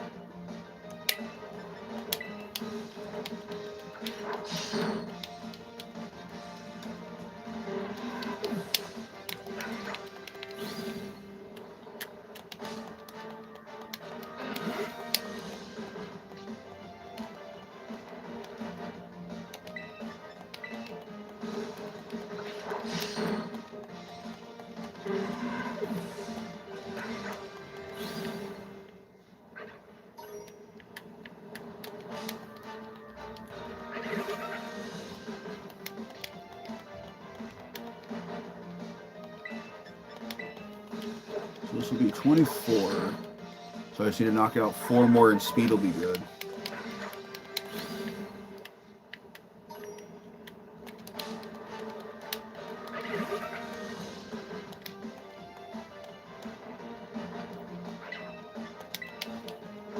And that's the thing, I know that why they did it, but I also feel that if you're old enough to have an email and or a pass or an ID, you'll do it yourself.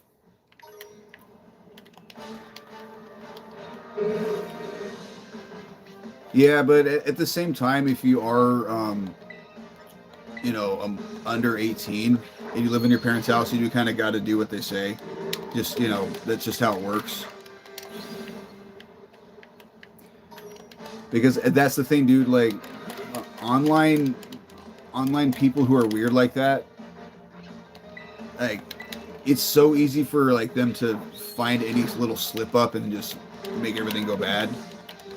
So if you have your parents there to monitor it, just to make sure they know that you're safe when you're doing it, at least that's how I would look at it.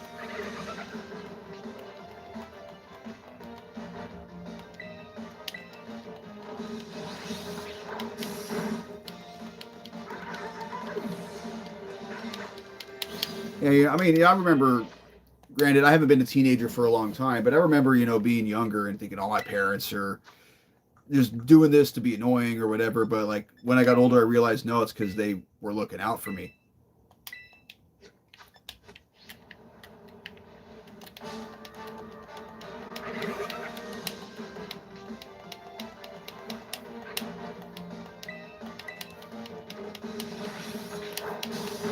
But hey, at least they let you still play it, even if they have to, they have like little levels of supervision with it. Because there could be some parents who are like, "No, this is too sketchy. You're not playing this game."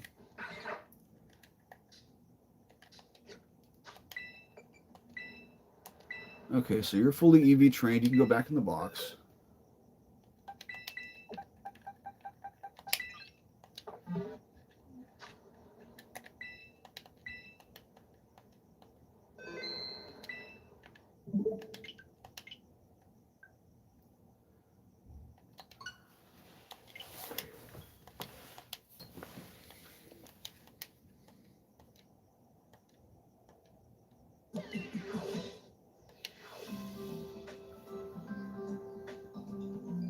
True, although it's pretty boring when no one's. Yeah, yeah, I can totally see that. Yeah, I mean, and because does Roblox have like this a regular campaign mode, like a story mode, or is it just all online play? Like, there's not even an option for like you and your friends, like your buddies, to all like go out to like meet up in a certain server and just all chat with each other while you're playing.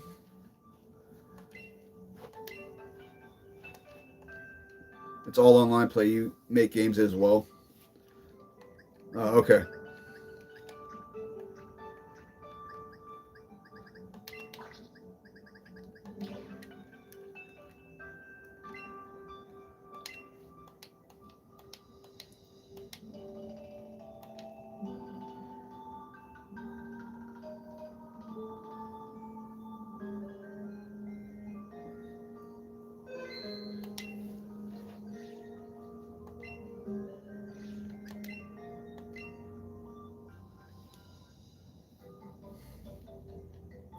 No, you can't chat with anybody in or out of game, and on the app itself, you can't chat either.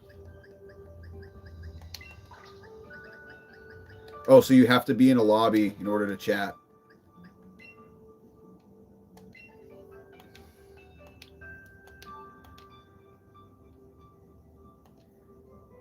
Hmm. Yeah, I can definitely see that being boring because then you're just running around the game. Just well, Roblox is a building game, right? It's kind of like Fortnite a little bit, if I understand it, or it's just kind of like a because I've seen gameplay of it, just not very much. I'm actually gonna switch the game out so I can do some stuff in here.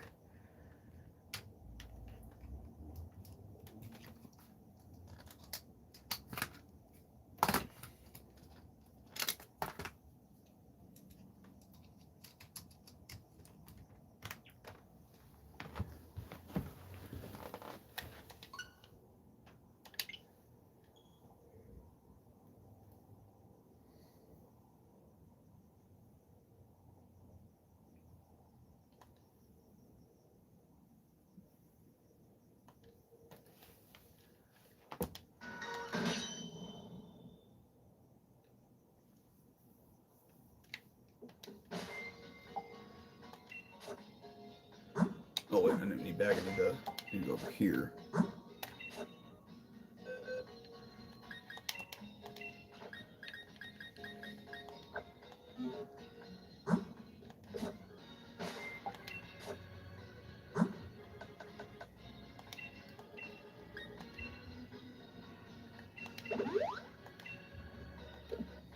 Okay, I'll go to TMs.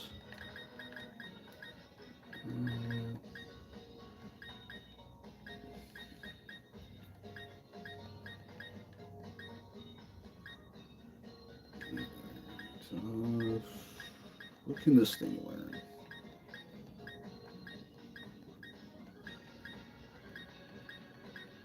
Oh, I think a lot of these are just its final form. Okay. I can teach it something, I guess.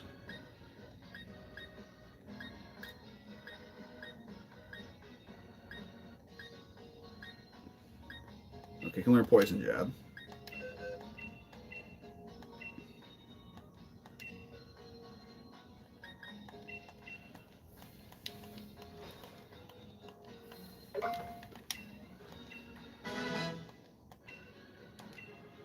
I could have sworn I could learn more stuff, though.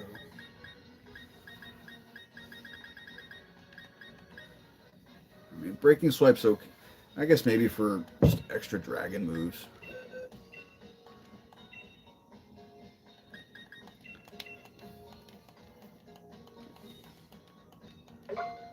In a bit, I did watch it, Welcome to Derry, and really liked it. Oh, the show?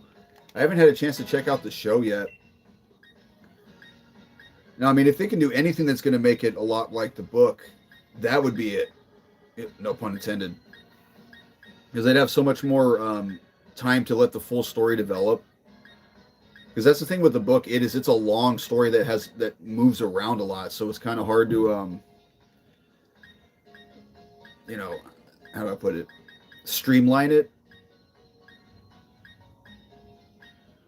But I can definitely see, like, especially like I was mentioning earlier in the book, there's parts where you read it from Pennywise's perspective. They could have like whole episodes that are like that. You should. It's really good. What's it on right now?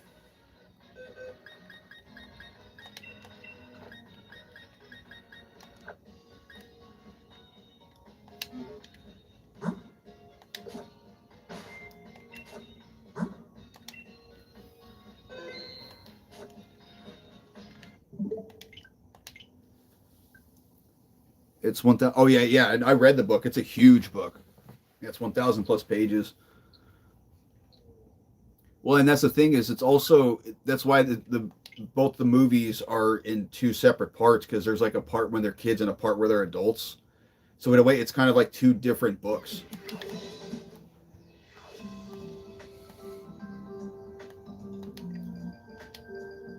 Kind of like, I don't know if you're a Star Wars fan, but it's like with A New Hope and Rogue One, where you can look at it as part one and part two of one really long movie. That's basically how the book is. It's only streaming. As far as I know, that's the only streaming platform it's on. 1,000 plus pages. Is that the streaming platform?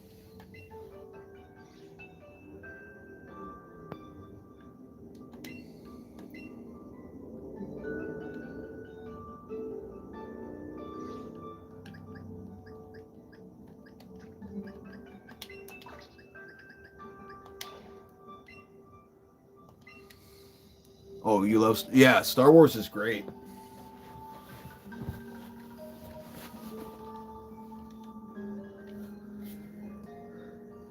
What's your favorite movie? Mine is Empire Strikes Back.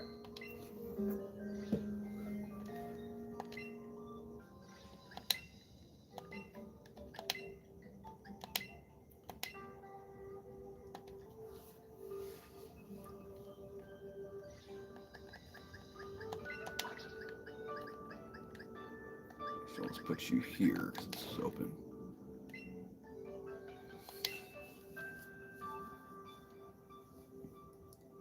But Welcome to those on HBO Max. Okay, I guess I missed the comment where you said that.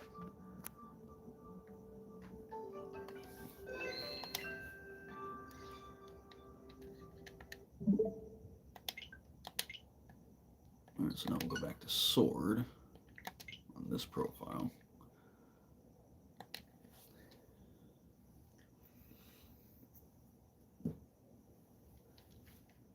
Revenge of the Sith, I watched it a few days ago, but love Empire. Hey, Revenge of the Sith, that one's easily top 3 for me. But yeah, Revenge of the Sith is great.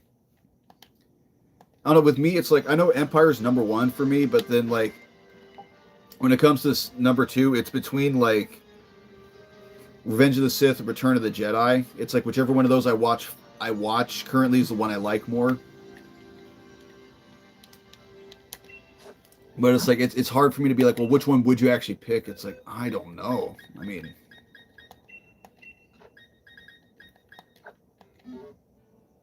I think for me, Return of the Jedi has a much more satisfying story, but Revenge of the Sith is just it has a more captivating story, if that makes any sense. Like there's a lot more that happens in it that intrigues me.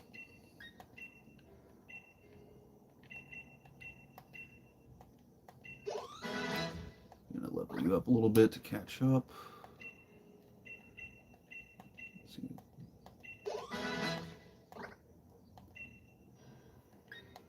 Don't care about Scary Face.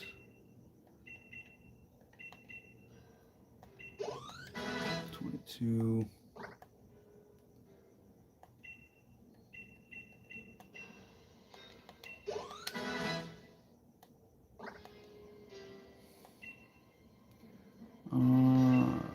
It's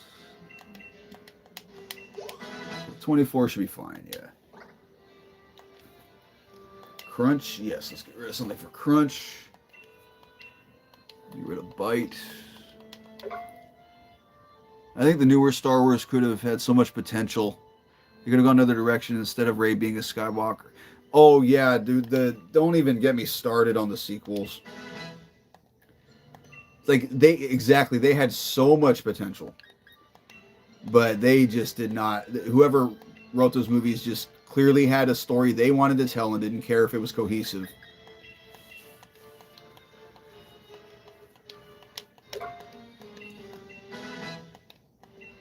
I mean, I'll say this: The Force Awakens is okay. I think it's an alright enough movie. It's not terrible. There are definitely worse movies in the world. But let's see. But you know, The Last Jedi had moments that were okay, but overall the movie was blech. And we don't even talk. I don't even consider Rise of Skywalker a Star Wars movie. That's just a Disney movie. It's just a Disney cash grab movie, in my opinion.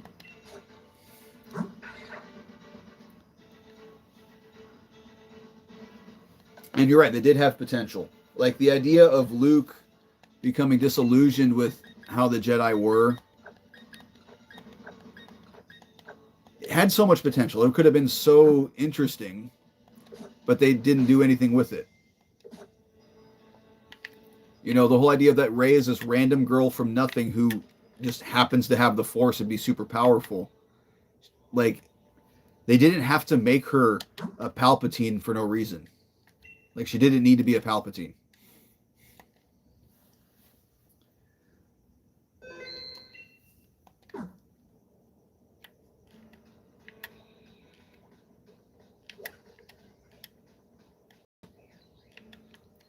In my opinion, they could have had the first episode of the new Star Wars be Rey's backstory and she found out she had the Force. Well, an idea I had, and one thing I did during the 2020, you know, during the lockdowns, was I started kind of just for fun rewriting The Last Jedi, how I would fix it. What I did with Rey is that, like, yes, she's super powerful with the Force, but she's terrible at using it on her own. Like, she cannot control it. So what happens when she goes to Octo 2 and meets up with Luke, he's like, I'm not going to train you. Like, she's like, fine, I'm going to train myself. And like, as she's trying to train herself, Luke watches and she's like almost killing herself. So he's like, hey, stop. Let me help you so you don't kill yourself. And she goes, I don't understand. I was able to do all these crazy things on the Star Killer base. Why can't I do them now? And he's like, probably because you were in a life or death situation. So the Force was kind of taking over and guiding you. So where it's like she wasn't using the Force like on her own. The Force was kind of willing her to do things so she could survive, because it was the will of the Force she survived. And now that she's not in a life or death situation, she can't just tap into it. Like, that would have made her so much more compelling, rather than she's some girl who can use the Force and likes her friends.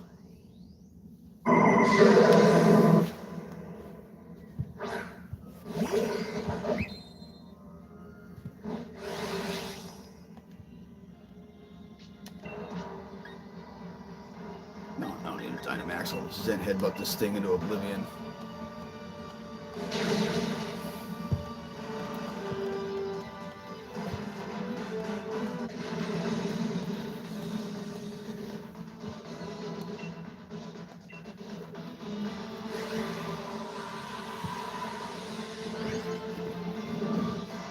Yeah, another thing too about Last Jedi I couldn't stand is, you know how they go to the casino planet? You know, like they're talking to what's her name, the one woman who owns the bar, and she's like, "Oh, you need to go find the code breaker on this one planet." But it's like both Rose and Finn knew that they were being tracked through Lightspeed. So I was thinking, why can't they go sneak on the ship and disable it? Why do they got to go find this other guy?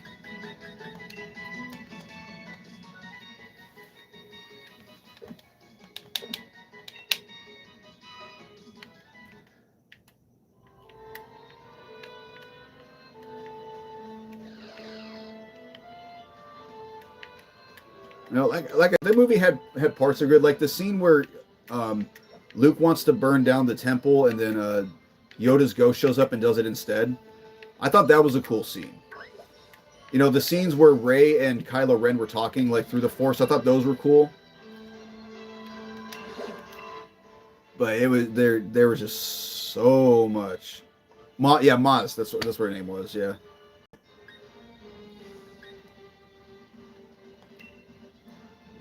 Yeah, you know what I'm talking about, like the little yellow woman with the goggles. The one I guess had a thing with Chewie.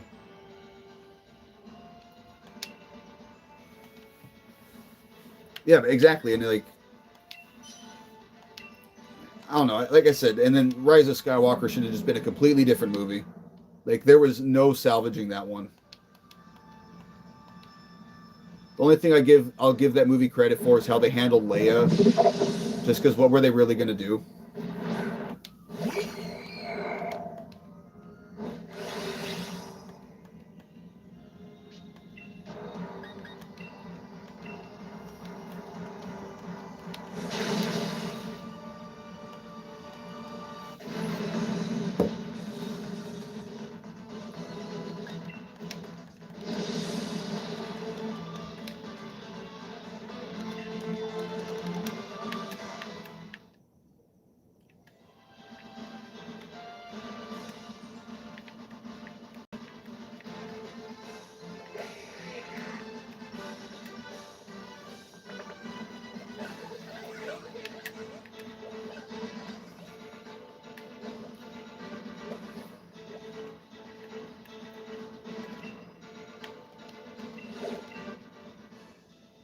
Ooh, a timber. I'm definitely catching that. Well, I had an idea that let's see. Well, an idea I had as far as how I'd fix is on Tatooine. I think it would have been interesting if we got certain flashbacks or scenes before Rey was kidnapped and taken to Tatooine.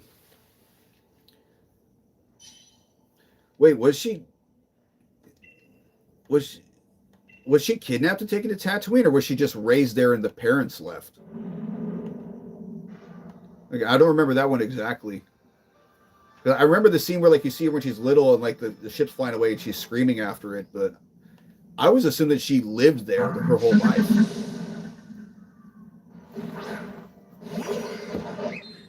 I mean, they really want to try to hammer in the whole Skywalker thing. She's on Tatooine.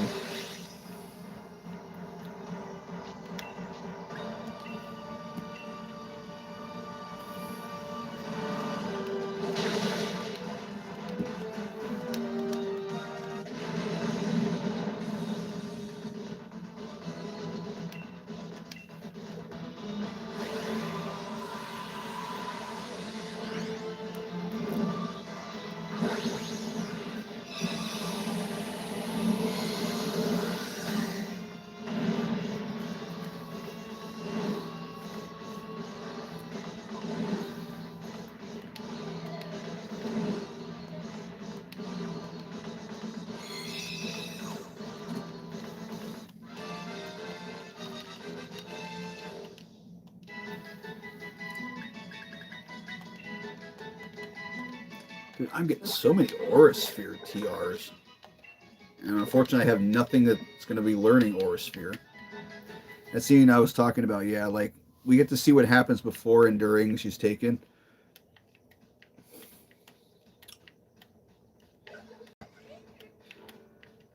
Yeah, I mean, because you could look at that and, well, because if I remember in Rise of Skywalker, wasn't it that like the whole idea is that like the parents knew that, ooh, Mudbray, I want Mudbray.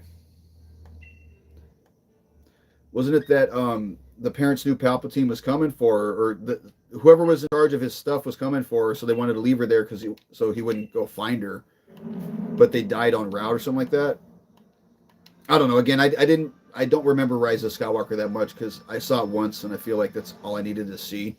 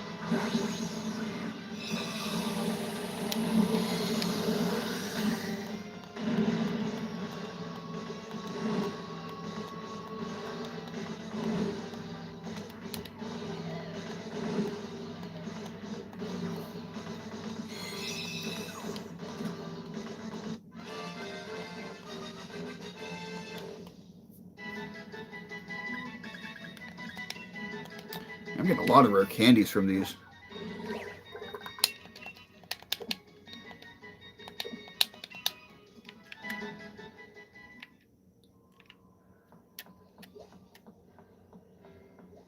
Man, if this den has another Axu, I'm going to be so irritated. And then they killed her parents, but I also think that during the scene we got more of a conversation between the stormtroopers and interrogation to raise. That would have been cool. Just so we can kind of see like what led to all of it. But I also think that's something that should have been done before the third movie in the trilogy. You know, or like, okay, an example I'm thinking of is like in Rogue One, when we see the one flashback that Jin has when she's a kid before everything happens, when she's still with her parents, and like, you know, she sees her dad is talking with what's his name, Krennic.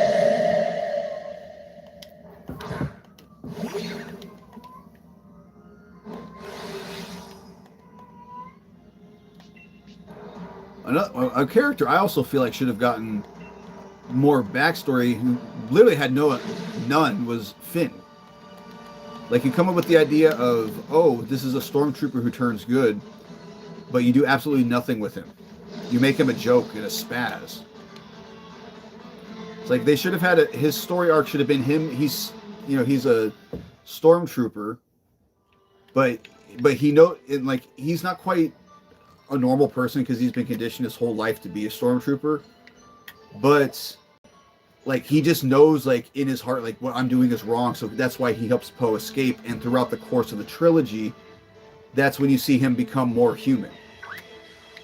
At least that's what I would do. Bug and water. Yes, I would have loved to see his back. Yeah, and they tried doing that stupid thing in the third one where like, oh, now all of a sudden he's force sensitive, kind of. Supposedly, or that's what they're alluding to.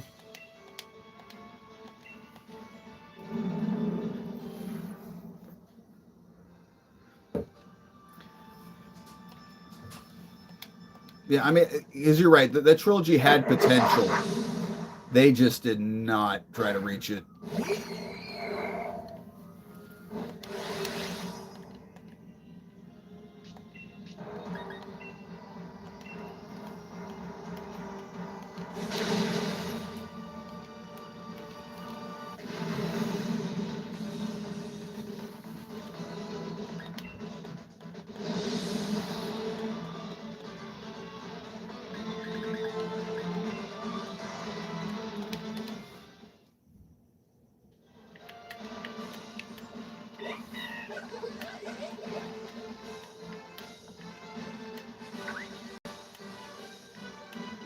Yeah, there's that, and then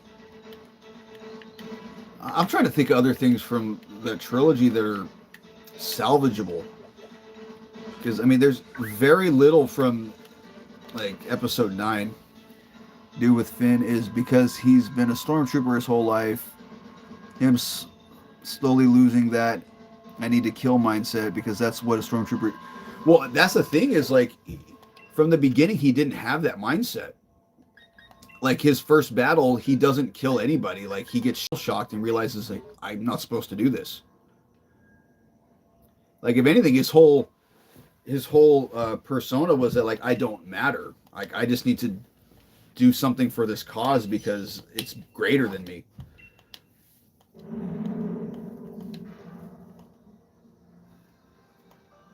Like, I mean, let's be honest. I think the only character I remember him showing any aggression towards was Phasma,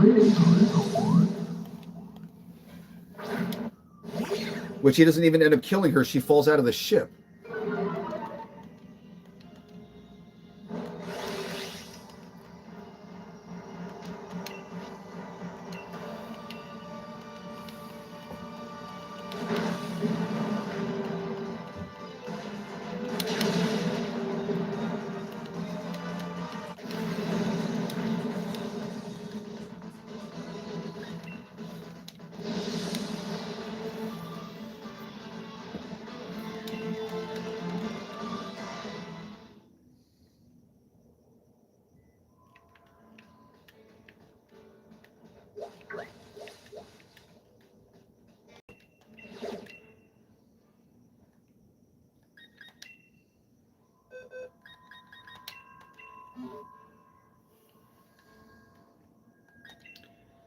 Let's see what time. Oh, it's about to be 7 o'clock for me. I think I'm gonna finish. I'm gonna do this last raid. I'm gonna go check out what TMs I can buy. I think I'm gonna call it a day because I've been streaming for about 5 hours now. You know, I do. I got work early tomorrow. I got to get up, at 4 because I work at 6 in the morning. And I'm starting to feel a little tired.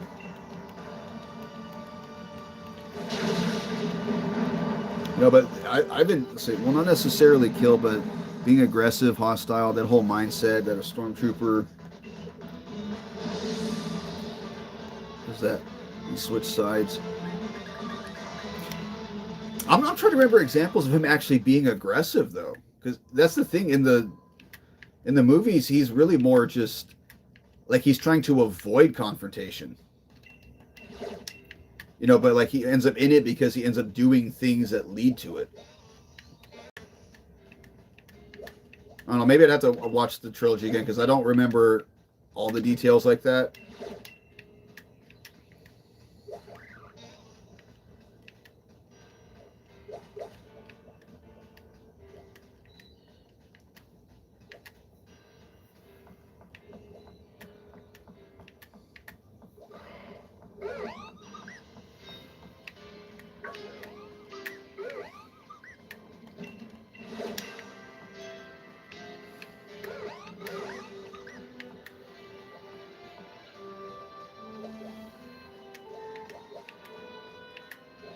Like, I know he's not aggressive, but I feel like you're around something long enough, you would act like everyone else.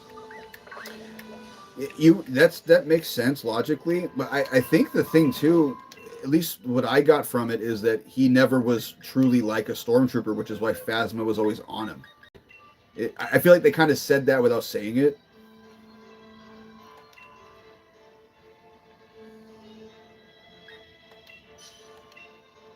Unless I'm just misremembering the movies.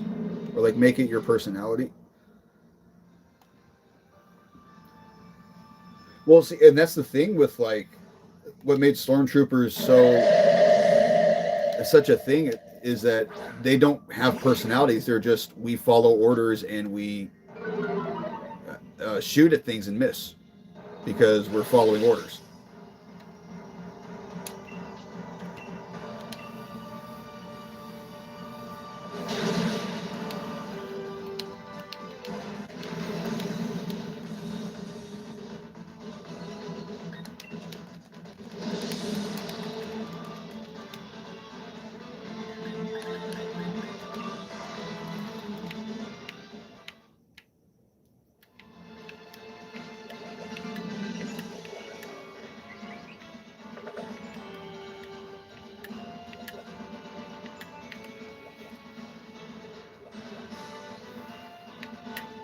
Nah, it's one of these days I need to finish my rewrite of The Last Jedi and try to post it somewhere because I came up with a lot of cool ideas.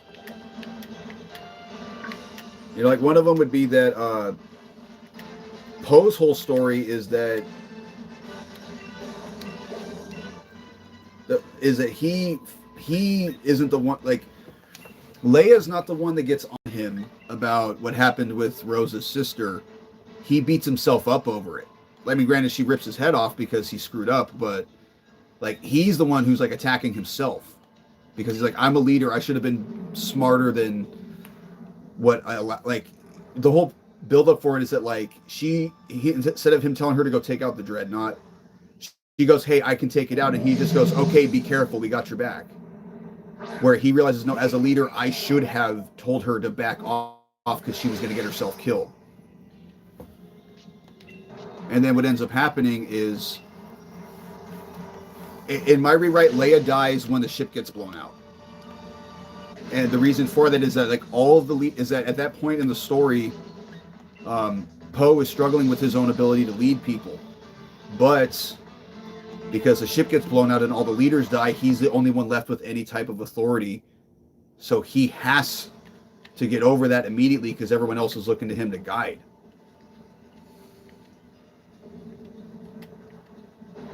You know, to me, that's a much more compelling idea than Leia's mad at me, I don't care.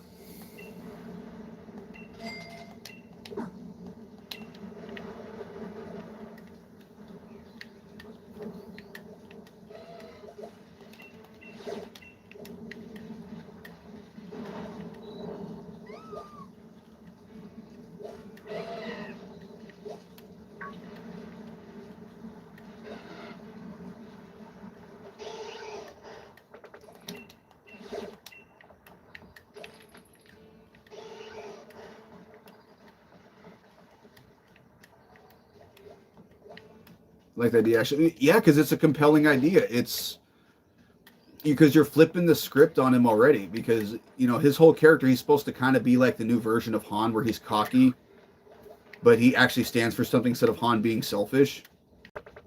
But in this situation, his whole way of thinking is challenged because he was too arrogant, right? So he actually learns a lesson.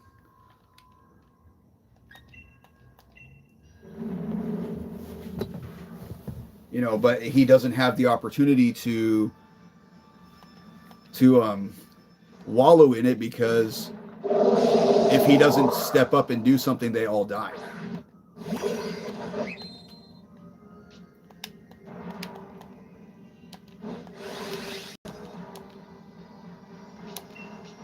You know, and it's not like because in that movie he ends up rebelling against what's her name anyways, the purple-haired chick that was making him stay there for no reason.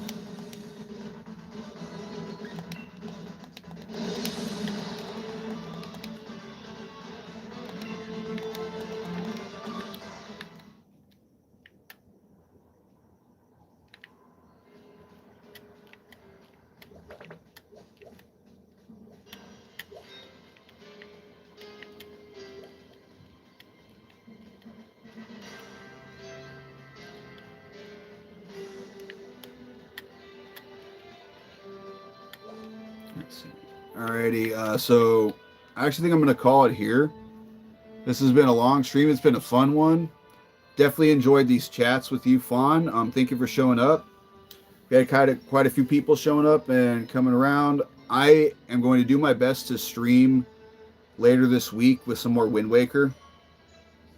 Well, another thing that bothers me is every Star Wars movie has a Skywalker.